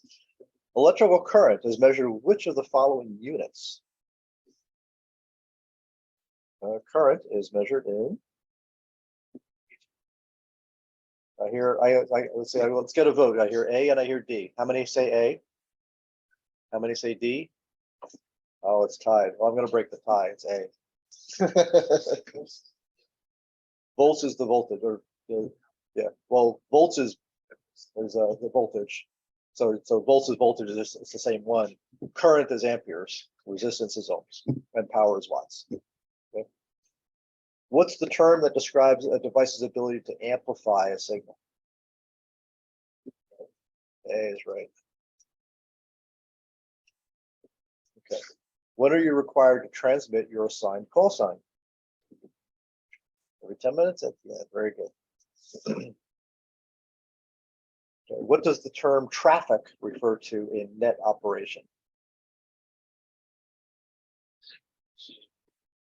C, messages exchanged by net stations. Okay. What's the characteristic of a single sideband compared to FM?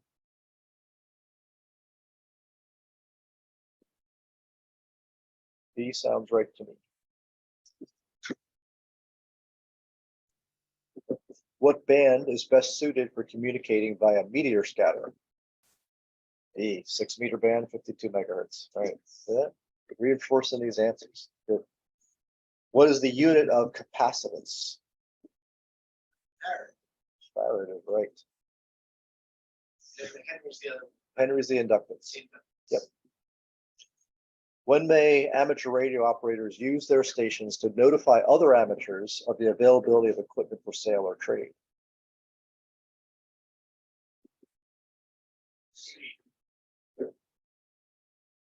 Well, I hear B and I hear C. Let's break the tie. How many say B? How many say C? The B wins. I'm going to go with B. You can still make a profit. You just can't do it all the time. So you can't like run a store like Craigslist on the bands. I'm sorry. Right. So what's the purpose of the color code used on DMR repeater systems? Did you cover that? I don't know if did you cover that in DMR? I think I was out of the room. Identify the frequency pair in use? Nope.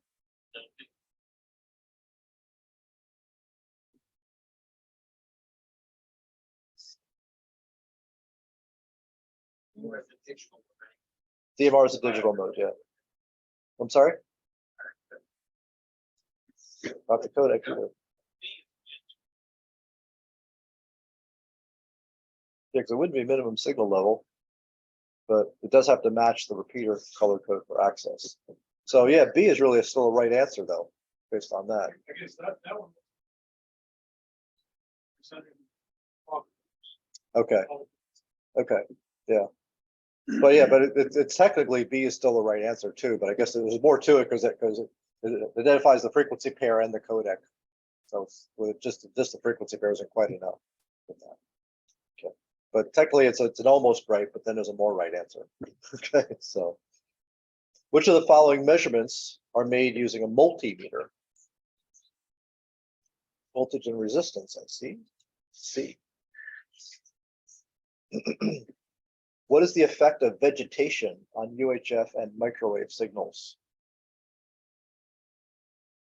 C. Absorption, yes.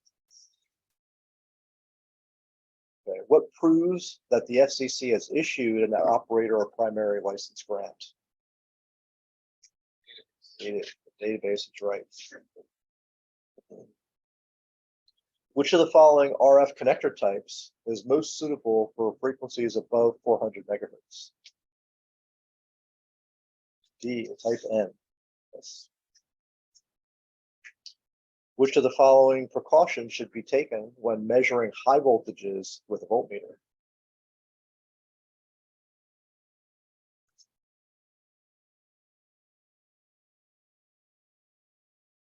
Remember, you can sure the rating for the voltage being measured. Yes, correct. Right. Which of the following items would be useful for a hidden transmitter hunt? That's right. Those we do. There you go. Interesting side note. I remember there's a club in Pennsylvania that did a what's called a fox hunt. They were a radio hunt like this, and they hid this transmitter somewhere, and then people going out finding it. And they were going around for 2 hours. Nobody found the transmitter. The transmitter's in there, just doing beeping away. The funny thing was that the transmitter was sending there's like these little beeps. It was actually sending its location in Morse code. But nobody took the time to actually copy what the Morse code was. If they did it, they would have heard in the garbage can behind the gas station, but they didn't do that. Those,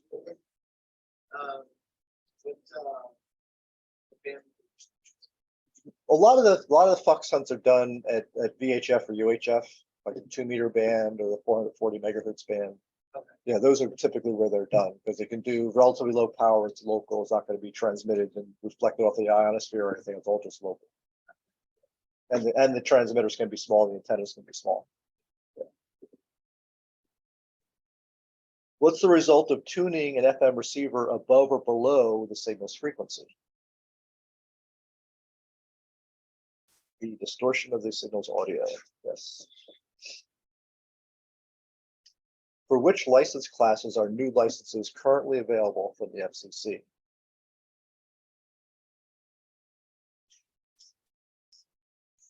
C is correct. Yep. We used to have 5 and now we've got 3. Okay, which of the following is accurately represented in electrical schematics? Correct. Okay, which of the following describes combining speech with an RF carrier? Modulation, that's correct. Okay, what is FT8?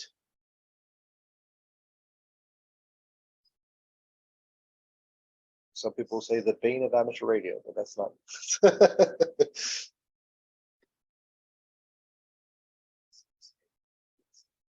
Digital mode capable of low signal to noise operation. That was one of the Joe Taylor inventions, and yep, that is right. Yep. What is antenna gain?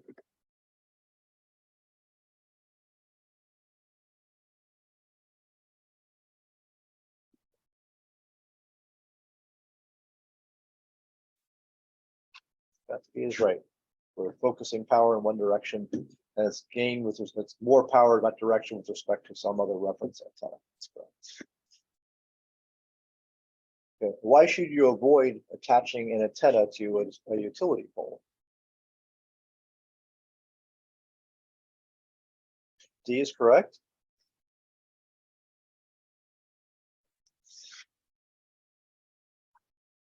Why do exposure limits vary with frequency?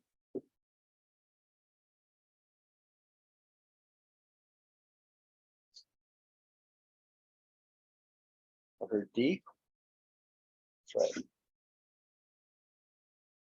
Okay. Which of the following battery chemistries is rechargeable?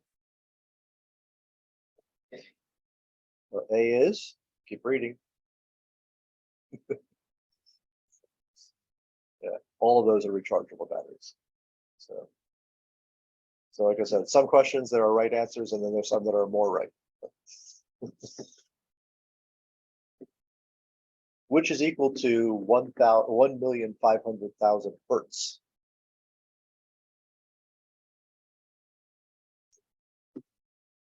You sure about that?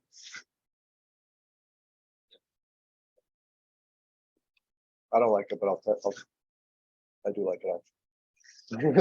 Trying to fool you. I was looking for the megahertz. I know. So, trying to throw you off.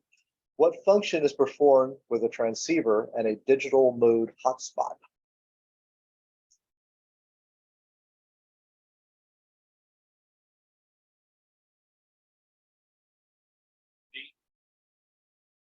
I heard a B and I heard D. So let's bring it to a vote. How many say B? How many say D? I got a bunch of D's. There you go. That's right. All right, last question. Why should the outer jacket of coaxial cable be resistant to UV light?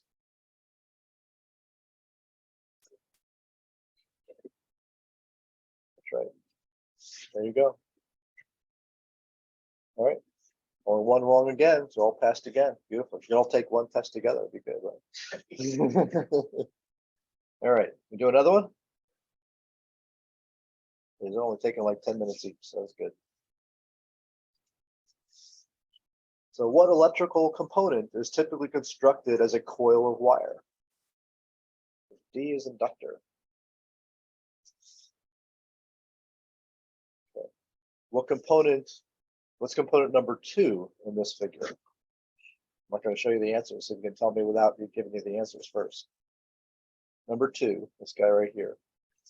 Choice. I know, well, I'm just testing you guys. Come on. All right, so there's the answer. Which one is it?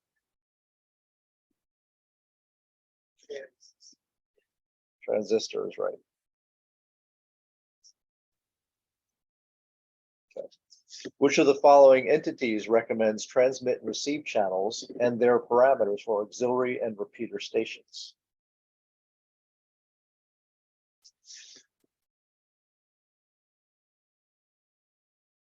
D. Okay. You think D? D is right. Which of the following is used to determine if an antenna is resonant at the desired operating frequency? Antenna analyzer. E. Okay. Which of the following displays an electrical quantity as a numeric value? Right. What's the approximate bandwidth of an AM fast scan TV transmission?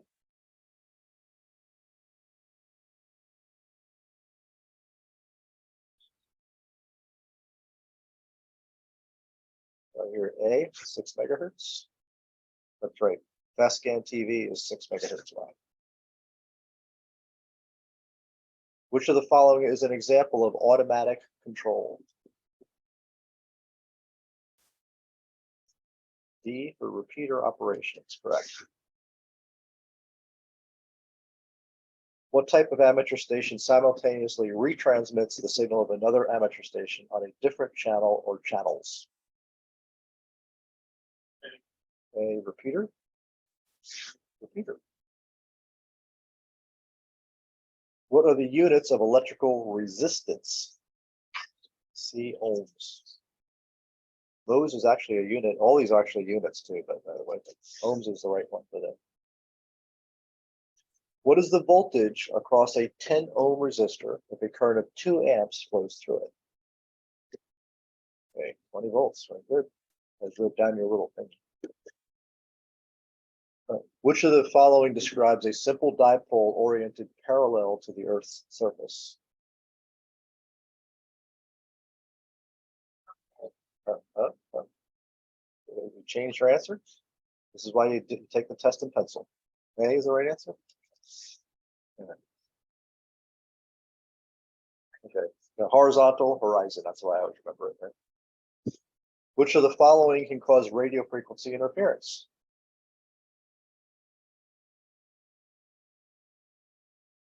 All of them correct? Okay. Which decibel level most closely represents a power increase from 5 watts to 10 watts? 3 dB, very good. What's the abbreviation for kilohertz? I don't think we talked about it, but K is always in lowercase, hertz is always with a capital H, so D is right.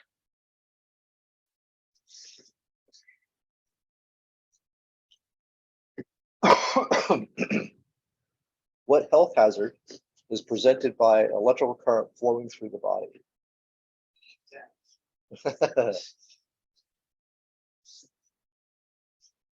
C? Yeah, all those are correct. Under what conditions is an amateur station authorized to transmit music during a phone emission? Incidental to retransmission of manned spacecraft, yes. How are U.S. amateurs restricted in segments of bands where the amateur radio service is secondary?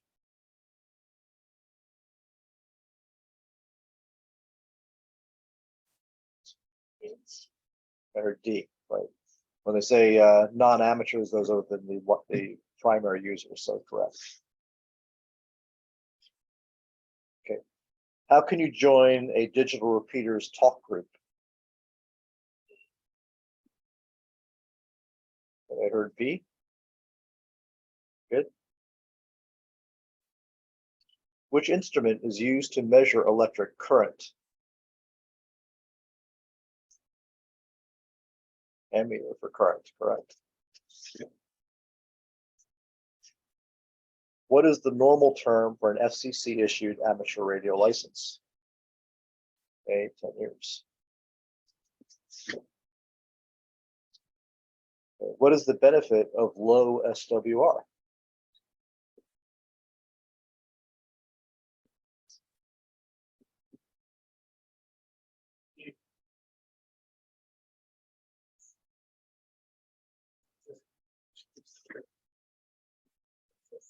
Yeah, there are a couple C's. Yeah, there's really no wear on an antenna, so D would really, that would kind of disqualify that. No moving parts. What's the advantage of having multiple receive bandwidth choices on a multi-mode transceiver?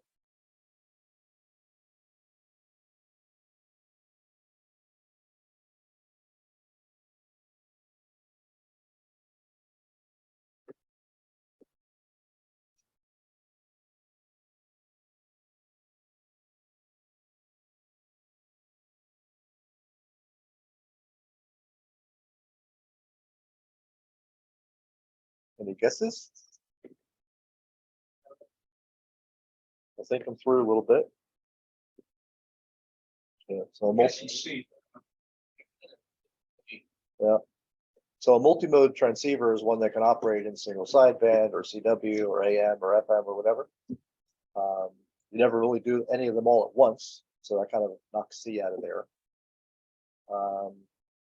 And receive the number of filters doesn't really affect how many memories you have, so that knocks that one out of there. So now, and then, but since we're talking about different modes, it really is optimizing the receiver bandwidth for the mode you want to use. So that would be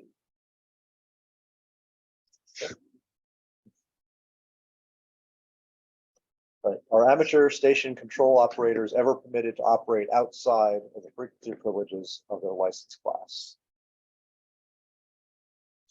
Or B? Okay. What's the name of a circuit that generates a signal at a specific frequency?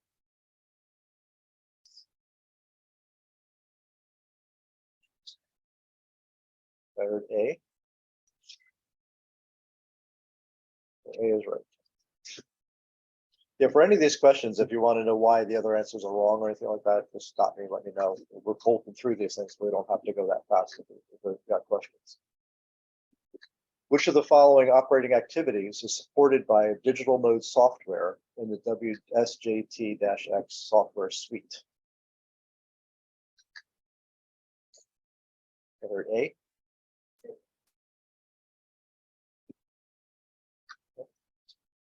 A is correct.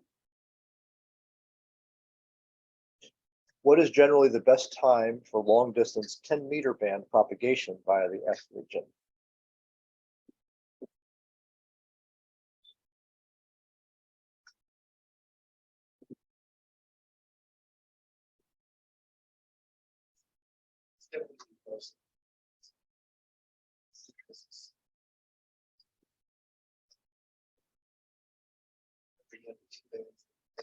Yeah, that's day and night, right? Day it splits into two bands. Night it goes to one band. The higher frequencies work better during the day than at night, so it's going to be something during the day, right? But it's actually high sunspot activity that creates, yeah. So the solar peaks of the 11-year cycle are actually when there's high sunspot activity. Oh, right. Yes, right. It's solar flares that can cause blackouts, but it's the high sunspot activity that actually helps us. Okay, so the answer is B. And like I said, we're just kind of walking our way up to the peak now, so we got another probably good 4 or 5 years of pretty good activity.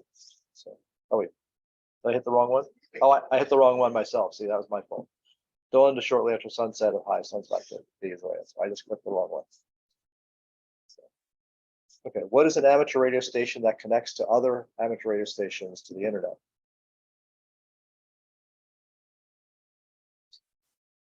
Gateway, right? Okay. Which of the following actions can reduce exposure to RF radiations?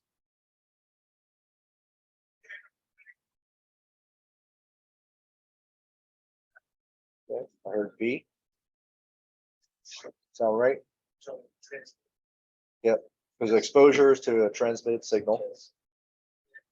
Okay. B is right. Okay. So what is a common repeater frequency offset in the 2-meter band?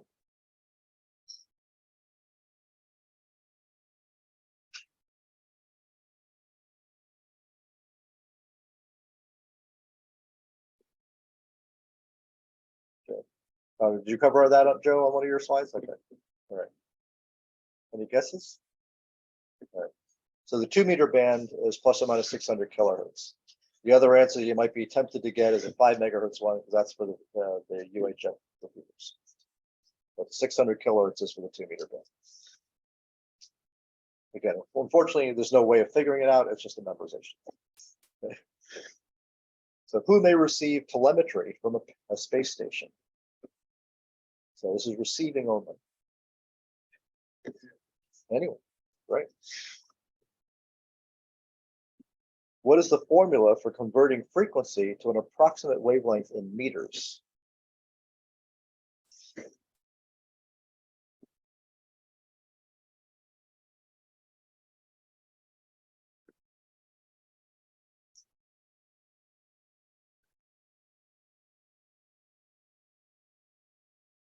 So is it 300 divided by the frequency in megahertz?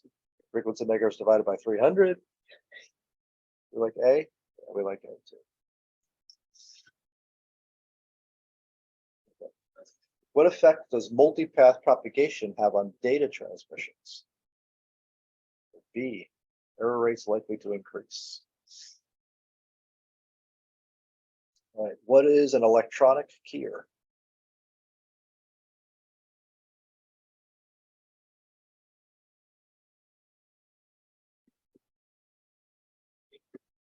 Device that assists in the manual sending of Morse code.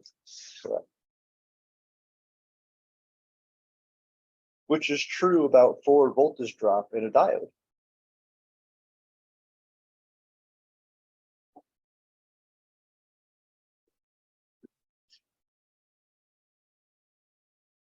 I briefly mentioned this.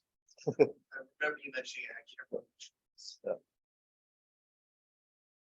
Yeah, so the answer is that it's actually lower in some diode types than others. Germanium diodes have a lower voltage drop than silicon diode. They've got a lower voltage drop than light emitting diodes. Is there a simple thing with the capacitors? Generally, ceramic capacitors are going to be lower value capacitors. Electrolytics are higher value. Okay. Like you're not going to find a ceramic capacitor that's 470 microfarads, but you will an electrolytic. Yeah, so yeah, generally, the lower value capacitors work better at higher frequencies. So at some point, capacitors and the bigger ones can store a lot of energy. That's what's scary about them. So which of the following is an important safety precaution to observe when putting up an antenna tower? See all of those answers. They all look correct, right? No, which one was not right? Hey, you can't insulate the base. You want it grounded. Right.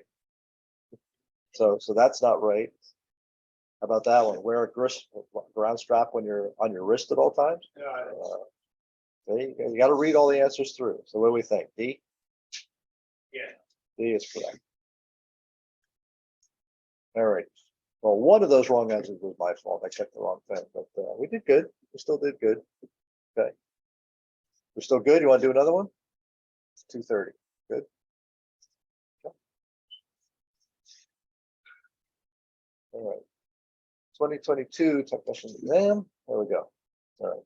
Now, what's the relationship between the electric and magnetic fields of an electromagnetic wave? Right angles. Okay. All right. What language may you use for identification when operating in a phone subband? English. What is the current through a 24 ohm resistor connected across a 240 volt source? Which one did what did I hear? B. Okay. What antenna polarization is normally used for long distance CW and single sideband contacts on the VHF and UHF bands?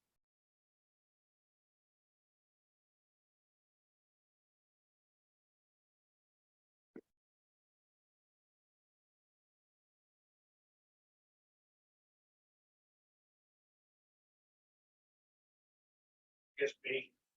I guess B, vertical. Yeah. That's the consensus. That's not the right answer. What's your second guess?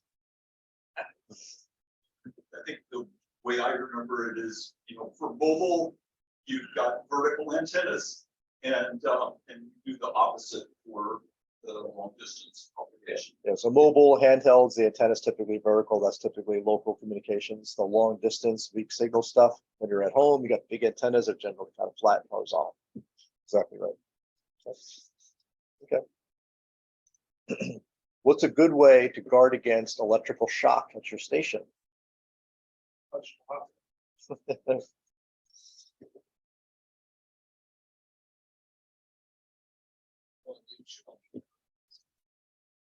Yeah, so that's the right answer. How about the rest? Are they all right? Yes. So D. Okay. All right. What reading on an SWR meter indicates a perfect impedance match between the antenna and the feed line? D, 1-to-1. What happens as the frequency of a signal in a coaxial cable is increased?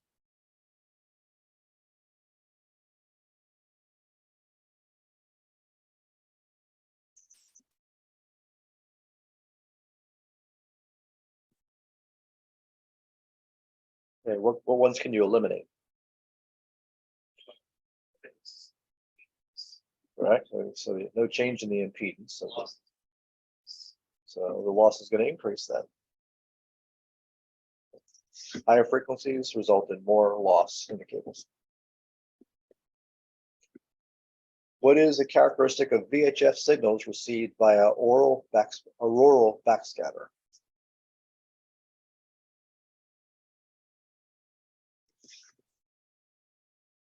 I don't think I specifically mentioned this, but think about what the aurora looks like. It's kind of moving around. What's that going to do to a signal?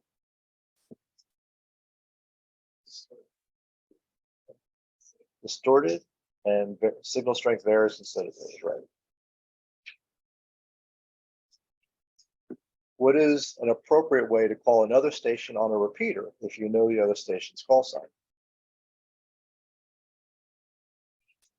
B, say the station's call sign that identify with yours. That's correct. What type of radiation are radio signals?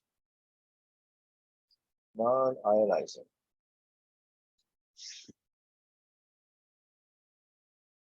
Which of the following frequency ranges are available for phone operation by a technician licensee? Again, unfortunately, just a memorization thing. Well, was like never. 28.1 to 28.3. How many say A? How many say B? Well, it's not A. Yeah, unfortunately, it's just a memorization thing, and it's 28.3 to 28.5. Yeah, so 28.3 to 28.5. Okay. All right. All right. What is the function of component 2? What's the function of that guy? We already established last time that was the transistor, right? What's its function?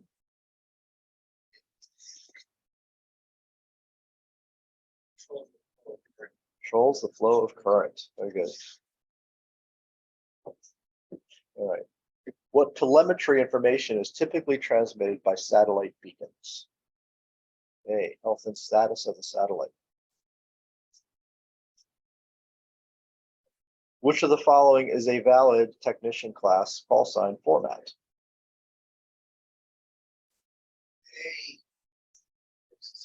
That's right. It's a 2x3. So two and 3 letters. Yeah. With which countries are FCC licensed amateur radio stations prohibited from exchanging communications?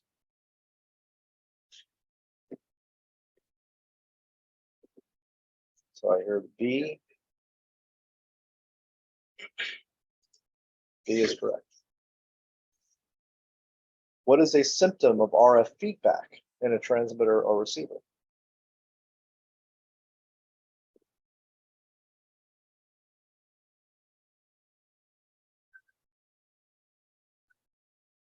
Sounds like A to me too. Yep. All right, what is the component number 4? What is that component right here? That is so it's this component right here.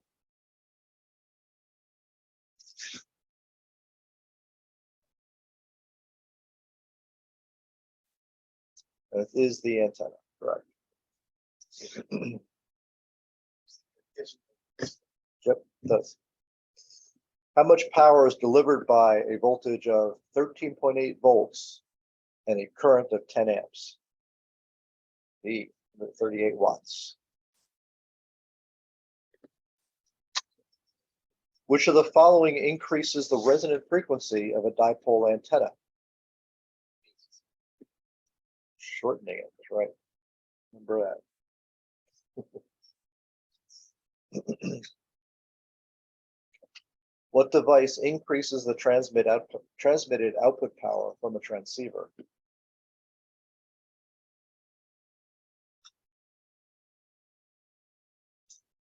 Okay, an amplifier. Okay. Which of the following are typical duties of a net control station?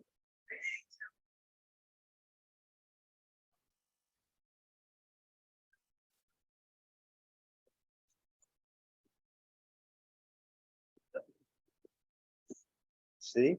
C's right. How about the others? The others are kind of right or no?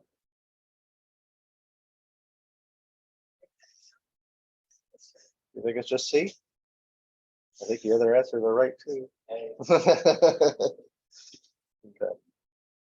So, oh, that's not either. Actually, call the net to order direct communication. That's really the right answer is D. I mean, the net control station might do those other things too, but it's really that job. So again, it's the most right answer. Which of the following applies when two stations transmitting on the same frequency interfere with each other? B. The negation should negotiate amongst themselves who's going to use it. Nobody owns the frequency. You know, certain net operators might tell you, hey, we always operate net here, go away. Which term describes the rate at which electrical energy is used? See, that's power.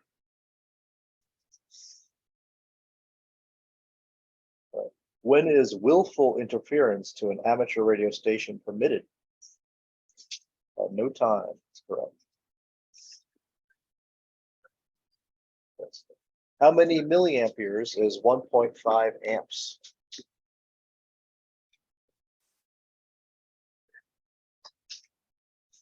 What do you think? Remember, what's milli? What's a factor of? It's 1,000, right? So A is 1,500. Okay. Right. Where should an RF power meter be installed? In the feed line between the transmitter and the antenna. You can install it all those other places, but it won't do you any good. Which of the following is an important safety rule to remember when using a crank-up tower?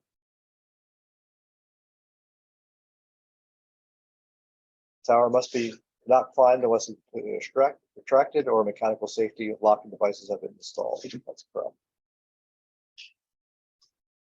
Which of the following controls could be used if the voice pitch of a single sideband signal returning your CQ seems to be too high or too low? If the voice pitch is too high or too low. The R-right receive incremental tuning or clarifier is correct. Which of the following describes DMR?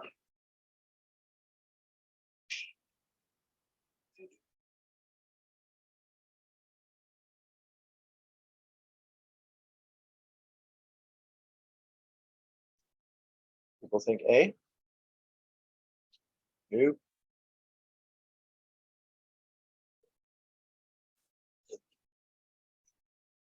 So automatic position tracking, that sounds more like APRS, right?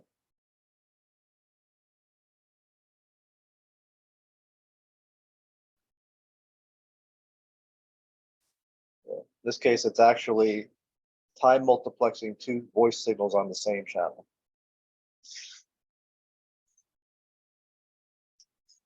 Which sideband is normally used for 10-meter HF, VHF, and UHF sideband communications?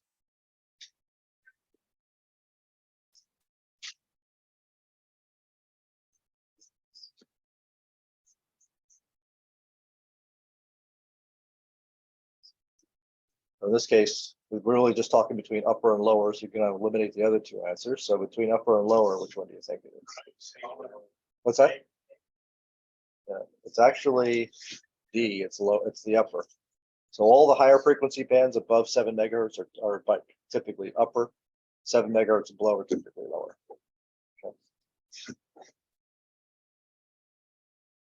Okay, what is a grid locator?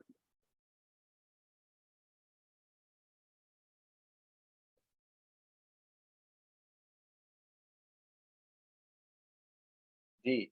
It's a letter number designation assigned to a geographic location. There's a grid. So we're actually FM20 or FN20? FN20, right? FN20. All right, what type of component is often used as an adjustable volume control? C, potentiometer. All right. And how is the cathode lead of a semiconductor diode often marked on the package? B with a stripe, right. So which of the following is an example of remote control as defined by part 97? Remote control.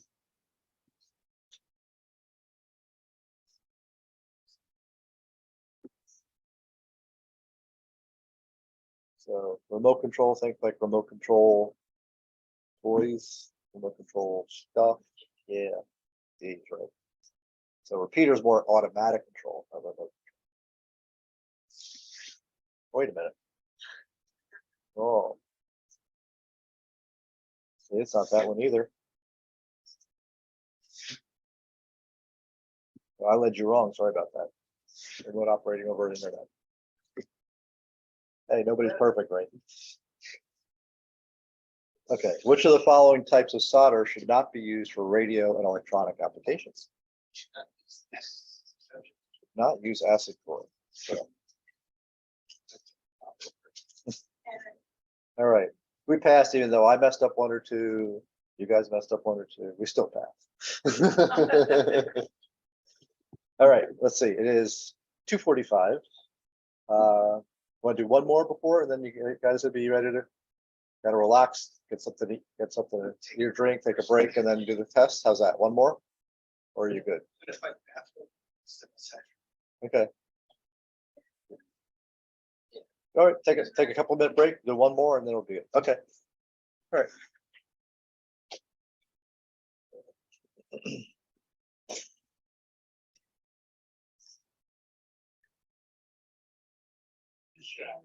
That's a typical ham. What's wrong with that? All right, folks, let's do one more exam. All right. Okay. So yeah, that's the information you need. All right, here we go. Last practice before the real thing. All right. Okay, so what operating activity involves contacting as many stations as possible during a specified period? D, contesting. Sounds right. Not everybody's cup of tea, but if you like that kind of stuff, so you go at it. What hazard is created by touching an antenna during a transmission? My wife is around here somewhere. D, RF burn to the skin. That's correct. So I pulled Lucy on my slide. What's the formula used to calculate electrical power in a DC circuit? Remember that little diagram I told you to write down? Okay. Power, so it's like the pie chart, P over IE, right? Okay, which of the following is part of the basis and purpose of the amateur radio surface? The radio art? Right, that's right.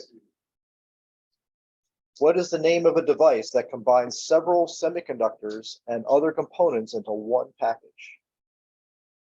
The integrated circuit. What is the definition of a third-party communications?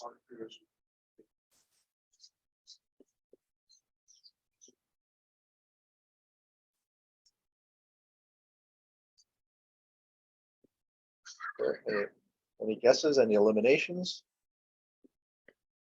Third-party communications. Okay, so you can eliminate that one.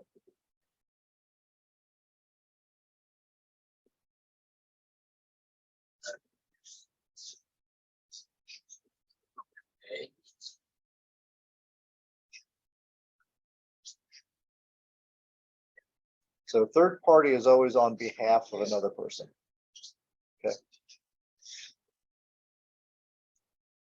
So which is the proper grounding method for a tower?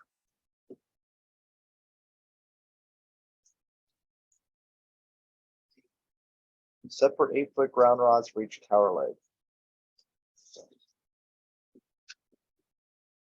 Which of the following is true of a PL259 type coax connector?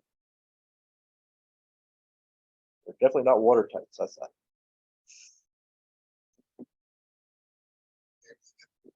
A, they are commonly used at HF and VHF frequencies. That's correct. Which of the following precautions should be taken when measuring in-circuit resistance with an ohm meter? Sure, the circuit is not powered. That's correct. What antenna polarization is normally used for long-distance CW and single sideband contacts in the VHF and UHF bands? Hey, we just did that one, right? Okay. What's the disadvantage of air core coaxial cable when compared to solid foam or dielectric types? C, it requires special consideration to prevent moisture. Which of these components can be used as an electronic switch? Transistor is right. Which of the following connections is made between a computer and a transceiver to use a computer software when operating digital modes?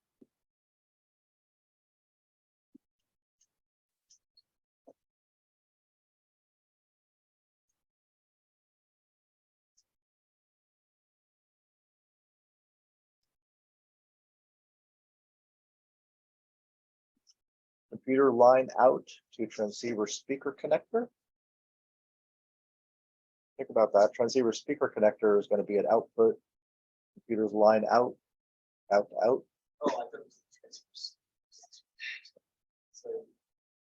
Computer line in to the transceiver speaker. That's right. Which of the following is a way to determine whether your satellite uplink power is neither too high or too low?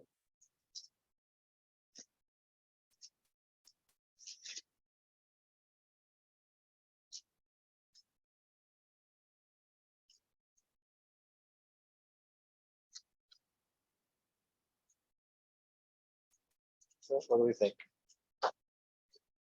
Third A. A is correct.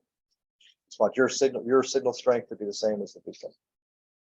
What is the unit of frequency? B, hertz.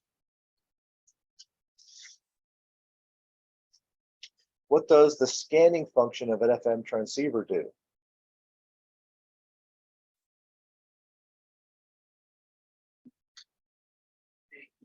D, tune through a range of frequencies. Where may single sideband phone be used in amateur bands above 50 megahertz? Or B, in at least one segment of each of the bands. That's correct. Which of the following is a form of amplitude modulation? Single sideband is correct. What does the abbreviation PSK mean? Phase-shift-keying. C. That's correct. What is a disadvantage of using a handheld VHF transceiver with a flexible antenna inside a vehicle? Reduced signal strength. Yep. What can you do if you're told your FM handheld or mobile transceiver is over deviating? Talk farther away from the microphone. Right. What is the function of a single pole double throw switch?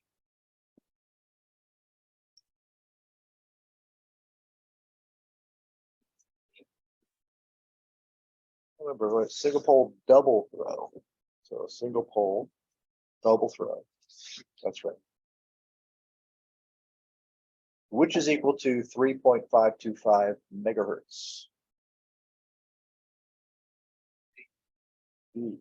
3525 kilohertz.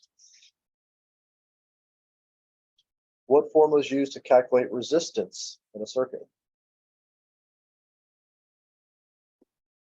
B. What component is number 6 in this diagram? So that guy right there. A capacitor. That's right. Capacitor. Capacitor. What's the purpose of the squelch function? D. To mute the receiver audio when there's no signal present. What is the velocity of radio waves traveling through free space? C. Speed of light. You know that speed of dark is faster than the speed of light. By the time light gets somewhere, dark's been there a while. Okay. Which of the following types of propagation is most commonly associated with occasional strong signals on the 10, 6, and 2 meter bands from beyond the radio horizon? Okay, sporadic E. What device converts the RF input and output of a transceiver to another band?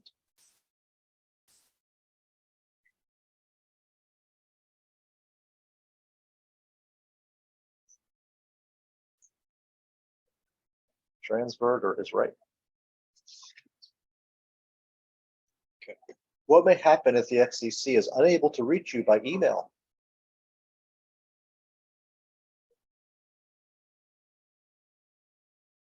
Revocation of license or suspension of the license? Correct. What's the national calling frequency for FM simplex operations in the 2 meter band?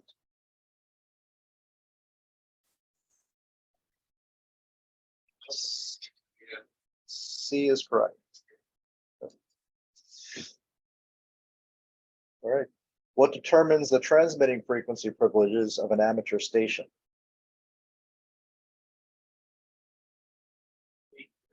The class of the amateur radio license, not the operator. Operator might not have any class, but he still can transmit. What is RACES?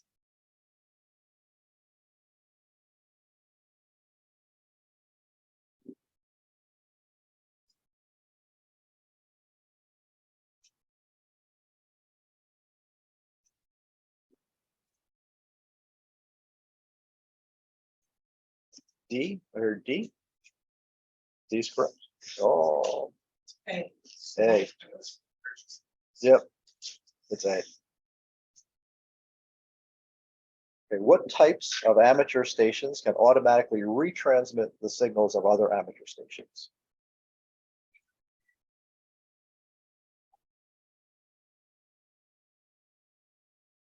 B, repeater. All right, last question. Which of the following is a safety hazard of a 12-volt storage battery?